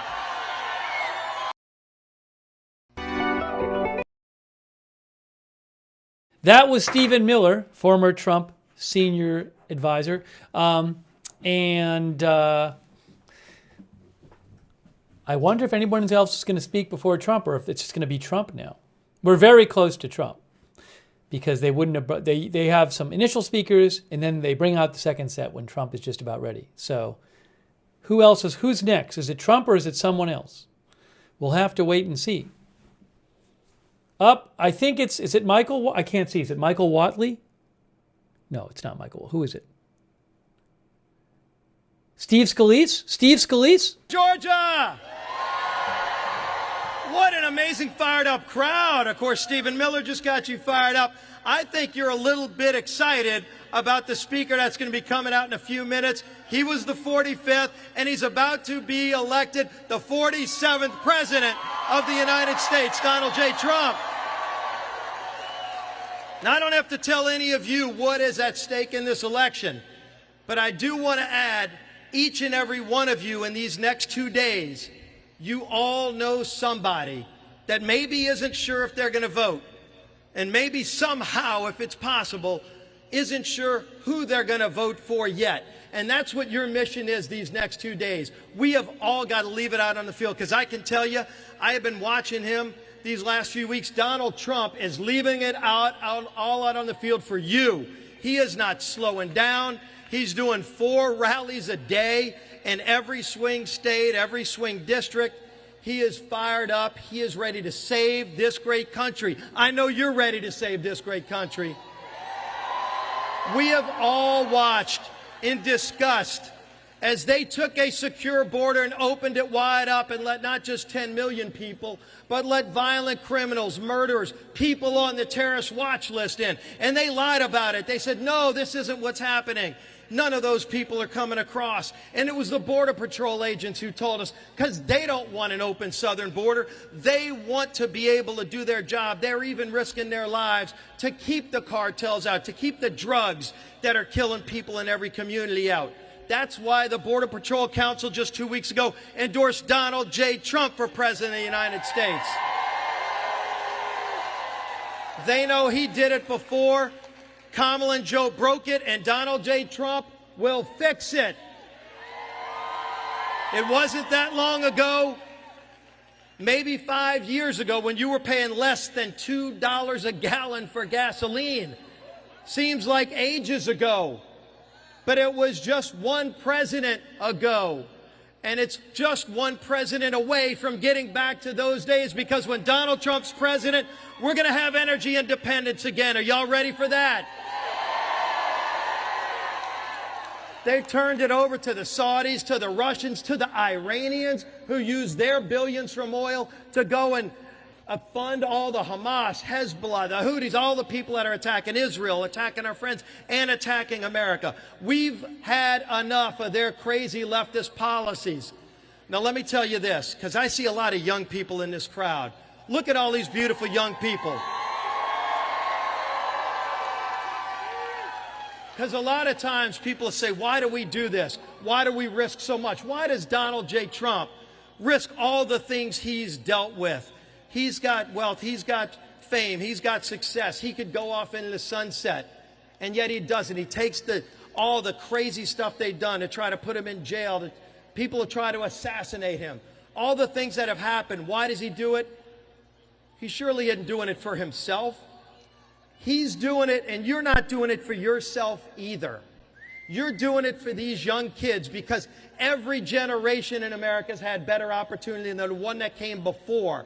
And we are not going to let them take away the American dream and the opportunity for these young kids in the crowd. They deserve the same shot at the American dream. Kamala talks about an opportunity society, and they say, what does it mean? And she doesn't even know, because she can't tell you what she stands for. She says she's for a secure border when you know she's not. She's even for fracking when you know she's not. She wants to mandate EVs. She wants to tell you how to live. She wants to raise your costs and raise your taxes. Are we going to let that happen? I know Georgia's not, but it all comes down to what we do in the next 48 hours. So we have got to leave it out on the field. Why? Because America, while it's a dream, while America's an idea, America is a living, breathing embodiment of our people. Over 300 million people that want better for ourselves. It's why people come here from other countries, and they're going to do it legally, not illegally. And if you came here illegally and you're committing crimes, you're going to be sent back home. Donald Trump's going to do that too. But more than anything, Donald Trump is going to restore the promise of America. He's going to restore what's great about this country so we can be proud again. We can be strong again. The bad guys will be on the run again, and our allies will know we have their back. Let's return the greatness of America that we all know is there, that shines deep within us all, and let's give that opportunity to these young kids so they can enjoy the American dream just like we all have and our forefathers have. Let's return this country to greatness. Let's make America great again. Let's elect Donald Trump. We're going to do it in 2 days, Georgia. God bless you. God bless this United States of America.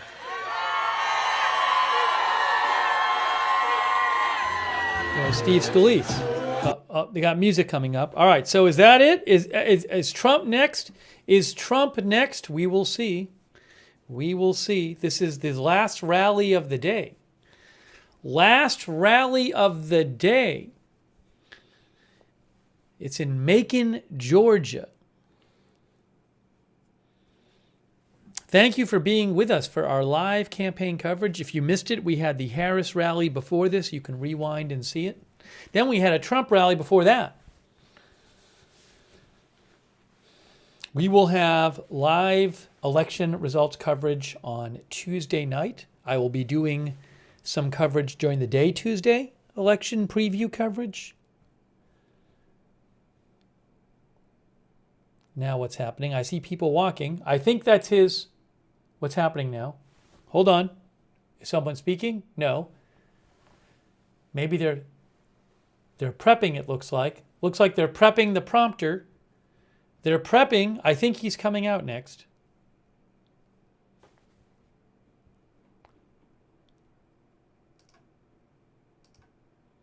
Here we go. Thanks to all of our moderators who are here. I really appreciate our moderators. Thank you.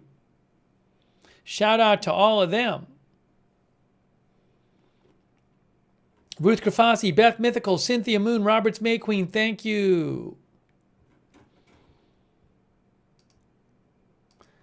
Big Ball of Yarn, David Green, Good Luck Duck, LB Prairie Dawn, Idaho Star, McBritches, Sarah and Surly Dev on Twitch, thank you. Charlotte Webb, Ronald Egnor, Raven Lynn on Facebook, thank you so much for being there.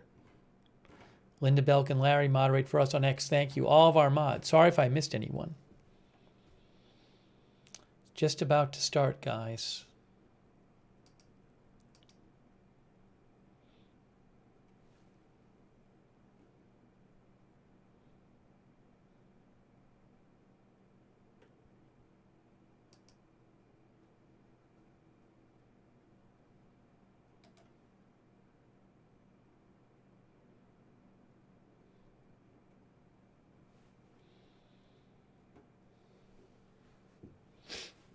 This is Macon, Georgia.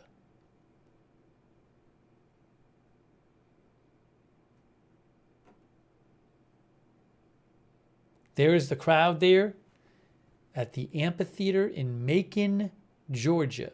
I believe it is the Atrium Health Amphitheater.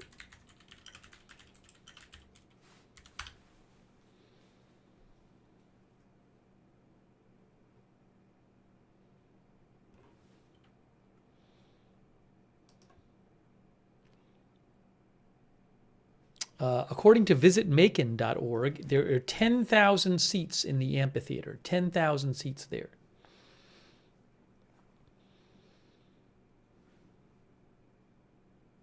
Southern Underground says the quality of rallies between both parties are huge. Thanks, DJ Rob, for watching. Oh, I don't think he's speaking. I think that guy is this prepping. I think he's just prepping. I've seen him up there. Is he speaking or not? Let's see. No, he's not. He looks like he's doing prep work.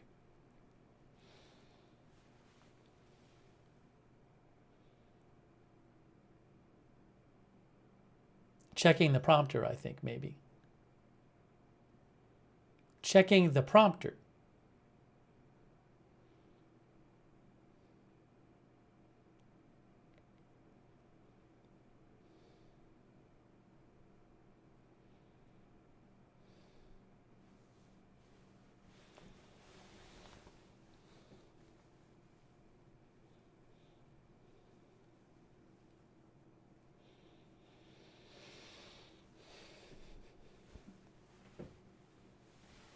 Our viewer said he was at the last rally too. I think I've seen him at on some other nights too. Gabe said he was at the last rally too.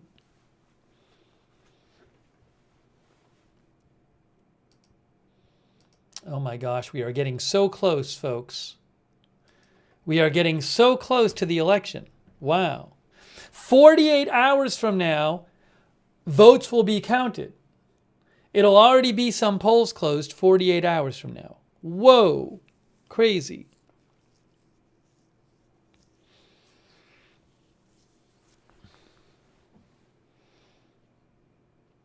Monkey Mars says, the chat is great. We can actually agree to disagree and get along. Hey, thanks to our mods for that, and thanks to you for being civil and respectful in the chat. We like people to exchange views respectfully.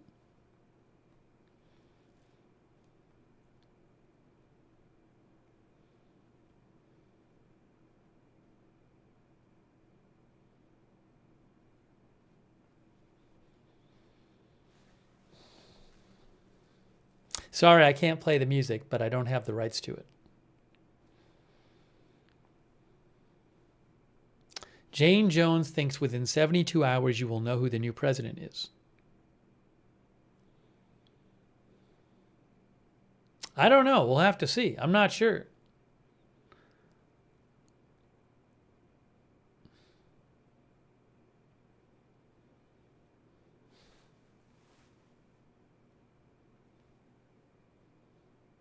Another thing to remember is even though a lot of people have voted, even though, like, I guess as of today, like 75 million people have voted, roughly speaking, very roughly speaking, I think you're going to have roughly half the vote is on election day. So, I mean, it's worth mentioning, and just as a reminder, we can talk about polls all we want, but roughly half the vote will be who actually comes out on election day. And that has not happened yet. In theory, you know, so that could go a bunch of different ways. It's hard because you get used to hearing about all the early votes, and there's a lot of early votes. But roughly half will be on election day.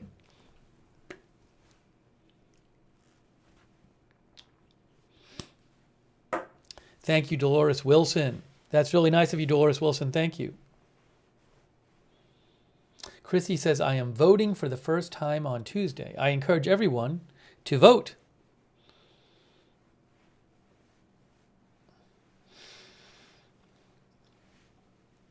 Here he comes, says Balls and Strikes on X. By the way, Valley, that was so generous of you, Valley. That's so nice of you. Thanks, Valley, for your generous support. That is really kind of you, Valley. Shout out to Valley. Thank you. Also, Cyrus the Virus, thanks for your support. What do you think happens if Trump doesn't win? Well, I mean, you know, I think that could, if that were to happen, it might. Some of it might depend on what the margin of victory is. I don't know what's going to happen in the election, though.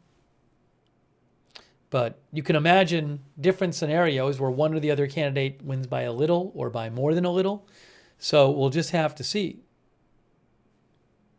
I think maybe he's about to come out. The camera is is panning back, zooming out.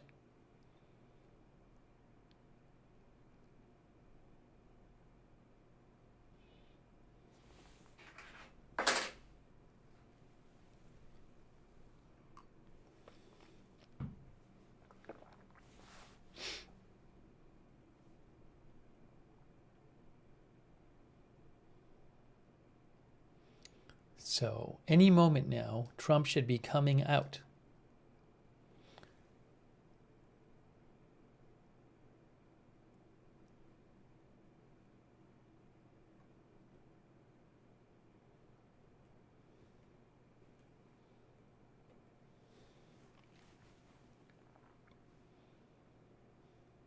Oh, one of our viewers, Huckleberry Hound, says they're playing a video on the big screen now. I can't see that, and I can't hear it because I can't have the sound on right now. Maybe they're playing a video.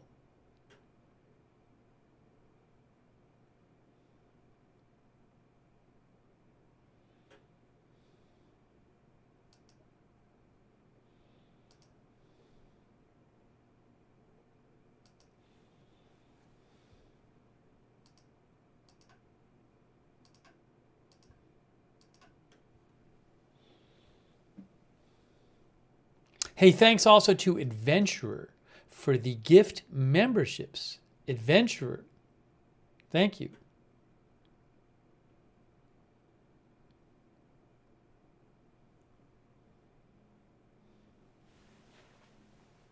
I see people cheering. holding up their signs. People are starting to hold up their signs.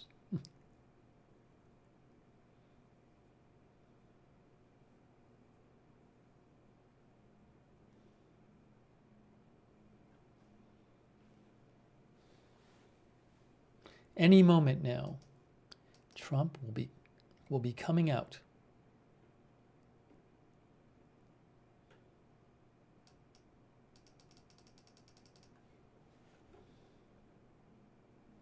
What's happening now? Let's see. I think he's about to come out, guys. I see the camera moving. I think Trump is coming out for his final rally of the day.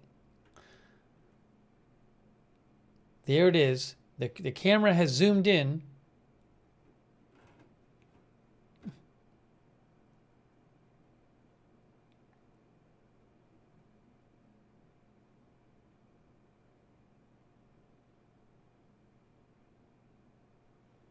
There he is. Trump is there. Trump is there. As soon as the music stops playing, I will let you hear what he is going to say.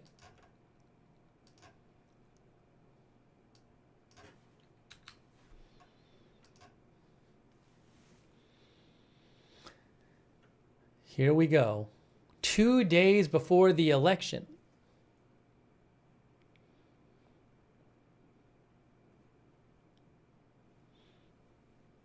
We'll see what he has to say.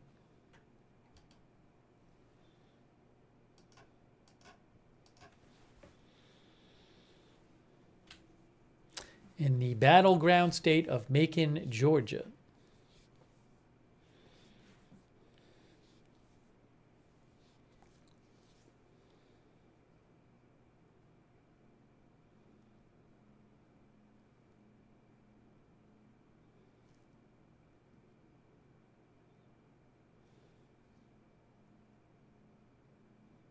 He's pointing. He is pointing. He's getting ready to speak. The person behind him is singing. Some people are singing. Again, I will turn the sound on as soon as the music ends. Might have to change my headphones at some point.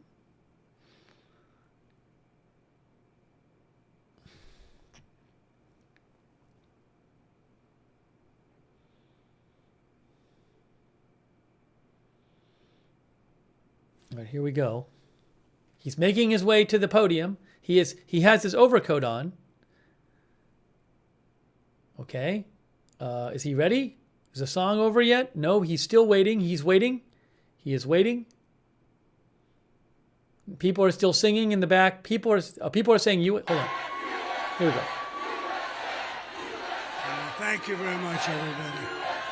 Thank you very much, and I'll tell you, I love this state. I love Georgia. I love Georgia. And I'm thrilled to be back in this incredible place with thousands of proud, hardworking American patriots. That's what you are. You are hardworking. You're great. We know how good you are. And we're bringing this country back fast. We're going to bring it back fast. I'd like to begin by asking you a very simple question. Are you better off now than you were 4 years ago? With your vote on Tuesday, I will end inflation. I will stop the invasion of criminals coming into our country. And I will bring back the American dream. We're going to bring back the American dream. We're just 2 days away from what will be the most important political event in the history of our country. I believe that. But you have to do one little thing. I don't want your money. I don't want anything. The only thing I want is get out and vote. Just get out, finish it. You know, we're on the 5-yard line, maybe even the 1-yard line. We're right there. We had a tremendous number of early votes, a record-setting number, records like nobody can believe.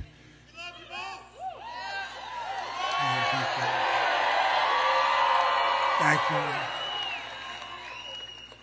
But all I can say is on Tuesday, just go out and vote, and we're going to close this thing out, and it's going to be party time. It's going to be party time.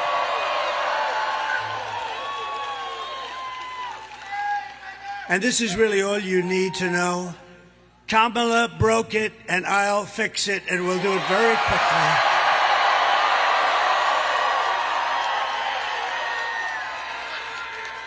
America will be bigger, better, bolder, richer, safer, and stronger than ever before. We start from a very bad place. We're a nation in decline. We're a nation in decline like we've never seen a decline. What they've done to our beautiful country is just so horrible. And we have so many senators, so many congressmen and women, and we have so many great people in the audience, and they're working with me. We're going to bring this back like never before. Nobody's going to believe it. We're going to drill, baby, drill. We're going to bring it back so fast.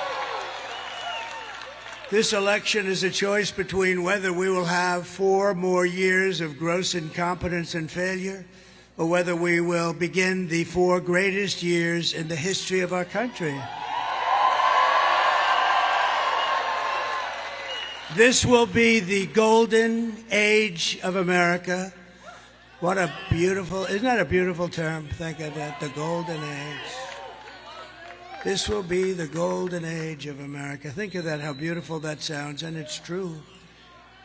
Remember, we have more liquid gold under our feet than Saudi Arabia, than Russia, than anybody.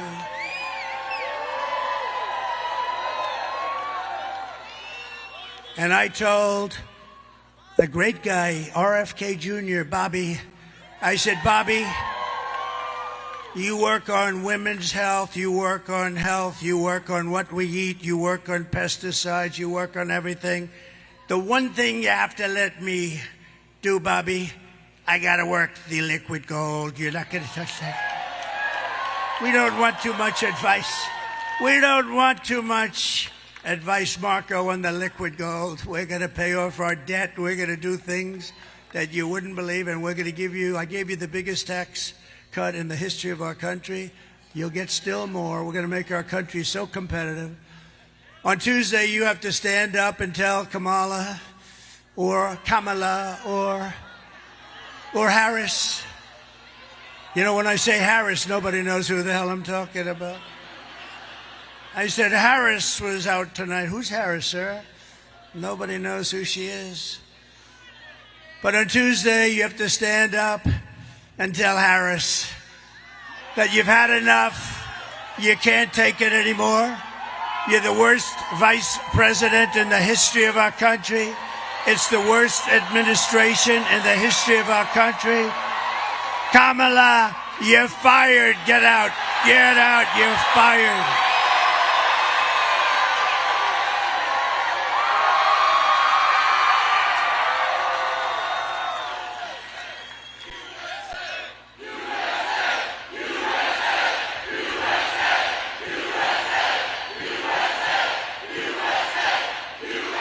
Thank you very much.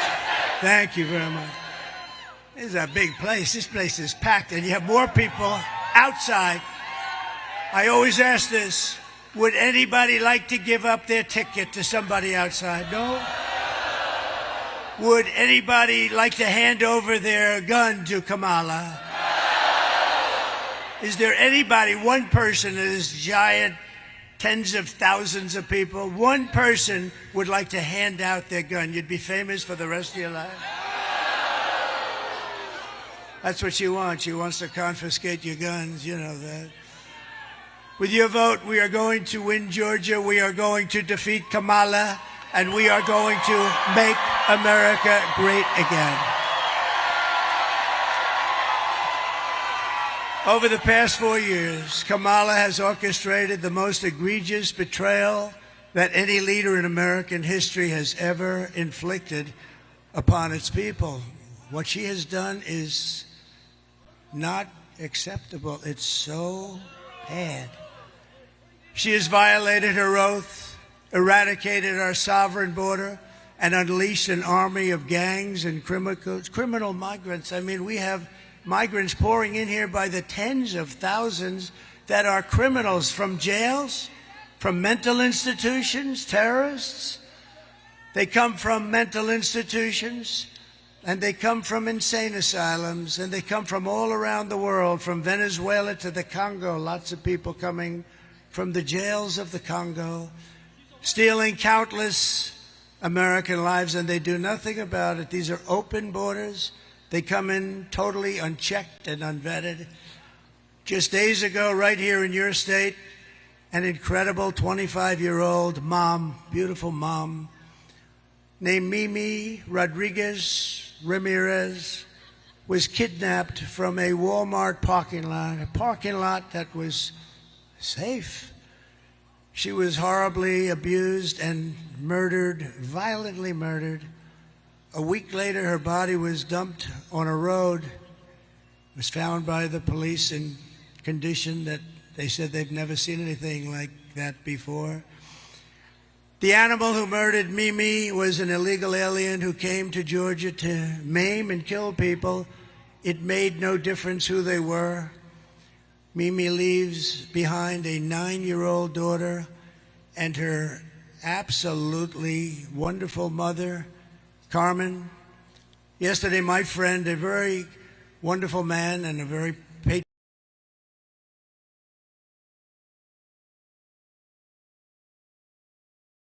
he's just very amazing. In fact, he made contributions to Georgia with your hurricane problems, and he made tremendous contributions to North Carolina, Alabama.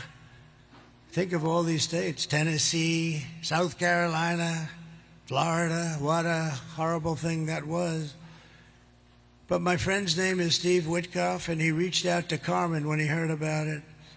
And I'd like to ask Steve, he doesn't know I'm going to do this, and he may not want to speak in front of 40,000 people because I don't know if he's ever done it before.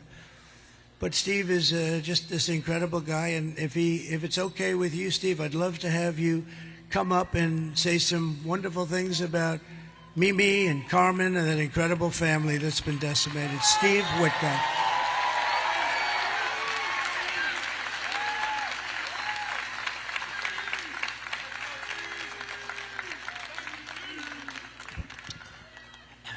Hello, everyone. The President is a lifelong friend of mine, and he is one of the best men I have ever known.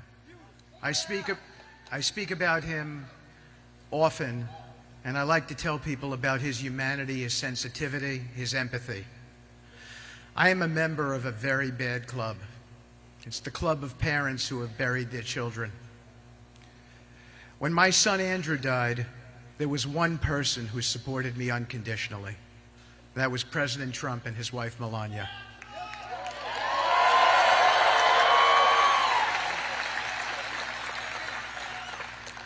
We were having a conversation, and I told the President that my son Andrew leads me to others who have been in distress. Several days ago, that happened again. As a member of this audience, Josh McCoon, who you heard earlier, was a great guy, told me about a Georgia woman, Mimi, who had been murdered. I told the President the circumstances, and he was shaken. He asked me what we could do about it and told me to reach out to the family and do whatever we could. I flew to their home tonight to pick them up and bring them here, and they are here tonight.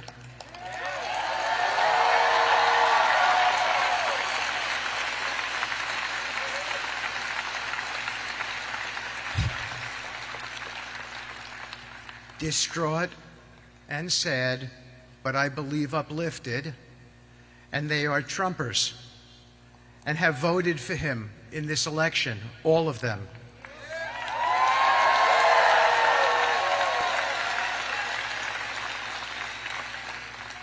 Because they remain hopeful, as they told me earlier, that even after this terrible tragedy, this president, when he becomes president on Tuesday, can bring us out from the abyss.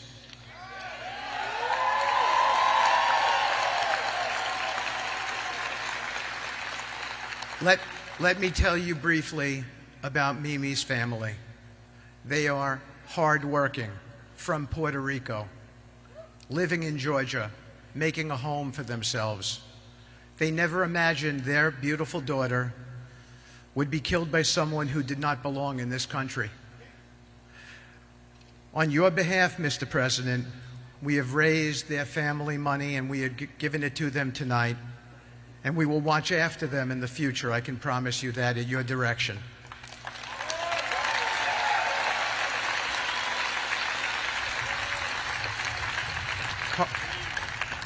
Carmen, please come up to meet the next President of the United States.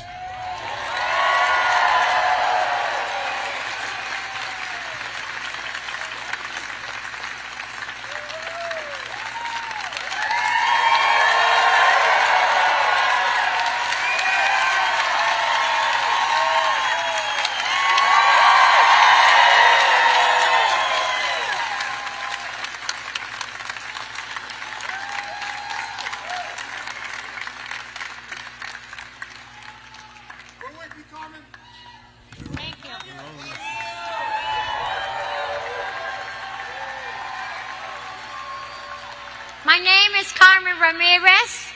I'm the mother of Minelli Zoe Rodriguez Ramirez. She was murdered the last Tuesday. I lose my daughter, but I don't lose my faith. And I know Donald Trump is the best choice for the USA.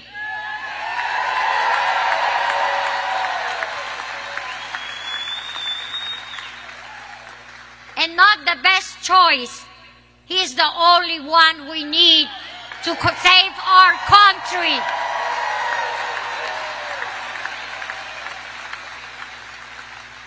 I just want to let you know that everybody has to go and vote. Because just for talking and don't vote, we don't do nothing. Take your friends, take your children, 18 years old. Everybody has to vote. Because that's the only way we're going to save us country. Okay? And I want to let you know that Donald Trump is not a choice. It's just the number one.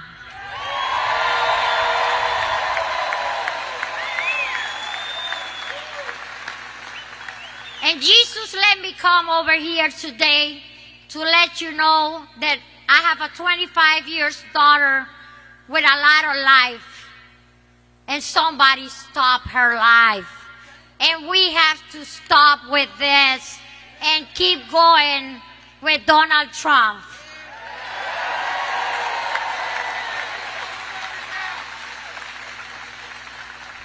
I meet Donald Trump in person. He's the most wonderful person that I see, that I know right now. He helps us. He be with us all the time as this happen. And he always be there for my family. That's why we always got to be for him all the time. Thank you for everything. Thank you, and don't forget to go and vote. God bless America. Please, make America great again.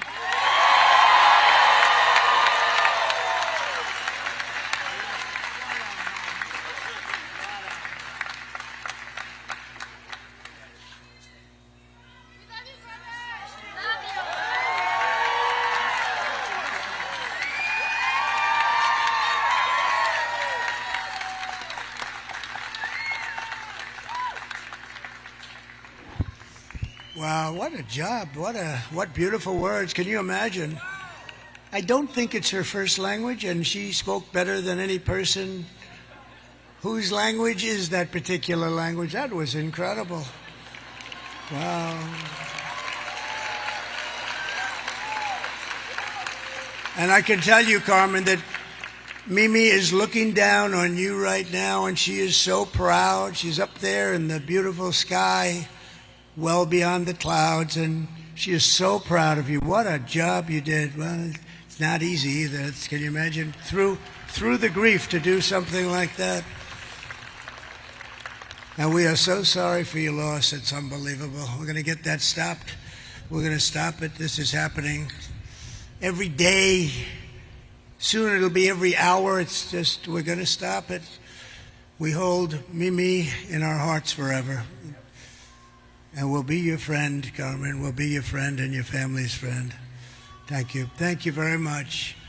These terrible atrocities against our citizens are happening every single day in cities and towns all across America.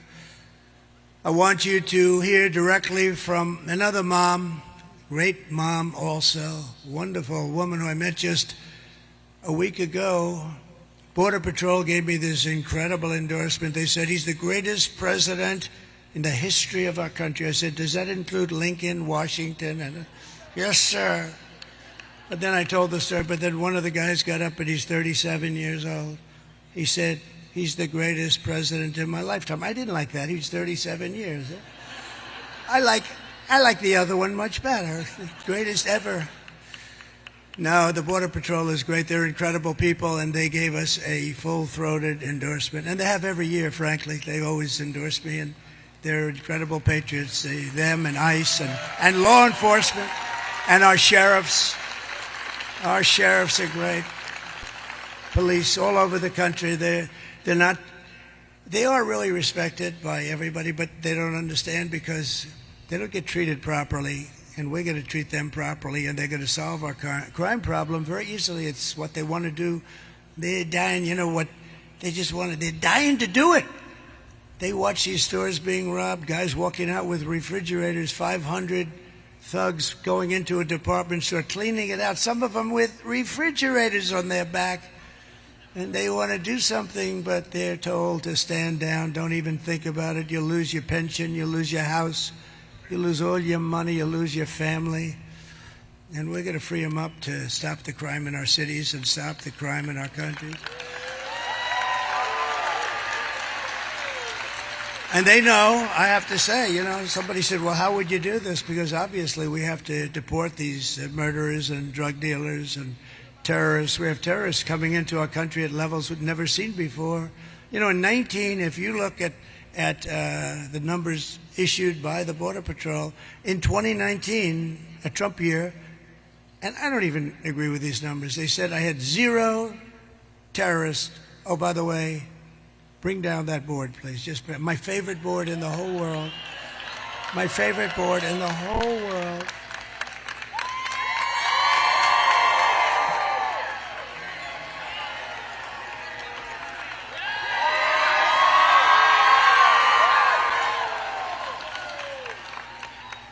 I assume it's up there. Is it up there, Mike? Yeah. So I love that chart. I love that graph. I sleep with it every night. I kiss it. I hold it tight. But it saved me, because if I didn't make that sharp turn to the right to look at it, I would not be with you tonight. So if you look at the arrow on the bottom, that was my last day in office. And after I left, all they had to do is leave it the way it was, remain in Mexico. You think it was easy to get Mexico to say, oh, sure. They said no. They laughed at me when I first proposed it. And within about 10 minutes, they were saying, we would love to do it, sir. I said, I'm going to put tariffs on every car and everything you send into the United States if you don't do it. And they not only that, they gave us thousands, tens of thousands of soldiers free of charge, everything free. I wanted it free. And tremendous crime is coming through. But that was in 2019. They said we allowed 0 terrorists. It had terrorists 0. And it was good, but I think it has to be a little bit. But the following year, it was 16 or 19 terrorists. Now it's thousands of terrorists. They're coming from the Middle East and all over the world. Some of the worst in the world. We know the names. We have no idea where they are. But our local law enforcement does, you know. People say, well, how are you going to ever find? Our local sheriffs and law enforcement people are incredible, and they're dying to do the job. And they know their middle names. They know their addresses, where they come from. They know everything, and they're going to help us. And we're going to have the largest deportation of criminals in history. But I want you to hear directly from another incredible mother whose world has been shattered just recently also because Kamala let savage, illegal alien murders into our country through the open border. She has an open border, unvetted, unchecked, an open border. Please. Sunday. Okay, I can't play the sound on the video. By the way, because I haven't eaten, I'm taking this opportunity to put some food in the air fryer. So, I can't play the video because of the copyright, the music, and also the video. So, letting you, well, I'll let you watch this, and then as soon as the video ends, I will let you hear Trump more. Okay. Hey, by the way, big thanks to, I really appreciate it, Hamelins from Canada. Thanks so much, Hamelins, for your support. And thanks, Ronald Kame, for the gift memberships. Really appreciate it. And I appreciate you guys joining our coverage. We will have live election night coverage on Tuesday night with the results and the election map and everything. So we'll be doing that. We'll probably have more coverage tomorrow of the final day of campaigning. And we'll be taking more of your comments on the air. And if there's other big news, we will come on the air to cover that too, Agenda Free TV. So again, I do apologize that I can't play the video, but I have to respect the copyright stuff. Wow. And also Valley, that is so generous of you. Very generous support from Valley. Wow. I really appreciate that. Thank you, Valley, for your very generous support. Very kind of Valley. And I really appreciate all of our moderators too. So I hope you guys can be here for the election results stream on Tuesday. Okay, they're zooming back into Trump. I think the video is like, this video is like the longest one he plays. I think it's like 3 minutes long. This is like usually the long one they play.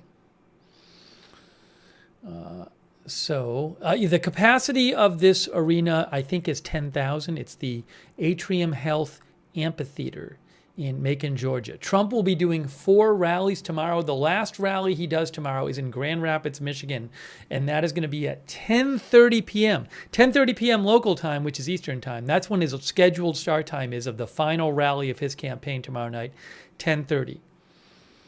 I don't know exactly what Harris's schedule is. If you missed her rally and want to see it, you can rewind this broadcast and you can see it here on this video. So Trump is waiting to speak. We will. Kusi said 10,000. I looked at like a Macon website and it said Kusi said 12,000. Maybe it was off. It said 10,000, but maybe it was wrong. So, and thank you to all of our moderators for being here as well. Really appreciate it. So again, I'm sorry for the delay in hearing him speak, but as soon as the video ends and as the moment he starts speaking, I will turn the volume back on. And again, thanks for being here. I haven't heard any huge, big new campaign news today. Look, Election Day people got to vote. Roughly half of the vote will be made on Election Day. That's anticipated. All right, hold on. I think thanks, Eddie V. I think he's speaking again. Here we go. Just terrible, and this is taking place thousands of times a year, different forms, different ages, different types of crime, but ultimately ending in all cases in death, needless death. The day I take the oath of office, the migrant invasion ends and the restoration of our country begins immediately. And when you vote on Tuesday, remember this: Kamala is importing illegal alien rapists and murderers, draconian monsters who are killing our children, our brothers, our sisters, our parents, our friends. They're willing to kill anyone, these people. They are true evil. When I win, I will not let these animals into our country any longer. I will not let them spill one more drop of precious American blood. And I just want to thank you, Carmen.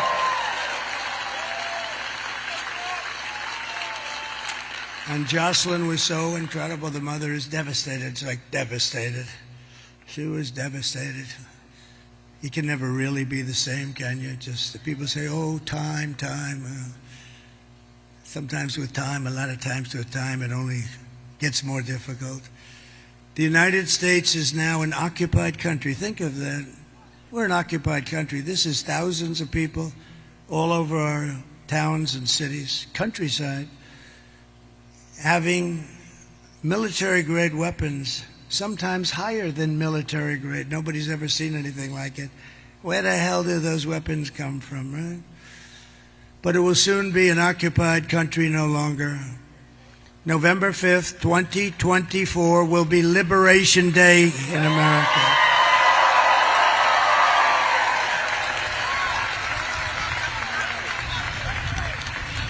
I will rescue every city and town that has been invaded and conquered. Can you imagine? I'm saying our towns have been invaded and conquered, and that's what they are.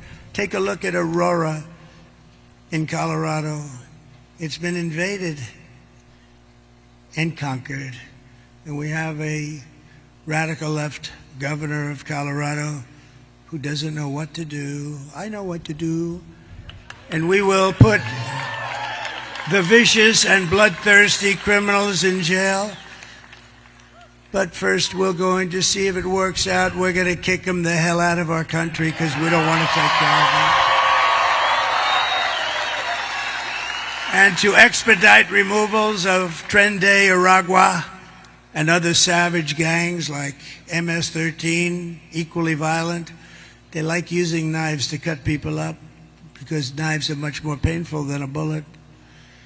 They did it in Long Island. You remember 2 young girls walking to school in the morning, beautiful 16-year-old girls, and they were grabbed by MS-13 and they were sliced into pieces and killed.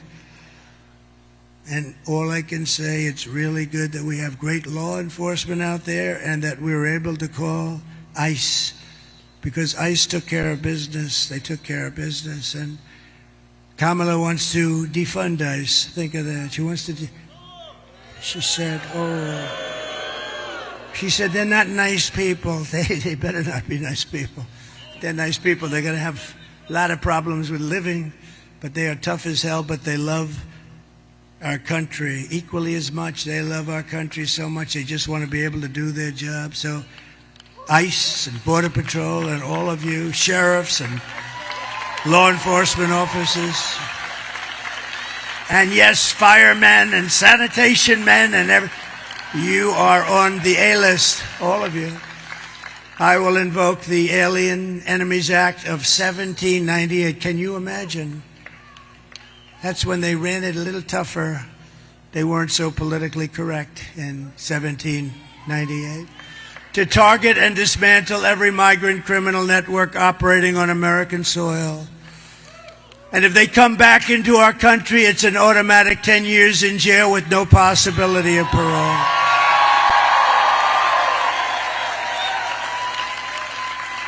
And I am hereby calling for the death penalty for any migrant that kills an American citizen or a law enforcement officer.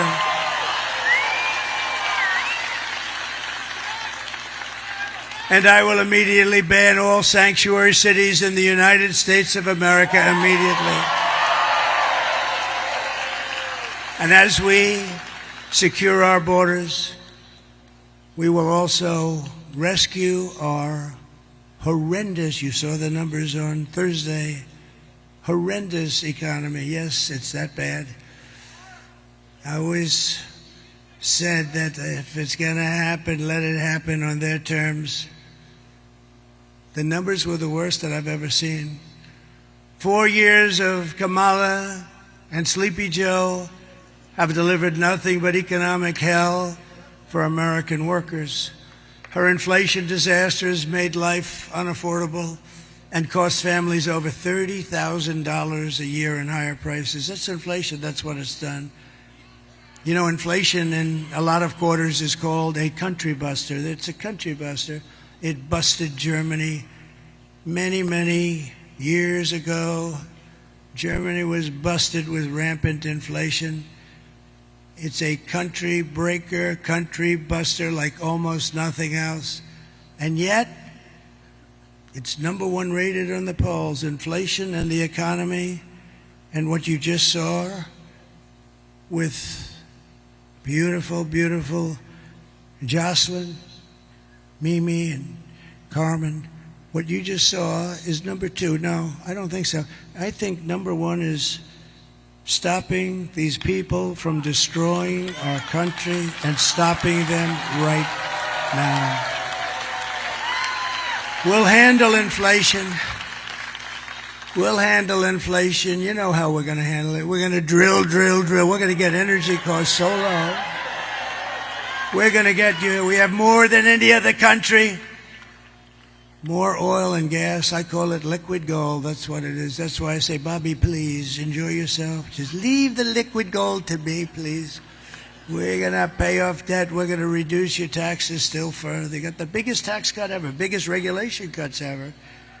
We had a great administration, and I will say that I got you into no wars with countries that you've never heard of, and yet I defeated ISIS. I rebuilt our military, and I defeated ISIS in about 4 years less than these stupid generals like Milley and Kelly and Mattis. Sir, it'll take approximately 5 years to defeat ISIS. How about we did it in about 4 weeks? With the real generals. Just this week, we had the worst jobs report in modern history. So the reason I put it second on the list is I wanted you to meet these incredible mothers and these unbelievable families that are just decimated because it's #1. It will always be #1 to me. Because I'm good at this stuff. I'll handle inflation. You'll be making so much money. All of a sudden, it'll just be beautiful. Because if we get your energy costs and your interest rates and a couple of things down, it'll be even better than it was. You know, we had the greatest, strongest economy in the history of our country. We're going to do it again, but even better. And now I know Washington. Now I know, because I went to Washington very few times in my life. I didn't know anybody. Think of that. I became president of the United States, and I didn't know anybody in Washington. That's a problem. So I had to rely on rhinos and some others, and some very good people too. And we had a lot of great people. Look, our trade deals have been unbelievable. Nobody can believe it even. And so many other things. Our right to try, one of the greatest things, right to try. We got so much done.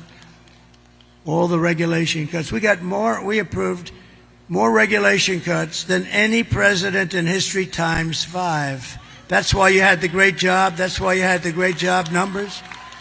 And it's really why we were the envy of the world. We were going at levels that nobody's ever seen. We got hit by the China virus, and we took care of it. We did a great job. You know, we turned it over with the stock market higher than it was previous to the virus coming in. I mean, it was sort of an amazing thing. Nobody had ever heard about this. Nobody knew anything about it.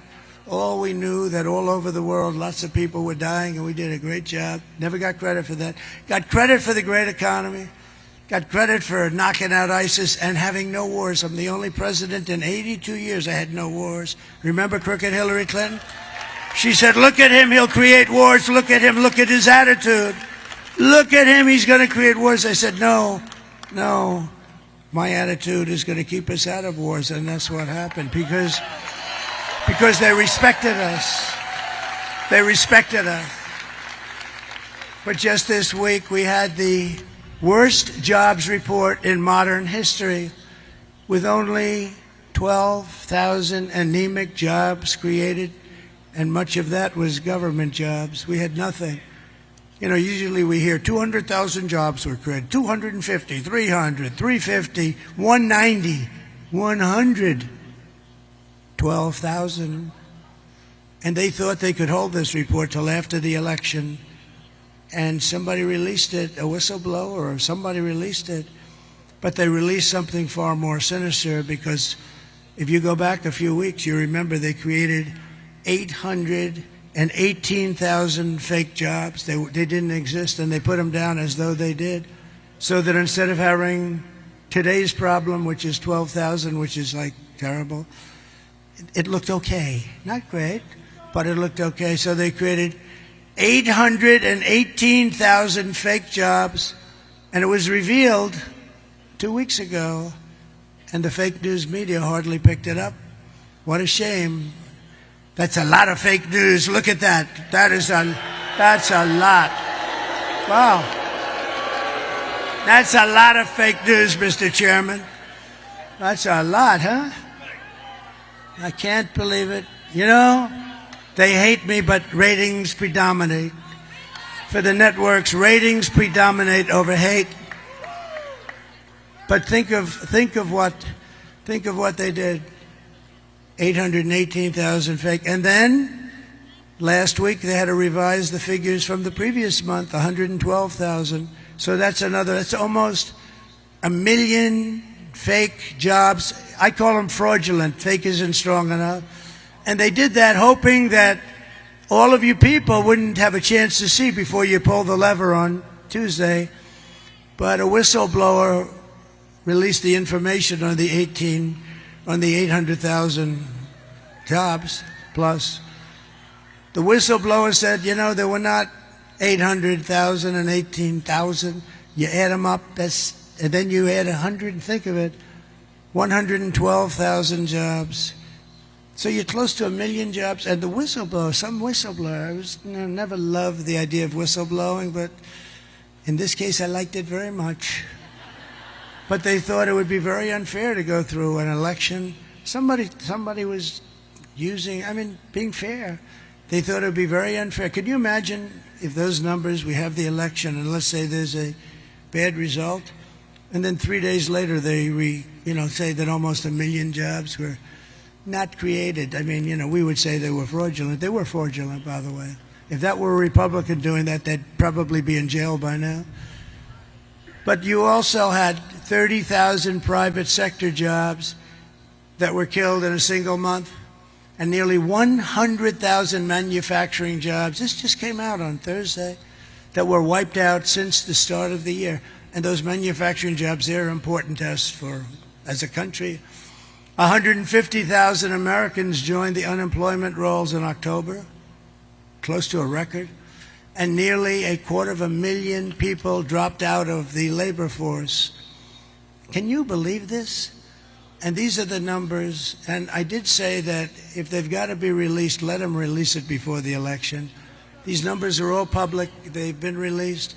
Meanwhile, a statistic that a lot of people are going to hate hearing, but that's the way it is. Meanwhile, 100% of the net jobs created in the last year have gone to migrants. The migrants have gotten every single job plus that was created. Illegal here. Many of them are illegals, and many of them are murderers, and many of them are terrorists. They're taking the job. And you know who they're taking the jobs from? The black population mostly. It'll start hitting the Hispanic population. But right now, and the other thing that you should demand, everybody in this room should demand it in front of the fake news right now. They should demand it because they put no pressure on these crooked politicians. You should demand that they give you the numbers of how many black people are going to lose their job. The African American population, they're getting fired at numbers that we have never seen before. And migrants that are here illegally are coming in and taking their job. And they have homes and mortgages, and they have things to pay, and they've worked there for 10 and 15 and 20 years, and they're losing their jobs. And frankly, the Hispanic are next. I hear that that's what's happening. But the Hispanics are next. And unions are going to be seriously affected too, very seriously. The unions know that this is a big problem. So think of what they've done. They've allowed people to come in by the millions, 21 million people. I think it's much more than that. And then you have the gotaways. You know what the gotaways are? That's the people that don't want to be looked at all. So they're worse than the people we're seeing. That's why they don't want to be looked at. These are depression-type numbers, 1929 depression-type numbers. And I never wanted to be, I always told people, I would have hated to be the President of the United States in 1929 when you had the Great Depression. Herbert Hoover, I would not want to be Herbert Hoover. What a time that was. People jumping off buildings. And that's where we're headed because we have leadership that's incompetent. We have low IQ people, and we need very, very, very high IQ people. Under my leadership, we are quickly going to turn this economic nightmare into an economic miracle. Wait till you see how fast we're going to get it going. We'll get the prices down. Don't forget, you could stop inflation, but the bacon is still at the all-time high, and the lettuce and the apples. There's a story that should never happen in this country. An old woman goes into the grocery store and she takes 3 apples. That's what she lives on. And she brings it up to the counter, and then they tell her the price of the apples, and she says, "I'm sorry." And she takes 1 apple and brings it back to the refrigeration area, puts it back in, and comes and pays for 2 apples. This should never be happening in our country. This should never be happening. We will make America wealthy again, and we will make America affordable again. Big problem. So we're 2 days away from the best jobs and the biggest paychecks and the brightest economic future the world has ever seen. Kamala talks about fixing the economy, but why doesn't she do it? She said the other night, yes, I'm going to fix the economy. Why the hell don't you do it? She's always saying, I'm going to do this, I'm going to do that. The best was today, though. She was going to fix something else. When I get into office in January, do it now. What are you waiting for? It's all a big con. She's not going to do anything. She's incapable of doing it. Kamala's plan will impose the largest tax hike in American history and raise taxes on the typical American family of 4 or 5 by more than $3,000 a year. Congratulations. You know, all my life, I've always found politics fascinating. I never knew I'd be a politician. I still like to try and get away with saying I'm not. But I guess after 9 years, I guess I am. It's all right. But you know, all my life I've watched politicians run for office. And all my life, they've been talking about cutting taxes. We will cut taxes. We will cut taxes. And oftentimes it turned out, frankly, they weren't able to do it, or it wasn't true, but they turned out. But I've never seen a politician run and say, we're going to raise your taxes, and have people vote for them. We are going to raise your taxes. You're paying far too much already. And we are going to cut your taxes substantially, and it's going to be helped by lowering interest and by oil and gas. And by the worst, and by the most beautiful word in history, tariff. We're going to tariff the hell out of countries that have been taking advantage of us and stealing our jobs, stealing our companies. My plan will be massively to cut taxes for workers. We're going to cut their taxes, and small businesses, and we will have, quite simply, no tax on tips, no tax on overtime, and no tax on Social Security benefits for our great seniors.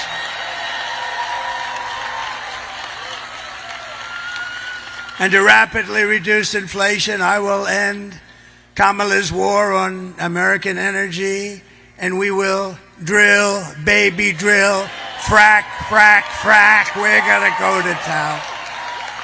And I know those guys are, they don't call them wildcatters for nothing. They'll be drilling so fast. Just the concept of what's going to happen on Tuesday, we're way ahead. I'm not supposed to say that. My people say, please don't say that, sir. They'd like me to say that, yeah, we're a little bit behind, but if you get out, look, here's the story. You have to get it out. You have to vote Tuesday. It's all Tuesday. You got to show up in numbers that you've never seen before. And we don't need those kind, but you know what? We want to have so many votes that we can really do what we have to do to make our country great, to fix our country. We don't want to have like, and you know, it would be nice, it's obviously not necessary, but it would really be nice to have more votes than they do, because typically it's not great mathematics, because you take a place like Gavin Newsom in California. Did you see that his poll numbers have absolutely collapsed? Did you see that, Marjorie Taylor Greene? Did you see that? Gavin Newsom, one of the worst governors in history. But Gavin, his poll numbers are, what the hell's happening? What happened to his poll? But all of these people, they're just taxing you out. But the worst is, I was talking to Elon Musk. How great is Elon Musk? When I saw that rocket ship come in a week ago, I'm looking and, I told the story twice. I'm looking at that rocket ship, and I'm on the phone with a very important person, very, very important. Even all these senators, even Herschel Walker would be impressed with him. Not that, Herschel wouldn't be that impressed. Herschel is, by the way, you're the greatest, Herschel. What a good man. They didn't treat him fairly. They didn't treat him fairly. Herschel was very fast, very big, very fast, but he would always run around. But if perchance you couldn't run around, he would run through people I've never seen. He would carry 4 coal miners' sons on his back for like 12 years. They didn't know what. They're banging him, and they couldn't touch him. Really, maybe one of the top 2 or 3 in the history of football. We were really great. Remember, they played here in your state, the ballad to Herschel Walker. They're playing the ballad to that guy. And all he wanted to do is play football. He's a good person with a great wife and family and everything. And we love that you're here, Herschel.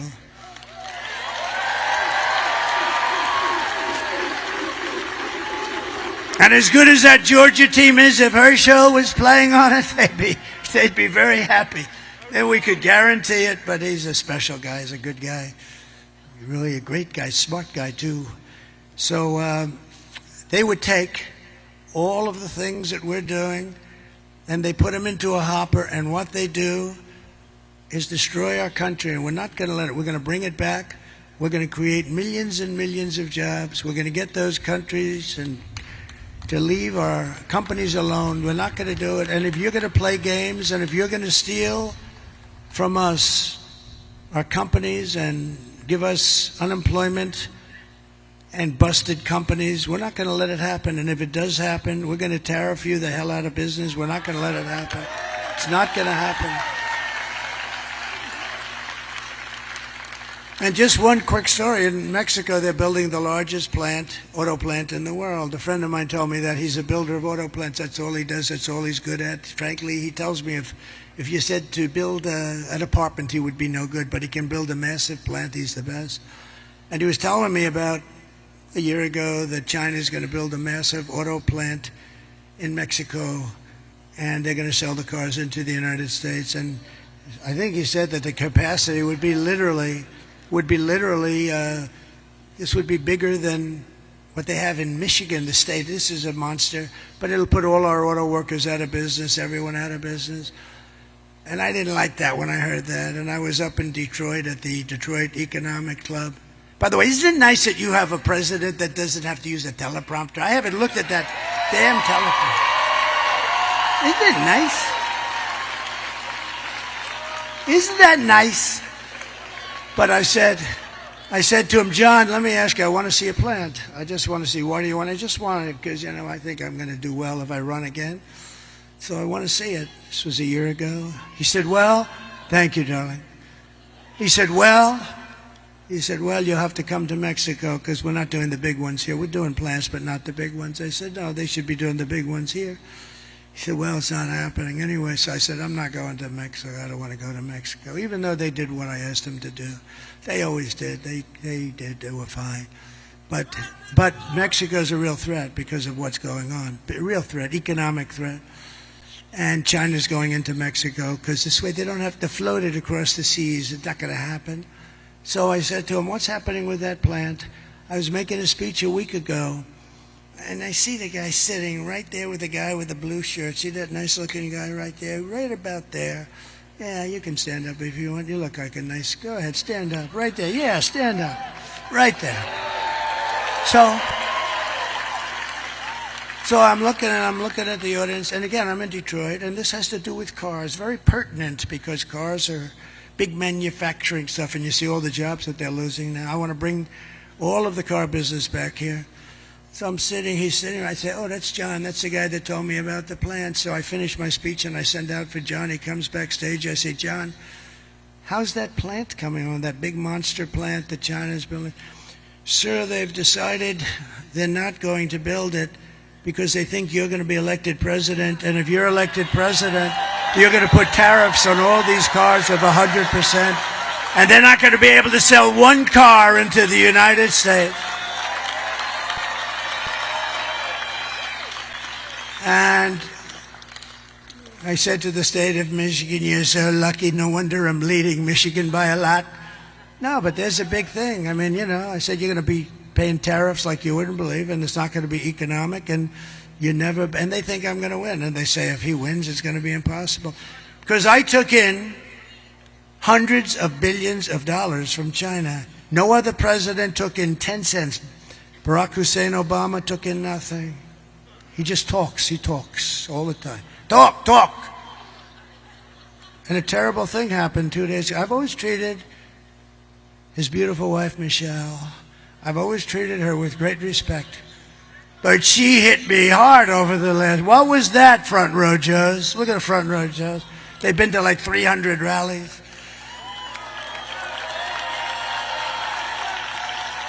And this, by the way, look at this thing.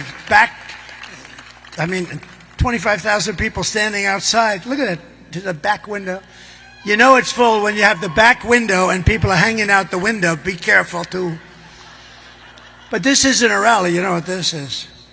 This is a request to tell everybody just to go, please, just go and vote on Tuesday.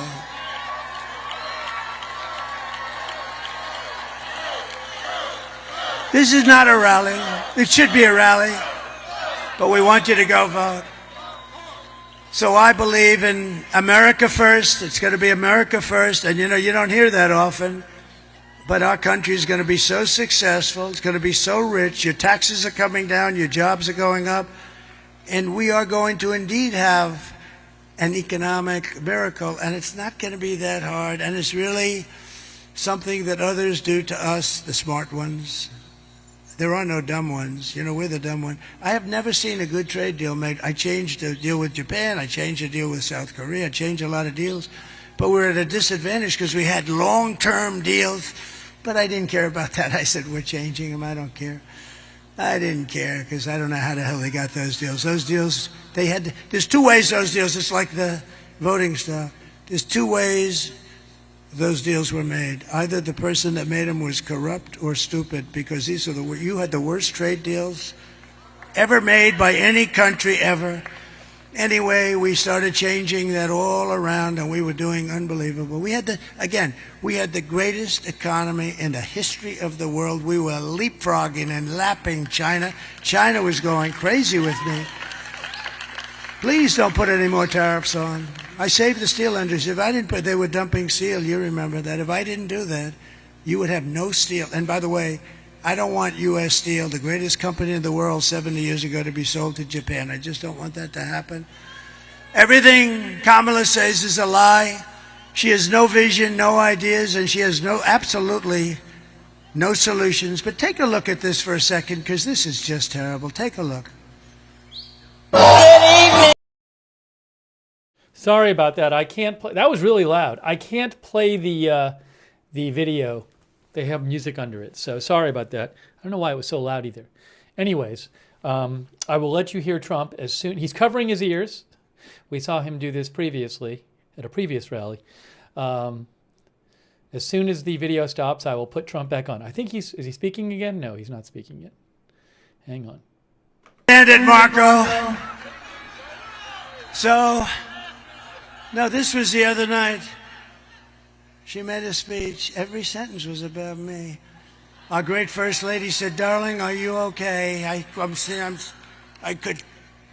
They asked her about the economy. Donald Trump. No, they've been there for 4 years, the whole thing. What they did to this country is record-setting, and especially at the border, because that inflation's going to come roaring down. You know, as soon as we open up the gas spigot, the oil and gas, you know, we had $1.84. You know, I used to say $1.87. I was corrected by the government manuals. So I said, I'll take it 3 cents. But we had $1.84 gasoline. Do you like that? How does that sound? Today you're at $3.75, but if anything happened with the election, you'd be at $7, $8, $9 a gallon. Kamala's campaign is running on nothing but hate and demonization, calling half of America garbage. You saw Joe. Do you think they were happy with Joe the other night?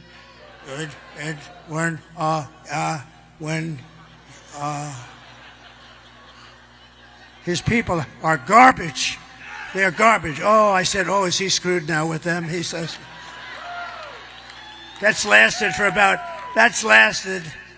that's lasted for about 5 days now. This is not good. And perhaps that's why we're leading by so much, but that's not really the reason. The reason is that first little question I put. We built a great, great economy, and their economy is terrible because of inflation, in all fairness, largely because of inflation, but if inflation's a real bad word. Meanwhile, Kamala says she would not do one thing differently from Joe Biden, which in itself is disqualifying. I wouldn't do one thing. How about the 325,000 children that are dead, missing, or slaves? She wouldn't do that different. Our country is almost at a 90% wrong track, the highest in the history of our country, and she says, oh, I would do nothing different. Take a look. Would you have done something differently than President Biden during the past 4 years? There is not a thing that comes to mind. I stood there on the tarmac watching you check your watch. The chaotic and deadly U.S. evacuation from Afghanistan stunned Americans and the world. I gotta be careful with the music, sorry. Sorry about that, guys. I will play the, I will put it back on when the music clip ends. I got it. We're okay. We're okay. I got it a little late, but I think we'll be all right. I think this is a pretty short clip. I think. We'll see. We'll see. By the way, I finished eating, so I'll be back in a second. Thanks for your patience.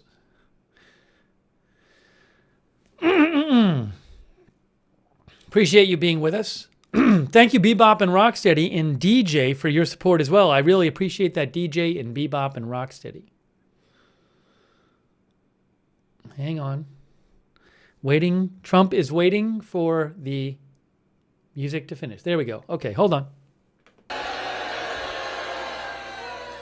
You know, a smart person would say, yeah, let's see, I'd strengthen up the border.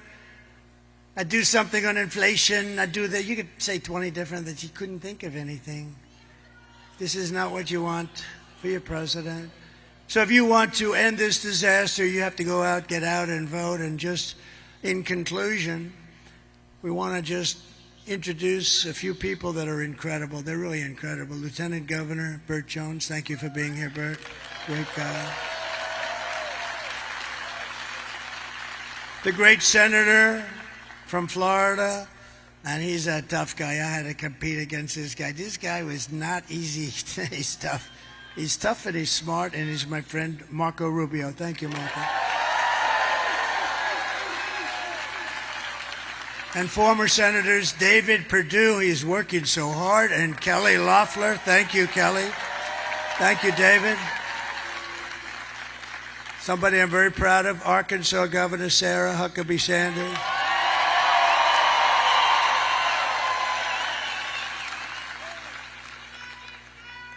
Representatives, warriors, by the way, Andrew Clyde, Austin Scott, Mike Collins, Marjorie Taylor Greene.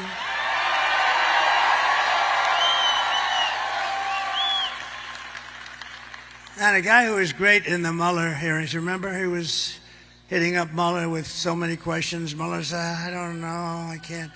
Where the hell am I? Just after 2 years, he had no idea what was happening.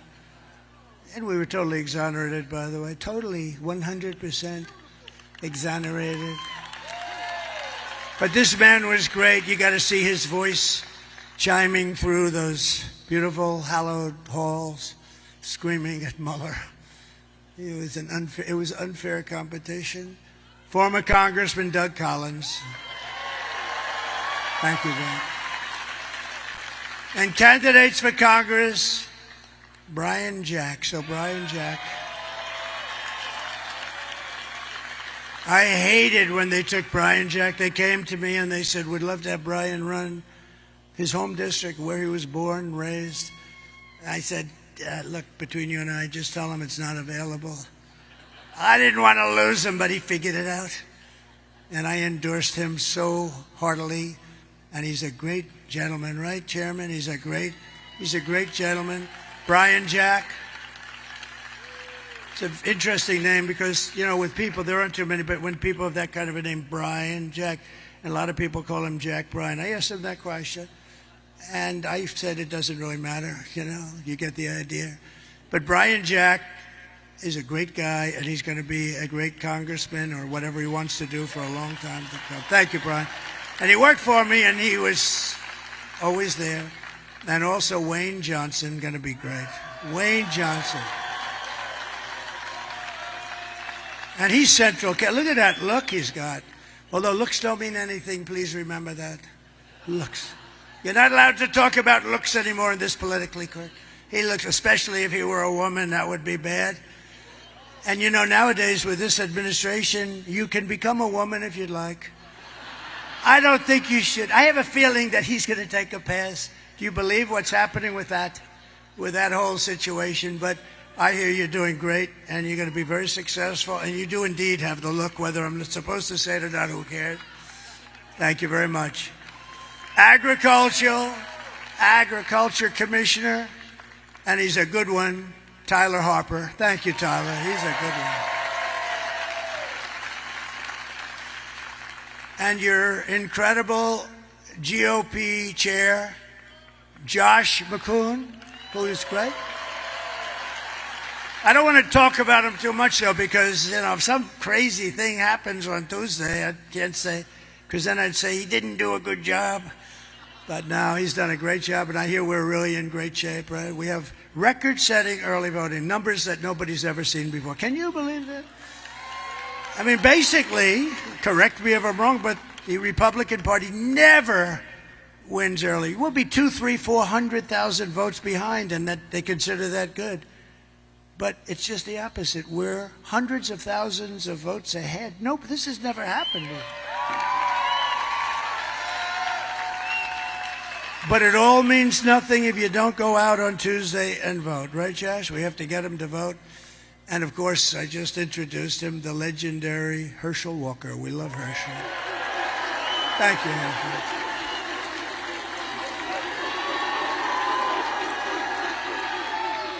You look good, Herschel. I also want to send our prayers to everyone here in Georgia who is still recovering from Hurricane Helene. And I want to also thank your governor. He's been very gracious. He's working very hard on making sure that we win this vote on Tuesday. So I want to thank very much Brian. That's very good. That's really nice. Thank you very much. Everybody's working as a unit because winning this vote, and by the way, winning this state, we win this state and it's over. It's over. So get out there and do it. Kamala's hurricane response was a disgrace and actually a betrayal. It was just reported that almost 50% of phone calls to FEMA for disaster aid went totally unanswered.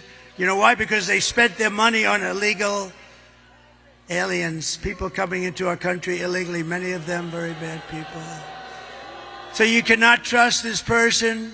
Anybody doing that, you can't trust that person to be president. You had the worst hurricane like maybe ever, and boy did North Carolina get hit, but you got hit really hard. And you know, I want to thank Elon Musk, okay? Because Elon, the head of North Carolina Rescue, and your governor, and also some of your people that did a really great job but had very little federal help, They asked, would it be possible for you to call Elon Musk? And he gave me the greatest endorsement ever. I mean, how good is it to get his? Because we like intelligent people. We got to protect our brilliant people. We don't have too many of them. And when I saw that rocket come down, the way it came down was so beautiful. Boom, right on the pad. He was unbelievable. I said, was that yours? Yes. Oh. Can Russia do it? No. Nobody can do it. China? No, nothing. Nobody can do it. And I said, he does something called Starlink. And the man from, a very good official, by the way, state official, he's from North Carolina. He said, sir, could you call up Elon Musk? I know you have a good relationship. We want Starlink. I said, what the hell is Starlink? Tell me about it. It's a communication system. All of the wires in parts of Georgia, too. All of the wires are down, and it's very successful. It's very hard to get. We can't get them, and we need it. I mean, people are dying. They have no communication, and people are dying. And I called Elon. I said, Elon, you got to do me a favor. Do yourself a favor. Do humanity. They got to get this thing you have called Starlink, and you got to get it fast, Elon. And I talked to him for a couple of seconds, literally, and I got a call from the guy from North Carolina thanking me for getting Starlink. I said, how the hell did you do that, Elon? He said, well, I can do two things at one time, can't I? And the following day, it got delivered to North Carolina, Georgia, and other places that needed it, and it's very hard to get. And I actually asked him, in all fairness, I got to give Elon a little boost. I actually asked him, well, how does that compare to the wires that have to go all the way down and ground and on poles and everything else? He said, actually, it's much better. So I said, got to rethink that whole situation. But Elon has been great in that way. You know where he is right now? He's campaigning for me in the Commonwealth of Pennsylvania. Can you believe it?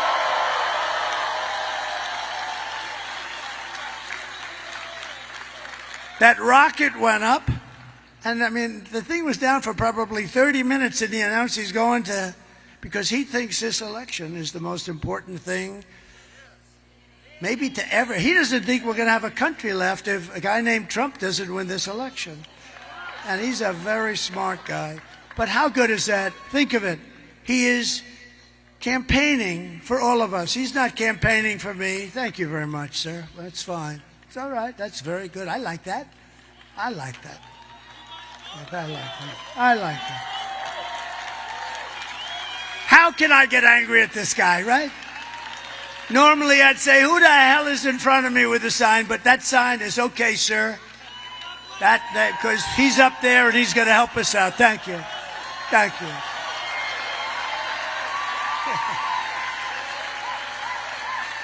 Thank you very much. That's all right. Thank you very much. That's good. That's good. Isn't that nice, actually? See, now a stupid person would say, get the hell out of here. And that would be the end of the night. That would be, Josh, that would be the end of the night, right? No, that's very nice, actually. So just in closing it out, here are some of the facts. Kamala is a radical left Marxist rated even worse than crazy Bernie Sanders or Pocahontas herself. She destroyed our economy. She was an original creator of defund the police. Think of that. And anyone who wants to defund our great police for even a day or a week is not worthy of being president of the United States, because that's their thinking, that's their ideology. Kamala vowed to abolish ICE. Can you believe it? Let's go, ICE, get out of here. We'll take care of these tough killers. She wouldn't do it. Tell you who wouldn't have the guts to do it. Liz Cheney wouldn't have the guts to do it. Liz Cheney, ooh. She's a big talker. We're going to put thousands of soldiers and they'll die. They'll all die. And I'll be sitting home with my dad who ruined, think of all the people that are dead right now. And then they wonder why Kamala's doing so badly with the Arab Muslim population in Michigan. You see that? They're doing bad. Who the hell, if you're a Muslim Arab, you're from that part of the world, who the hell's going to vote for her? Her father unleashed a spree of death on all of their countries, and then she doesn't understand. See, I would say that Kamala's pick of Liz Cheney, Marjorie, is not the best. And they're wondering why they have virtually no votes from that particular community. I thought about it. It took me about a second. I said, wow, that's not a very good person to be campaigning with, I don't think. They went from 100% approval to about 4% now. And you know who's got the approval? Me, because I want to see peace all over the place. We had no wars. She pledged to confiscate your guns and endorse a total ban on handgun ownership. She ruined San Francisco, probably the greatest city in our country 20 years ago. She destroyed it. And she's not going to be allowed to destroy our country. She even called for free sex changes for illegal aliens in detention at taxpayers' expense. And perhaps, worst of all, she never worked at McDonald's. She never did. She lied about that. So with your vote on Tuesday, we're going to fire Kamala and we are going to save America. We will cut your taxes, end inflation, slash your prices, raise your wages, and bring thousands of factories back to America and back to the good old state of Georgia. We will build American, we will buy American, and we will hire American, and the jobs are going to be pouring in. And I will end the war in Ukraine, which would have never happened if I were president. And I will stop the chaos in the Middle East. October 7th would have never happened if I were president. And I will prevent World War III from happening.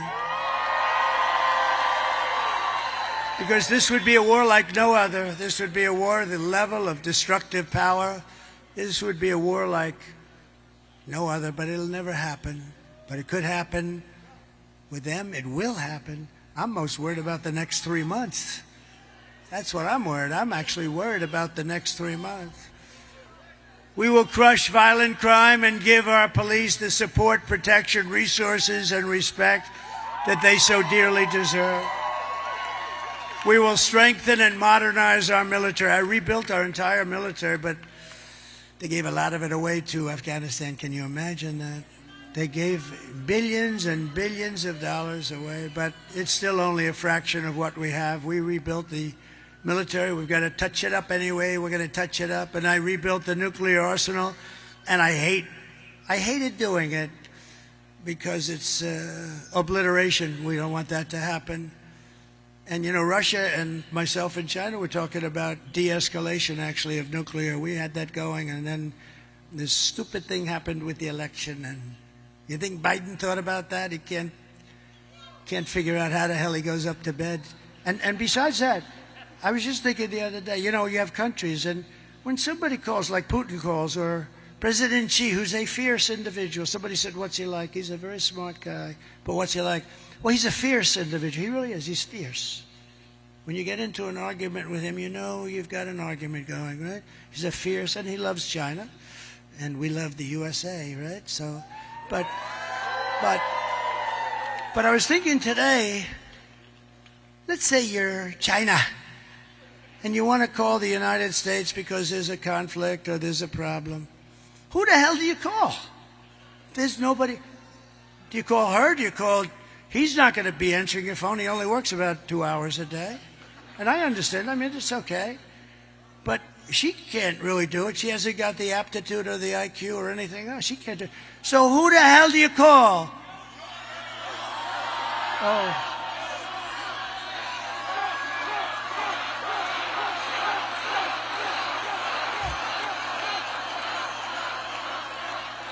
Well, I don't know if they have a choice. There's nobody you can call. You ever have that? You're calling a company, like a nice company, and there's all flux and trouble. You don't know who to touch. Here's on a much larger scale, to put it mildly, the largest scale in the world. You call the United States because we have a problem with something. You have no idea who the hell you're talking to. We will build a missile defense shield, all made in the USA, wrapped around our country to defend ourselves and our country. It's all going to be made in the United States, and a lot of it in your great state. We'll put Herschel Walker in charge of that little sucker, okay?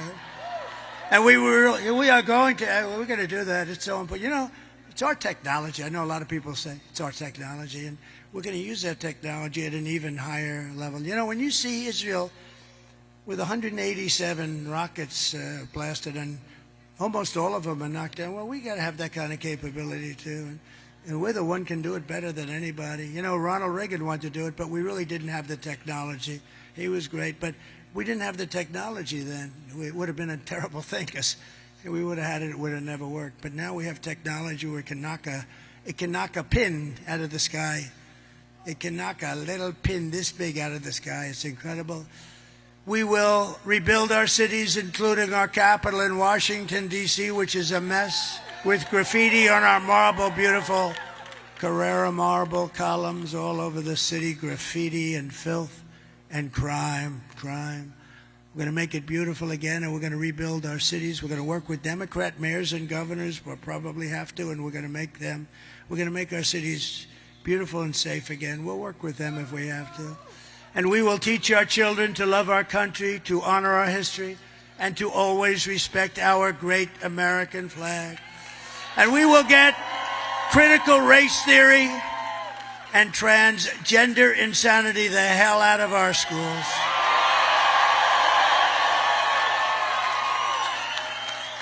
And we will keep men out of women's sports. That's like a no-brainer. Brett Favre endorsed me yesterday. That was beautiful. While we were in Wisconsin, Green Bay, Wisconsin, he said, I've never endorsed anybody in my life. It was never appropriate for me to do so. You're the one person I'm going to endorse. And I said, that's an honor. And he shook my hand. It's the largest hand I have ever seen. This hand is the biggest thing I've ever seen. Then you wonder why he threw the ball so hard and so long. He was a great player, but he endorsed me, and that was a great honor. I will defend religious liberty. I will restore free speech, and I will defend the right to keep and bear arms, our Second Amendment. After years of building up foreign nations, defending foreign borders, and protecting foreign lands, we are going to just do this. We're going to do this so at a level that we have never done it before, because we're putting America first, and we're going to help others. We're not going to be, gee, we're never leaving our shores. We'll help others, but first we have to build our country back up. We have a sick, sick country. I say, we're a nation in decline. We're not going to be a nation in decline for very long, I can tell you that. But we're going to defend our borders and protect our citizens. We're going to do that. And we will stop illegal immigration once and for all. We're going to stop those criminals from coming in. We're being invaded, and we're going to stop it. And we will not be invaded, and we will not be occupied. We will not be overrun. We will not be conquered. They are conquered. Can you imagine 5 years ago, me, standing up and saying, we will not be invaded, we will not be conquered, because we are being invaded. And can you imagine that we even think of that? To be using those expressions? Can you imagine that I'd be up here saying, and I will stop men from playing in women's sports? What the hell? It's interesting. I read so much, and it's such a big deal.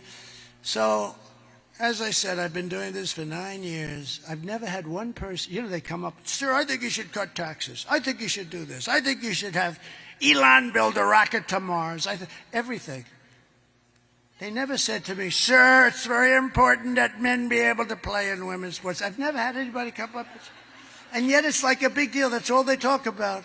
I never had anybody come up and say, sir, it's so important, let men play in women's sports. I don't get it. Same with transgender. They want to do things that they shouldn't be doing. It's terrible. And oftentimes when it's done, that person that it was done to 10 years later said, who did this to me? Who did this to me? How sad is that? Little children, they take them without parental consent. Can you believe it? It's not even possible to believe. Oh, we're going to change it all around, and the people because you know what? We're the party of common sense. We're the party of common sense. We will be a free and proud nation once again. Everyone will prosper, every family will thrive, and every day will be filled with opportunity and hope, and always filled with that beautiful American dream. Your children, I mean, you want your children, yourself, but you want your children to have the American dream. And they're going to have it. And they're going to have it. They're going to have it very, very soon. But for that to happen, we must defeat Kamala Harris and stop her radical left agenda with a landslide that is too big to rig. So on Tuesday, see, it's very simple. For 2 weeks I've been saying, call this number, that number, you know, early voting, late voting. We should have one-day voting with paper ballots, voter ID, and proof of citizenship. Yes, I'm a United States citizen. And you know what? The voting would be concluded at 9 o'clock. The winner would be announced, and the loser would be announced at 9:30. You would save hundreds of millions of dollars. Do you know that paper ballots, actually the paper is highly sophisticated. It's called watermark. I mean, it's like got fingerprints on it. Very sophisticated. But you know that it costs 8% of the machines. And I'm upset because the machines, they say, I mean, you know, when are we going to have they don't know. They don't know. Is it going to be Tuesday? It should be Tuesday night. We should demand it has to be accurate. Number one has to be Tuesday night. But eventually, and we're going to work on that. That's a part of our platform. We're going to go to France did it. They had 39 million people vote. They voted. They had a winner. They had a loser. You know, they went to mail-in ballots, and it didn't work. It was tremendous, rampant cheating. As you know, there would be. Jimmy Carter said there would be when he was asked to chair a commission. But we're going to bring so many things back to our country, and they're common sense things like that. You need to get out and vote. We're going to do things that are going to make you so proud. And we just don't want to take a chance. You know, we're leading by a lot. We're leading by numbers that nobody's ever seen before. Some people said, you know, I really don't believe these polls. This is going to be a landslide because, you know, we did a great job for 4 years. Right to try, another thing we did. Right to try. If somebody's terminally ill, they get a chance to try instead of going to Europe or Asia. They're terminally ill and they have to leave our country. We have the greatest doctors in the world, greatest scientists, greatest labs. And I got it done. It was 42 years in the making. They couldn't get it done. I said to the person wanting it, you have to sign a no liability. You're not going to sue the country. They're not going to sue the doctor, the lab. You're not going to sue anybody. And we've saved thousands and thousands of lives with Right to Try. It's been amazing. And the people that fought it hardest, which were the doctors and the various insurance companies, they love it because when you save people that are terminally ill, that have no chance of living, and now they're saved, and not only are they saved, they're disease-free. I mean, what a great thing that is. And thousands of people have been saved. For the past 9 years, we have been fighting against the most sinister, corrupt forces on earth. With your vote in this election, you can show them once and for all that this nation does not belong to them. This nation belongs to you. Belongs to you. It was hardworking patriots like you who built this country. And 2 days from now, it is hardworking patriots like you who are going to save our country. 2 days, 2 days. What a beautiful sound. What a beautiful sound. 2 days. Oh, please, please, please help this country, please. After all we have been through together, we stand on the verge of the 4 greatest years in American history. You watch. It's going to be so good. It's going to be so much fun. It'll be nasty a little bit at times, and maybe at the beginning in particular, but it's going to be something that we're going to go to heights that this country never has reached, and nobody ever even thought it could. You're going to see things that you're not going to believe. With your help, from now until Election Day, we will restore America's promise, and we will take back the nation that we love. We love this nation. That's why I'm doing this. I didn't have to be here tonight. I could have been on a beautiful beach somewhere. The sun pouring down on me, the waves, saltwater waves hitting me in the face. I love those properties, but you know what? I love this much more. It's not even a contest.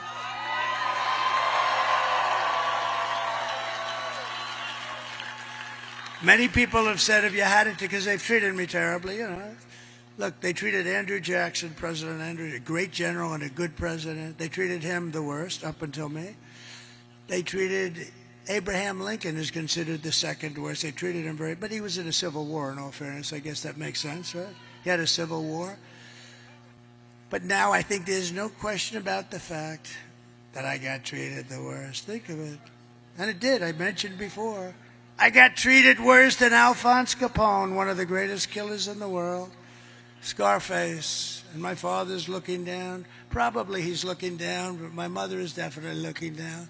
My father, you know, a little questionable. But no, he was a tough guy, but he was a great guy and a good guy. But we're one people, one family, and one glorious nation under God, under God. We will never give in. We will never give up.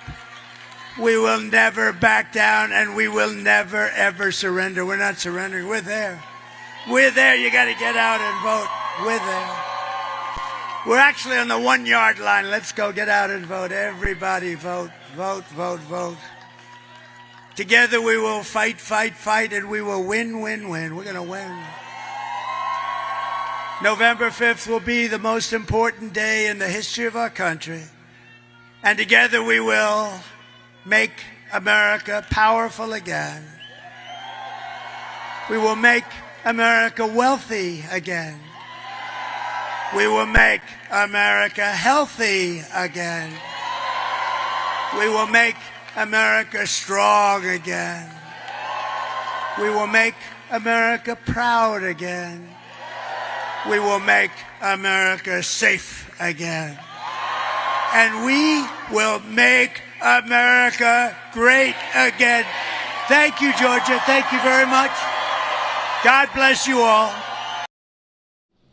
That was Donald Trump speaking at Macon, Georgia. He has finished his rally and he's going to wave to people. And guys, I think that's the last campaign event for Sunday for either candidate, which means only one more day of campaign events and then the election on Tuesday. Oh my gosh. Unbelievable. Trump is going to dance a little bit, but wow. We are getting so close to the election. By the way, thanks to Eric the Cat and Bebop and Rocksteady and DJ and Dennis, the one and only me, for your support. I really appreciate that. Wow. One more day. And then, yes, Tuesday, election day. A lot of people expected to vote on Tuesday. Maybe, what, like 70 million people or so? He is dancing. Yes, Trump has 4 rallies scheduled tomorrow. The last one is at 10:30 p.m. Eastern Time, which is local time, in Grand Rapids, Michigan. Harris will be... I know she has a rally in Pennsylvania. I don't know about her other events she might have. Like, she spoke at a church today, so I don't know what her schedule is for tomorrow. All right, there he goes. There he goes. Wow. Wow, guys. So one more day of campaigning. One more day of campaigning. Thanks for your kind words, Corwin. Okay, so we're going to talk a little bit more about this before we wrap up. By the way, we will have our live election night coverage on Tuesday night. So I hope you can be here for that, where we will have our Reuters election map, which I have bought for the election, where we will get presidential election results, Senate, House, governor, state results. It's all blank right now, the map. Look, it's blank. But we'll see like where the votes are coming in from different counties. We can see how much vote is left outstanding. Like, look, hey, in Wisconsin, this county, Dane County, has 345,000 votes left. Milwaukee County, 460,000 votes left. And you can see as the votes come in, where the votes still remaining. So we're going to have that for you. We'll be looking at the Senate races and the House races. You can see like the competitive Senate races here, lean Republican, lean Democrat. And we'll be, going through all of these, getting the live results. This is from Reuters. Reuters election results. Got the House races, all these House races. All the House races are up every 2 years. All the House seats are up. So looking forward to bringing you the coverage on Tuesday night. The first results will start coming in at 7 Eastern. We'll start sometime before that. And then I'll be here earlier. On Tuesday, I'll be on the air earlier too, doing like pre-coverage. Thanks, Anna. Yeah, so I'm looking forward to doing that and bringing you the results. Who knows what's going to happen? Who knows what the results are going to be? Oh, I had an article I want to show you about that. But shout out, by the way, to our moderators. Let's shout out our moderators because they are so awesome. They have been here all day, and they are always here and keeping the chat under control, civil. Ruth Krafasi is over there on YouTube right now. Thank you so much, Ruth. On Twitch. Good luck, Duck. Idaho Star. I got that fired. McBritches, Sarah, and Surly Dev. Thank you. Also, hey, Larry Picklejar. Thanks for your support on Twitch, for gifting us up. Thank you, Sweetums. Uh-oh, I missed it. Sweetums gave bits on Twitch. Thank you, Sweetums, if you're still there. I really appreciate that. And thanks also to our Facebook mods. Hold on a second here. Hold on 1 second.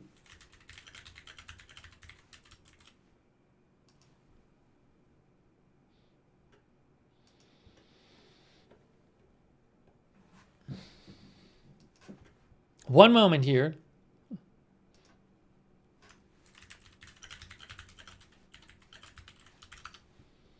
On Facebook, we have modding. We have had Charlotte Webb and Raven Lynn and Ronald Egnor and Paul Anderson. Thank you so much for all the mods over there. And Linda Belkin Larry, mod for us on X. Thank you. I wanted to show you guys something. The polls have been really, if you've been following the polls, you probably know that they've been really close in the battleground states. In the states that we don't really, the states that are expected to be close, 7 of them. But even though the polling has been really close, just a little bit, if the polls are a bit off either way, which often happens, it might not be that close. There was actually an article about this in the Washington Post entitled, "The Election is Uncertain, but it might not be close." The Post says it feels like a truism at this point that the election will be close. The last 2 elections were effectively decided by 78,000 and 44,000 votes. This year's polls also point to a really close race. But the close polls don't tell the whole story. It's not unlikely that if we see a polling error of a typical size, one candidate, Trump or Harris, could run away with the election. Often it happens that the polls are off by a bit. And if that happens one way or the other, might not be that close an election. Recently, polling errors tend to go in one direction or favor one candidate. So with a race with a normal size polling error in all the swing states, it is perfectly possible that once votes are counted, what looked like a close election won't actually be one. That is all the swing states, move together in support of either Harris or Trump. That could definitely happen. Polling errors can happen for a variety of reasons. Sometimes specific subgroups are underestimated because they are harder to reach, or supporters of one candidate are less likely to answer the phone. Sometimes choices that pollsters make might accidentally cause polls to lead one way or the other. And sometimes, the article says, a polling error can happen purely randomly, especially in years like this one with fewer high-quality polls. Every poll survey is just a small set of people. It has a margin of error. If elections seem close, as this one does, it's possible that the randomness inherent in every poll could point in a different direction from the final result. This is the thing to keep in mind. I've been talking about this a lot.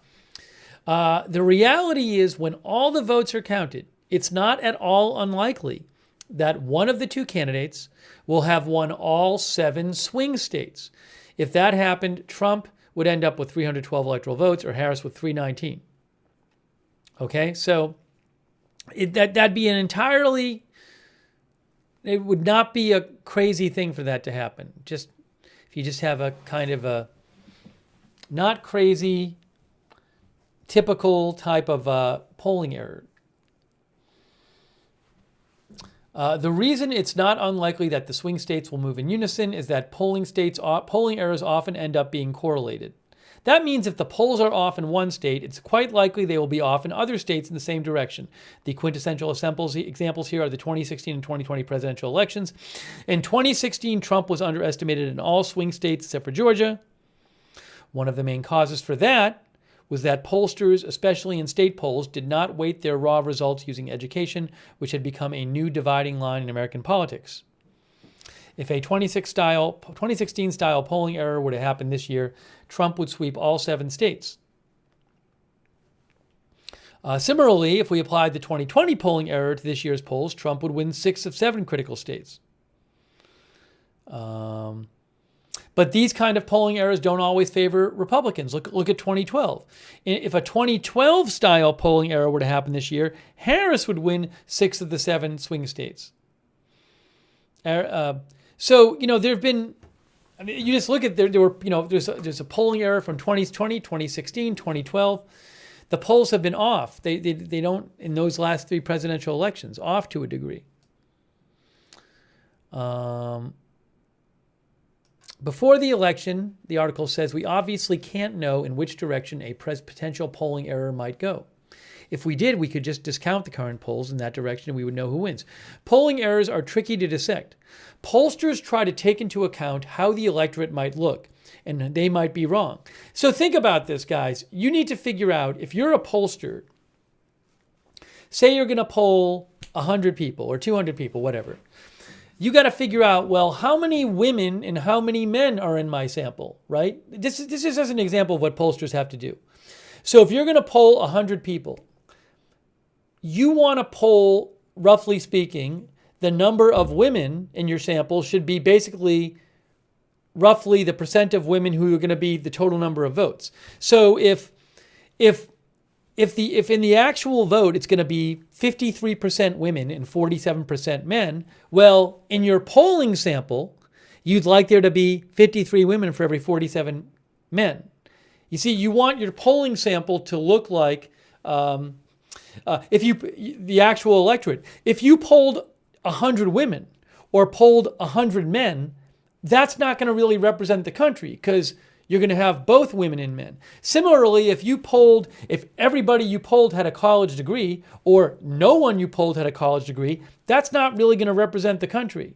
So you need to figure out as a pollster, okay, how many people of this age, with this education level, of this ethnicity, do I have to, of this male or female, do I have to include in my polling sample?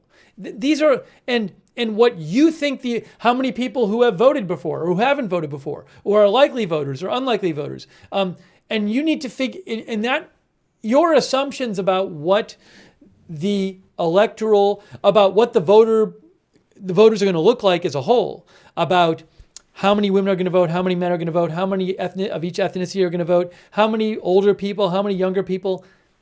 You might just be wrong about that. Maybe this year more older people vote, or more younger people vote, or more women vote, or more men vote, or more Asian Americans vote. You pick it, So you have to make these assumptions about what the makeup of the voters is going to look like on election day, total, in terms of the total amount of votes, in terms of the total votes, early votes and election day vote. But what is the aggregate voting group going to look like? And you might just be wrong. Maybe this year more of a certain type of voter votes than the pollsters think, and those people are underrepresented in the polls. So, and they could just be off. So again, pollsters try to take into account how the electorate might look, and they might be wrong. Specific groups of people, like people without college degrees, might be less likely to answer a poll and so might be underestimated. Or people might just not tell pollsters the truth. But it's important to keep in mind that we should always expect this seems like a little bit of a different point. This seems like people without college degrees might be less likely to answer a poll. Well, wouldn't you just call more of those people until you get responses? I don't know how that works. Anyways, but yeah, people might not tell pollsters the truth. Maybe that happens. Maybe more people who want to vote for one candidate don't want to tell the truth than people in the other candidate who vote for the other candidate. I don't know. But it's important to be in mind that we should always expect polls to be off by a little bit because of the inherent uncertainty of asking a few hundred people what their opinion is. And when elections are really close, that uncertainty can cause the result to change dramatically. Okay. Anyways, so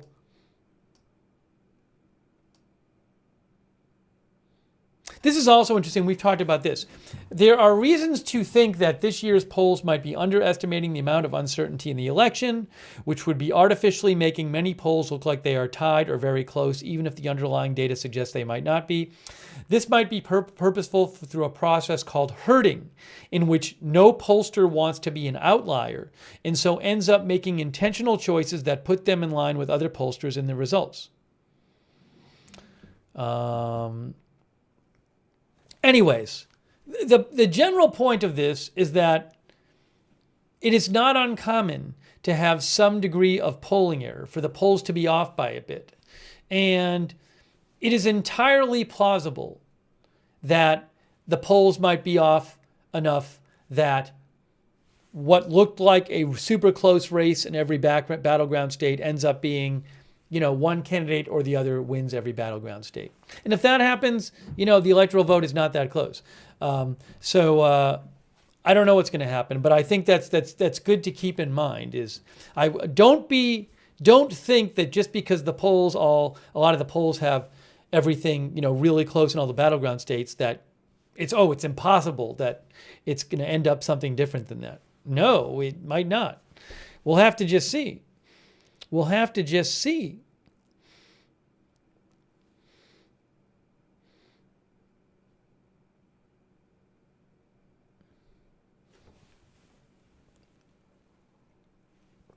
Mandelbrot says it could be wrong in either direction.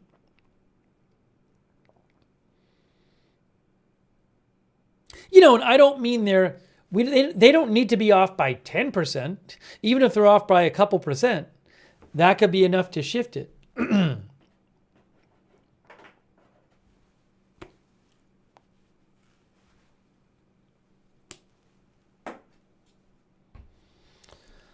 So we'll have to see what happens.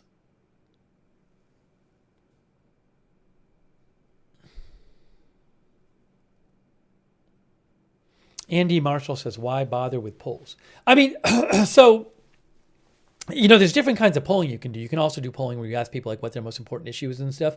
So, I mean, I don't, I guess there's a world in which they don't necessarily, in which they can be helpful for some things and not other things. But I think certainly you shouldn't assume that that's definitely what's going to happen with the race. Because even just the last few elections, there have been significant polling errors. I've been of the view that given how common it is to be polling errors, I actually think that in this election cycle, there should be a lot more. To me, there should have been a lot more discussion about how can the polls be going wrong. What possible sources are there of polls going wrong? But a lot of the coverage just assumes the polls are right, which seems to me to be a weird assumption, given that, I just showed you an article where it talked about the polling errors in the last three elections, 2020, 2016, and 2012. So, shouldn't you assume that they might be off a bit? But it just seems like so much of the coverage just assumes they're correct. And there's some interesting stuff out there talking about how they might be off. I feel like there should be a lot more of that, Because there's a decent chance they are off. And so I'd be interested in knowing what experts think about, like, well, what are the ways they might be off and why? And it just doesn't get talked about that much in what I've seen.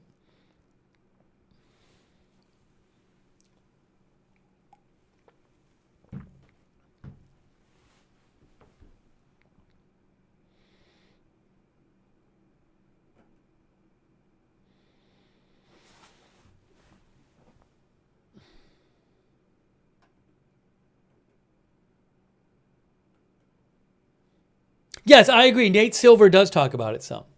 I agree with you, Kirby Kirsch. I've mentioned him on it before.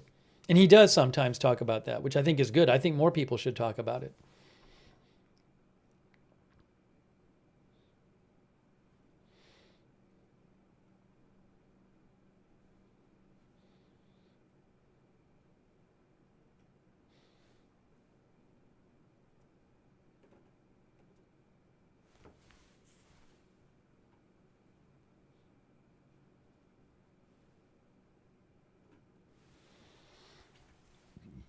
Excuse me.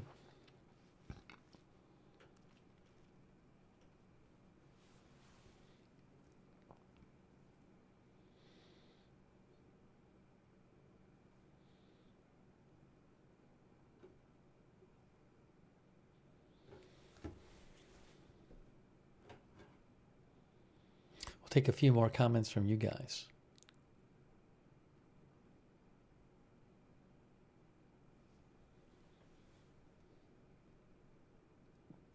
Jen's Crunchy Vac says, this is literally the first time I've been called and polled politically ever.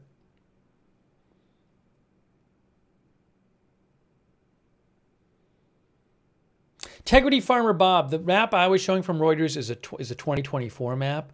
I believe you can look up online like their 2020 map if you want, and it'll show the county results. And certainly when the results start coming in on Tuesday night, one thing that like elections experts will do is, even if it's not a swing state, they will look at a given county and they'll say, all right, well, how does this county compare to what it looked like in 2020? The tricky thing is, though, remember, the votes aren't all different. All the types of votes don't come in at the same time. There might be mail-in votes first, or early voting in-person votes first. So you got to be careful that if you don't want to look at an area and assume that the votes that are counted so far are like the rest of the votes, because they might not be.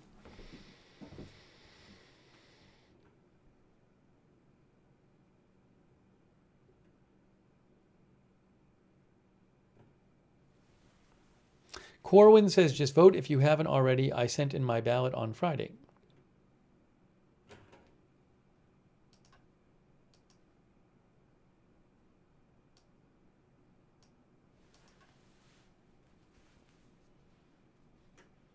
Oh, I did want to do, speaking of polls, I wanted to do one more poll. Bebop and Rocksteady had a suggestion for a poll, so we'll do that one.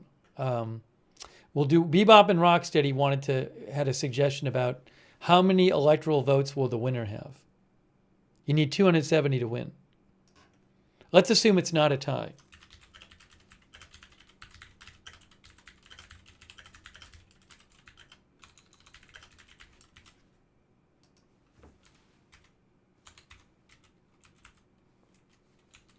So we'll do this one.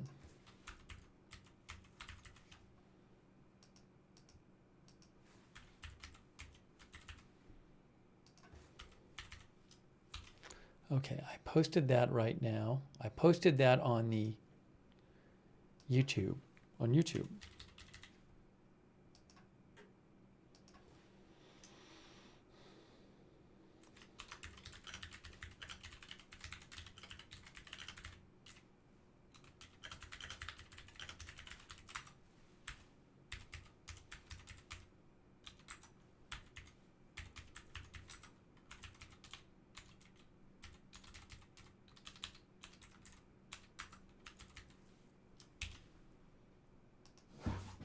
By the way, thank you to Camus.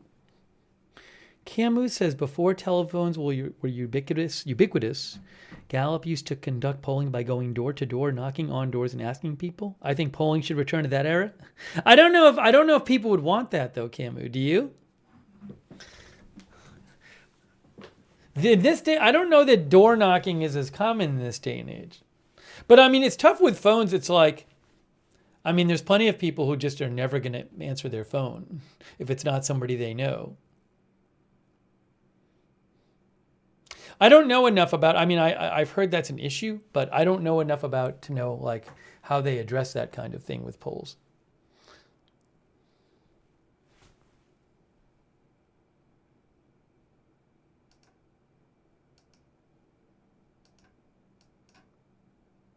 You know, I'm going to just say this one time because, you know, I see these comments once in a while and I just want to address it. Once in a while, I see a comment like, Steve, you could be getting way more viewers if you just, why aren't you covering the Middle East? You get way more viewers when you cover the Middle East. I don't do this channel to get viewers. I do this channel because I like covering news and I want to cover the stories that I think are important and interesting and relevant. The day I start doing this channel just to get views, please make me stop doing it. Because that's not what I'm doing it for, and that's not what interests me. So this is a very important presidential election. It's very interesting. In the Middle East, in spite of people messaging me for the last 3 days, every 10 minutes that Iran's going to attack now, or Israel's going to attack now, they're not attacking right now. I'm not aware of any good information that's suggesting an attack is imminent. So I have made the editorial decision that I think it's important to cover and interesting to cover, and I want to be covering this today. So I'm sorry if you're bothered by the fact that maybe there'd be more people watching, but I'm not bothered by that because I do this channel to cover what I want to cover. And again, the day I stop doing that, please make me stop doing the channel. Because it's the goal of the channel is not to get the most views. Now, I like when people, you know, watch the channel and talk in the chat and share the experience and think the coverage is helpful to them. But at the same time, at a certain point, when stuff's important enough and I'm interested enough in it, I'm covering it. Even if nobody watches the coverage of the election, I'm covering the U.S. presidential election. So you can save those comments because they don't really mean anything to me. Okay? So I do see these comments once in a while, and it's just like, I don't know what you think this channel is all about, but it's not about the views. Anyways, so I just wanted to say that because I've seen, I don't usually comment on the comments. I've just seen that kind of comment again and again and again. And it's just like, it's not why I do the channel.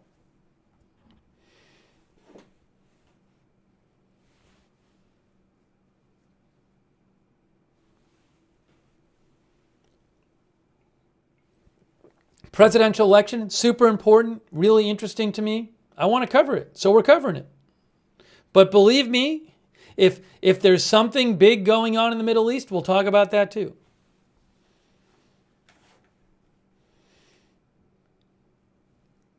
Anyways, I just wanted to say that.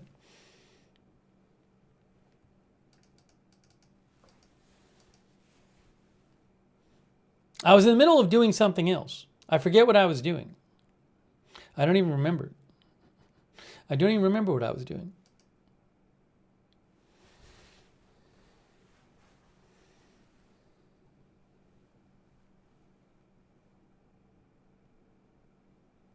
By the way, I'm not even really getting into, there's polls coming out all the time. There were some new polls that came out today.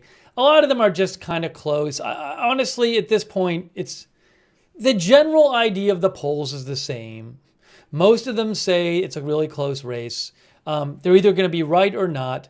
At this point, I'm not getting really super into and whether this model gives one candidate or the other a 60% chance of winning. At this point, it's like whatever.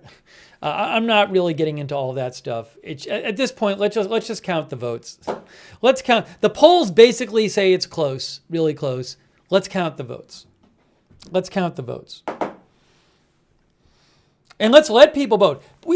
People haven't even voted yet. About half the people haven't even voted yet. Let's remember that. We got a whole huge day of voting coming up on Tuesday, in addition to people who might be sending in their mail ballots and whatever, or dropping them off. But we got that. But once that happens, let's just count the votes and see what happens.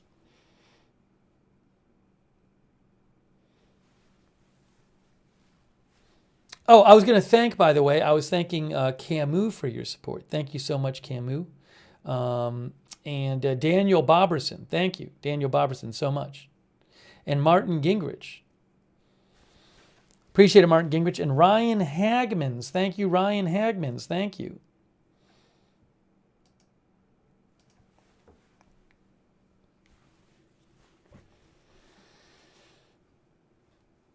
I think it's interesting to watch all the rallies in the days before the election.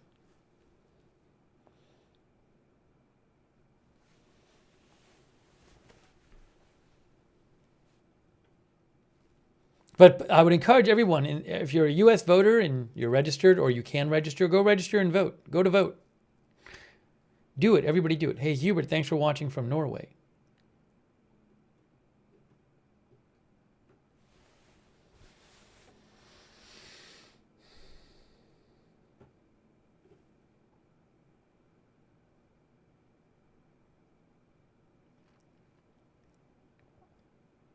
Oh, I didn't even check the poll. I got distracted and didn't check our poll. What happened? I missed the poll results on Twitch, and it's kind of silly. Twitch doesn't let you go back. I can show the ones from YouTube. What were the ones on Twitch? I don't know why Twitch just makes the poll results disappear. It seems kind of silly. Here are the results of our poll on YouTube.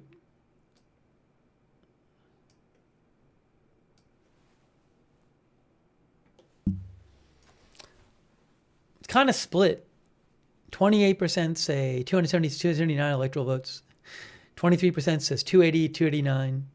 18% say 290 to 299. And 30% say 300 plus.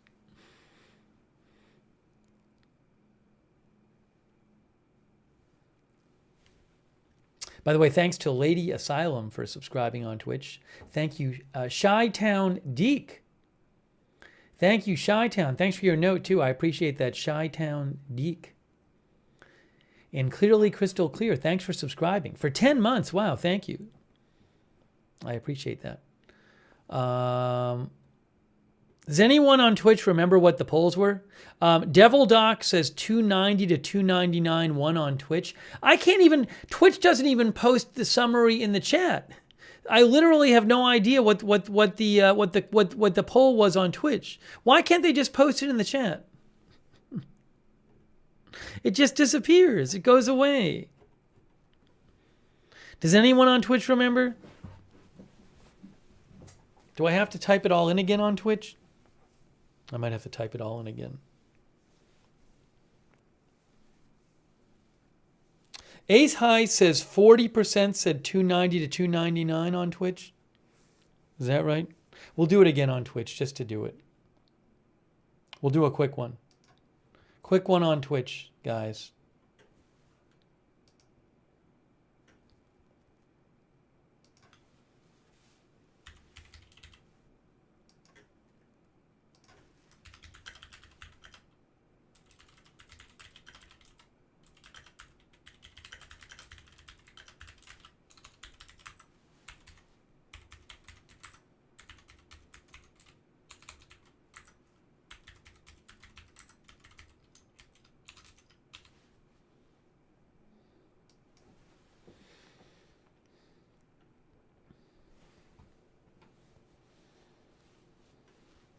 All right.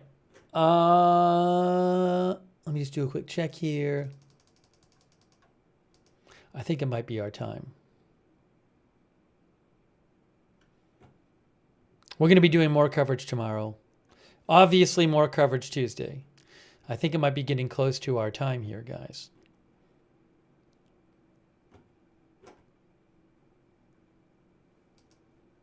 Let me just show you what people are saying over there on Twitch.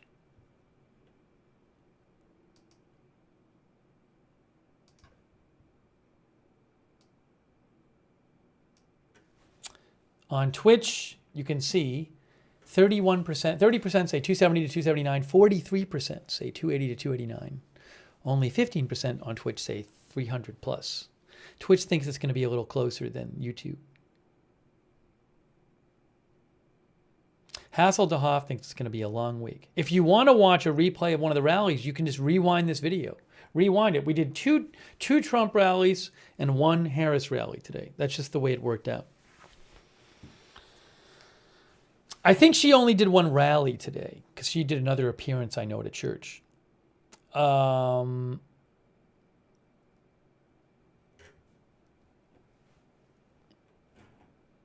All right, I think it might be the time. I think it might be that time where we wrap this up.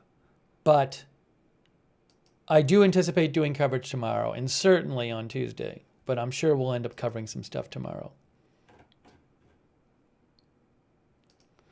I really appreciate people being here. Thanks so much for joining for our election coverage. One day left. One day left.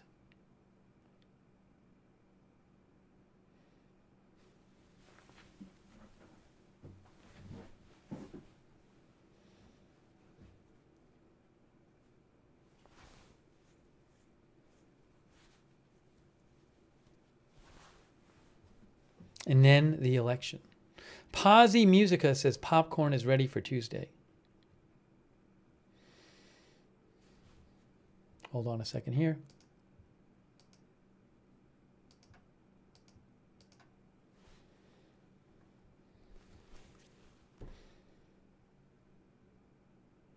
Is Monday the last day of political commercials? I'm not aware that there's any kind of limit on political commercials. I don't think there is. I'm not aware of it.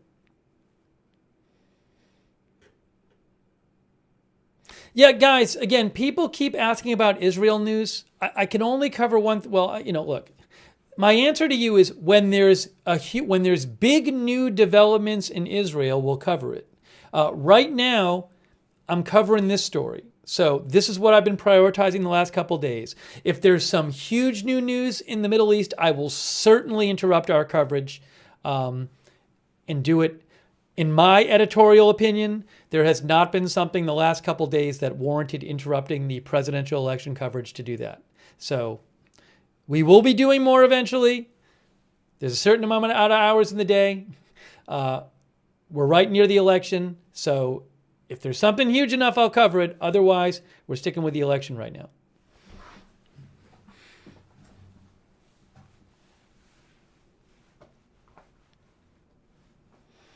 Okay. I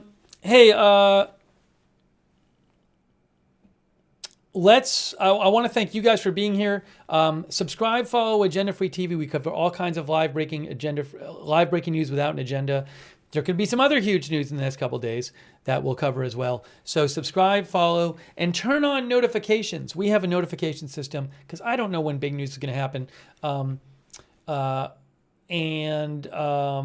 Turn on the notifications so you get sent a notification whenever we go live. It works really well. It's really reliable and it's free and you only have to sign up once. The mods will post the link to the notifications in the chat and you can also find that notifications link in the description of this video on Facebook and YouTube. But I really appreciate people being here for the stream.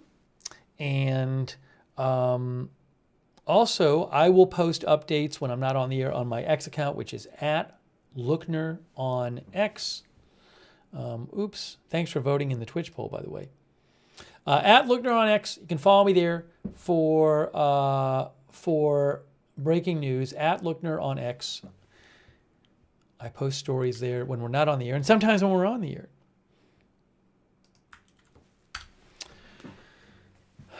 Okay. And what else? Let's shout out again our moderators. I mean, I think you can guess how challenging it is to moderate with the political streams. But our moderators are the ones who make it so that things are kept civil and respectful and that we can even have chat rooms for the politics stream. So huge thanks to our moderators, Ruth Krafasi, Beth Mythical, Robert Mayqueen over there on YouTube, and all of our other moderators who've been there. Cynthia Moon, thank you.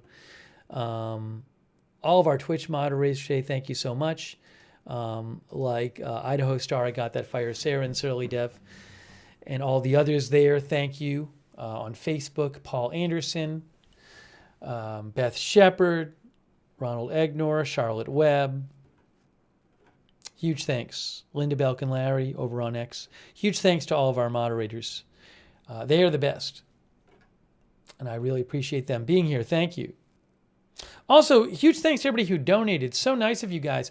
You were the ones who let this channel exist with your support, who allowed me to buy footage like the rally footage and the election map and stuff. So huge thanks to you guys. I think I thanked everybody. Valley, DJ, everybody else. I think I got to everybody. Let me just check on over there on Twitch. Maybe not. Let's see. Ooh, no, hold on. No, I think I did thank everybody. So I really appreciate it. If you ever want to donate to the channel, you can go to agendafree.tv, agendafree.tv. You know, I didn't update the headline. The headline should say,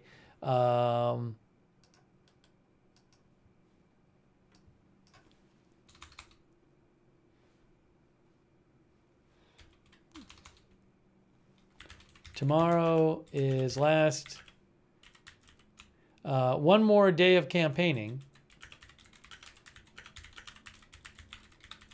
until election day. There we go.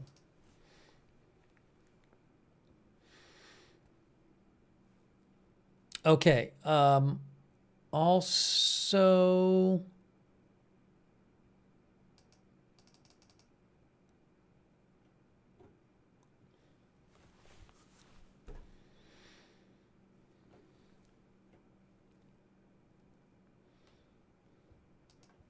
what was I going to say? I don't remember. My brain stopped working. A reminder. We have a chat where you can chat with other viewers when we're not live. The Discord chat. Check out the Discord chat. Agenda Free TV.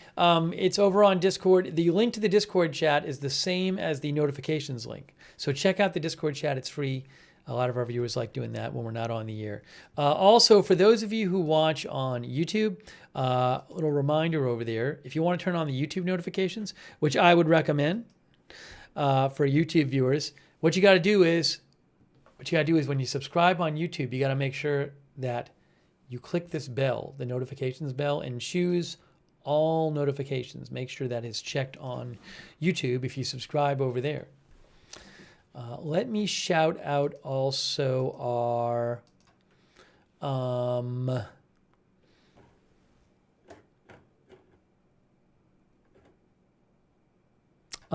subscribers over there on Twitch, like Cosmic Leopard and I'll say N Futz. Thank you for subscribing. Lockies, Wall Street Shaggy, Chi-Town Bear, Sci-Fi. Thanks for watching Sci-Fi Duck, by the way, in your first time chat. But please try to keep it respectful in the chat. And Cosmic Leopard. Oh, I think I thank Cosmic Leopard. Integrity Farmer Bob, thanks for being a subscriber. And who else? Clearly Crystal Clear, thanks for subscribing. Devil Doc, Woogo, Broomy Dan, thanks for subscribing on Twitch. All of our Twitch subscribers, thank you. New Goods, thank you. Lady Asylum, and all of our other subscribers over there. On Facebook, thanks to our subscribers, Robert Real II, Beth Shepard, Margaret Riley, Kay Lowry Body, and Kay was moderating too. Thanks so much, Kay. Eve Richards, Diane Allworth, Kristen McConnell Gates, Marie Goodson Hamilton, Bruce Hodge, thanks for subscribing on Facebook. Very much appreciated. Raven Lynn. Sandy Dunphy, thank you, Sandy, for subscribing. And all of our other subscribers there. And on YouTube, our YouTube members, shout out to you. People like CAK813, Mario Castaneda, Crypto King, Dale G, Riri Patton, Jules, B. Earhart, Eric Johnson, Empress Palpatine, JD63, DJ, Dale G, Frosta, Bama Fan, Dana, Corwin, Texas Jack, thanks for being YouTube members. Stargazer, Art Attack, Run DMT, MJ Kobe, Jan Nissen, UV Lightning, and others. And all of our other viewers too. Thanks for watching. Appreciate it.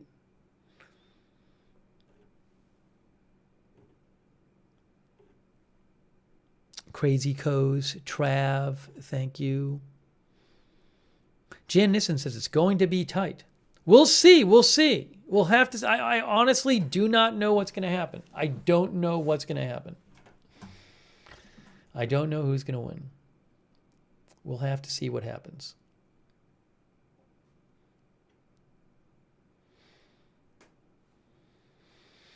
Thanks, Nancy Schneider, for watching over there on Facebook. Thank you. Matt Kinney, thanks for watching. All right, guys. Norma Plummer as well. It's our time. It is our time to wrap this up. Pre-Breakfast Banana says, we're all going to get along and live happily ever after. That's what Pre-Breakfast Banana says. That'd be nice. Sarasota FOH, thanks for watching as well.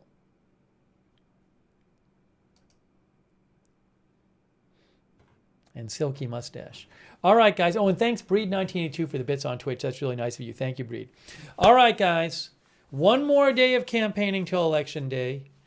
We will have more live coverage, I assume, of campaign stuff tomorrow, although there's other big news, we'll cover that as well. And then Tuesday is Election Day. Wow, can you believe it? Wow, 45 hours from now, we will be counting votes. We will be watching votes get counted 45 hours from now. Oopsie. I think I had something there, one of our viewers said. I forget to hydrate, and things get weird. Anyways, that is it for now. We're wrapping this up. Thank you for watching, and more news coming soon. And we will see you soon with more live breaking news coverage right here at Agenda Free TV.